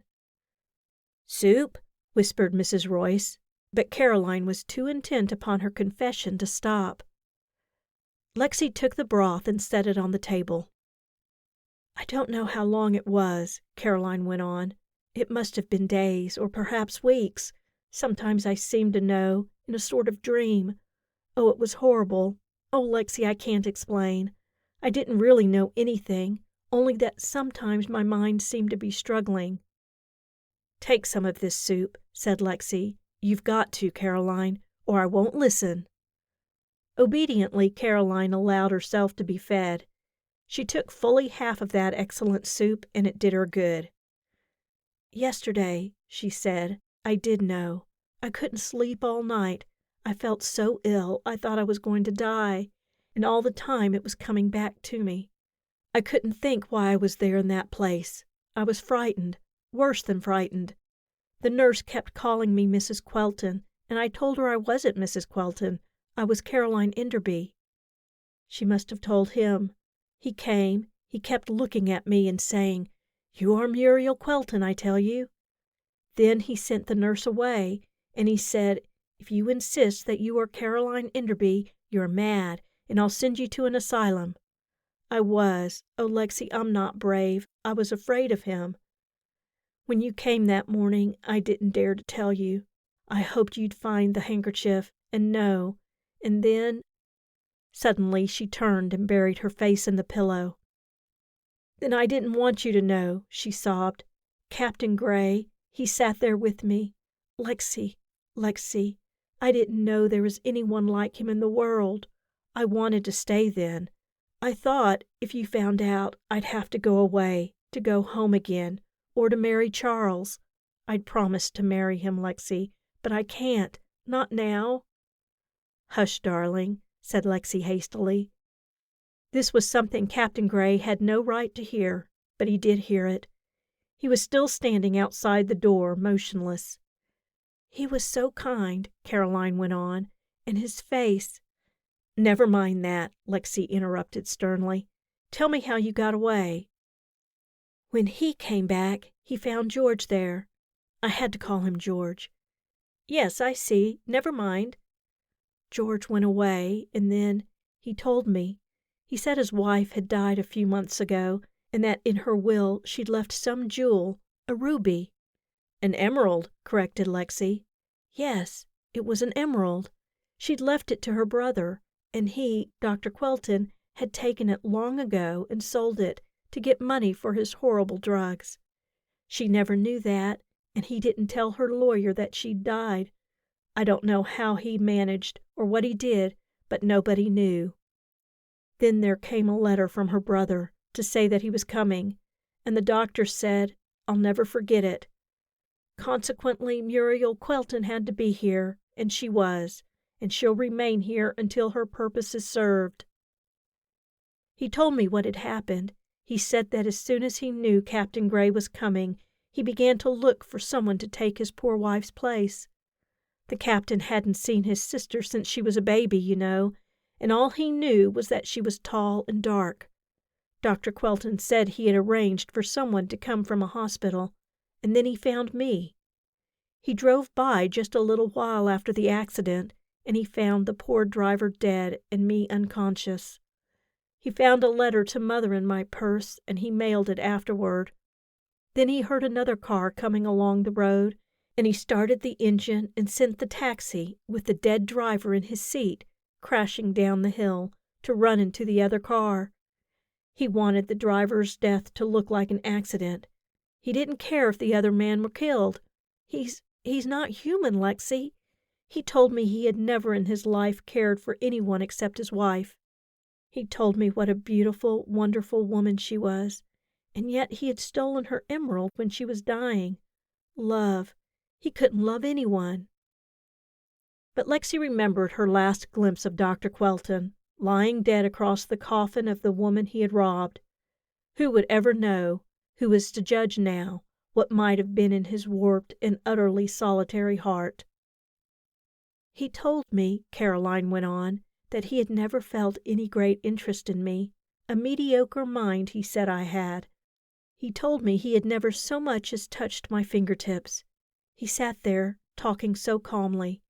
He said he had kept me under the influence of some drug that made my mind suggestible. I think that's the word.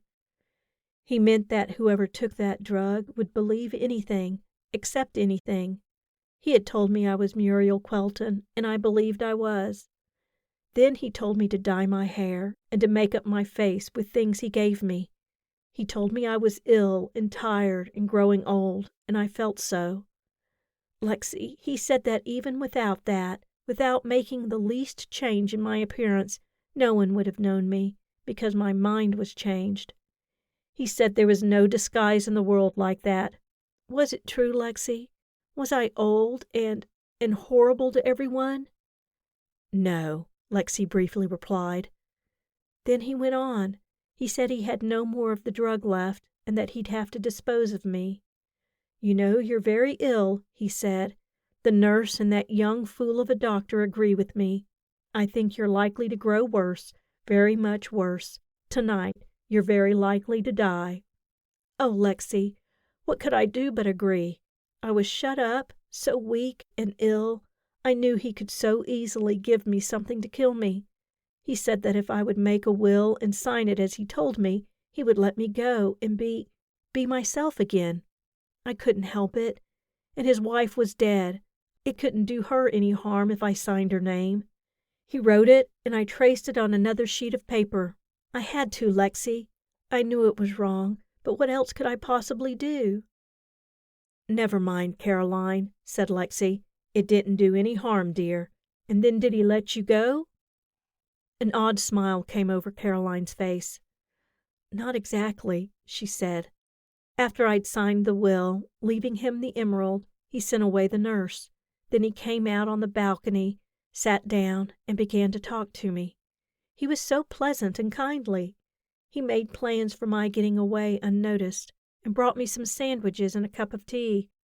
He said I would have to eat a little, or I wouldn't have strength enough to go. It was getting dark then, and he couldn't see my face. I pretended to believe him, but I knew all the time. He kept urging me to hurry up and eat the sandwiches and drink the tea. I knew. I had made the will, and now, of course, I had to die. I tried to think of a way out, and at last, when he saw that I didn't eat or drink, he spoke out plainly. He said that he had sent the servants away for the afternoon, and that we were alone in the house. He got up. He stood there and looked down at me. That tea is an easy way out, quite painless and easy, he said, but if you won't take it, there's another way, not so easy. He had some sort of hypodermic needle, but just then someone began pounding on the door downstairs, and he had to go. He locked the door after him, and he knew I was too weak to move. I tried. I got off the couch, but I fell on the floor beside it, and then Charles came. Charles? He climbed up over the balcony. It was too dark to see him, but I heard his voice whispering, "Where are you?" He found me, lifted me up, and helped me over to the railing. Then we heard Dr. Quelton coming back. There was another man, down in the garden, with a taxi. Charles called out to him, and he stood below there. I heard Dr. Quelton unlock the door, and I was so frightened that I felt strong enough to do anything to get away. Charles helped me over, and the other man caught me. Then I heard Charles shout, "Quick, get her away." The other man pushed me into the taxi and started off across the lawn. I fainted, and I didn't know anything more until I opened my eyes here." "But where is he?" cried Lexi. "What happened to him?" "I don't know." "And you don't seem to care, either," said Lexi hotly. "He saved your life, and now—" She thought of that bloody handprint and the grass beaten down. The young man, who had no caution, no regard for the proprieties, had done the direct and simple thing which appealed to his audacious mind. Perhaps he had been killed in doing it. He would know how to face death in the same straightforward way. Lexi would be as straightforward as he. She would find him, and she wouldn't try to think how much she cared about finding him. She rose. "I'll get Mrs. Royce to stay with you, Caroline," she said. "But where are you going, Lexi?" "I'm going to find Charles." In the doorway she encountered Captain Gray. "Do you think she could stand seeing me?" he asked anxiously. "I mean, do you—" But Lexi didn't even answer. Chapter 25. After all, Lexi's search for Charles Houseman was neither difficult nor heroic, except in intention. She found him in the Limewell Hospital. Joe told her where he was, and Joe took her there. Houseman himself was rigidly determined not to be heroic. He had refused to go to bed, and Lexi found him in a bare, whitewashed waiting room where he sat on a bench. "Just came in to get the hand dressed," he said. "I'll go back with you now." The doctor advised him not to, but Charles was not very susceptible to advice. He wished to be entirely casual and matter-of-fact, and Lexi tried to humor him. They stood together in the hall of the hospital while a nurse went to get him a bottle of lotion from the dispensary, and he talked in what he intended to be an offhand manner. But Lexi could see that he was in pain and almost exhausted, and his hair was all on end. Somehow that was the thing she couldn't bear, that his hair should be so ruffled. She could respect his determination to ignore the throbbing anguish of his hand. She would, if he liked, pretend that there was nothing at all tragic or unusual in the night's adventure. But his hair— The nurse returned with the bottle, gave him directions for its use, and told him sternly that he must come back the next morning for a dressing. "All right," he said impatiently. "Come on, Lexi." They got into Joe's cab together, and off they went.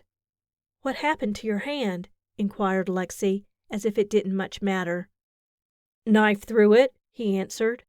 "You see, I held the old fellow to give Mrs. Quelton a chance to get away. When I thought it was all right, I gave him a shove backward and started to climb over the balcony, and he jabbed a knife through my hand.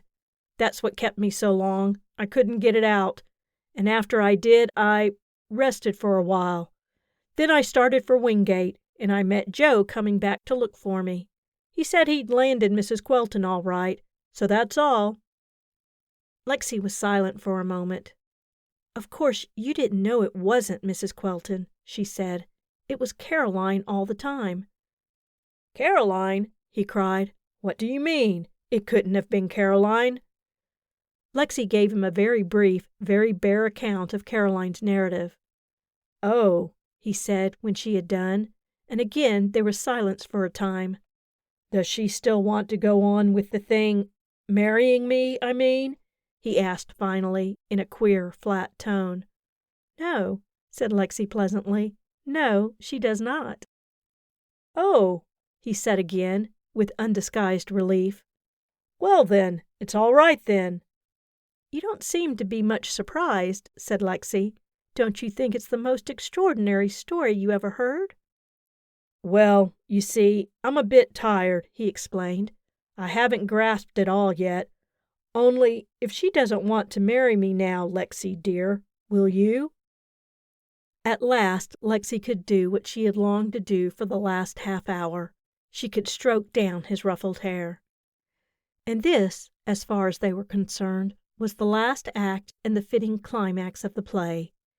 They were ready now for the curtain to rise upon another play, but there were other people not so young, or not so sturdy, for whom the first drama was not so readily dismissed. There was Captain Gray, who was never to see his sister now, never to know if she had really wanted him and needed him. He did not soon forget what had happened at the tower. Mrs. Enderby was sent for, and arrived that morning before sunrise with her husband. She listened to Caroline's strange story, and made what she could of it. She had not one word of reproach for her daughter. "We shall not cry over the spilled milk," she said. "Let us see what is to be done before the police come." She had a thoroughly European point of view about the police. "If we are fortunate enough to find an officer with discretion," she added, "even yet a scandal may be averted." For that was still her passionate resolve, that there should be no scandal. She thought and planned with desperate energy. She directed everyone as to the part he or she should play, and in the end she succeeded. Nobody knew that Caroline had disappeared, and nobody ever would know. Nobody knew that the so-called Mrs. Quelton was Caroline, and that, too, would never be known. Only let Joe and Mrs. Royce be persuaded to hold their tongues. As for Lexie, Captain Gray, and Houseman, she could of course rely upon them. So the police were, as they say, baffled. Mr. Houseman told them a tale. He had been alarmed about the lady whom he knew as Mrs. Quelton, and he had climbed up on the balcony, hoping to see her alone. But he had met Dr. Quelton instead, and had been hurt in trying to escape from him. Captain Gray also had a tale. He too had been alarmed about the lady whom he believed to be his sister. He had gone with Miss Moran to call upon her, and they had found the doctor dead, lying across the coffin. There was an inquest, and Mr. Houseman had a very unpleasant time of it, being the last one who had seen the doctor alive. But there was no really serious suspicion against him. The post-mortem showed that the doctor had died of some unknown poison, at least half an hour after the young man had arrived at the hospital. The verdict was suicide, although the coroner's jury had its own opinion about the mysterious dark woman who had posed as the doctor's wife. An autopsy revealed that Mrs. Quelton had died from a natural cause, lysis of the lungs. In short, as far as could be discovered, there was no murder at all. This was a disappointment to the public, but there was always the mysterious dark woman. The police instituted a search for her, and there was much about her in the newspapers, but she was never found. Miss Enderby returned to the city from her visit to Miss Craigie, and friends of the family were interested to learn that while away she had met such a nice young man, a Captain Gray from India. He had to return to his regiment, but before he went, Caroline's engagement to him was announced. Later, he was to retire from the army and come back to live in New York. There was another item of news of minor importance. That pretty little secretary of Mrs. Enderby's got married, and the Enderbys were wonderfully kind about it, surprisingly so. It didn't seem at all like Mrs. Enderby to let the girl be married from her own house, and to give her a smart little car for a wedding present. What is more, Mr. Enderby found a very good position in his office for the young man. "My dear Sophie," said one of Mrs. Enderby's old friends, with the peculiar candor of an old friend, "I've never known you to do so much for anyone before." Mrs. Enderby was standing on the top doorstep of her house, looking after the car in which Lexie and her Charles had driven off for their honeymoon, with Joe of Wingate as their chauffeur. "So much for her," she said. "It's not enough, not half enough." And there were actually tears in her eyes as she went back into the house where Caroline was. End of section 12.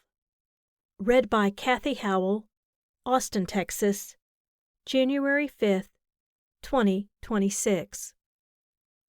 End of The Thing Beyond Reason by Elisabeth Sanxay Holding.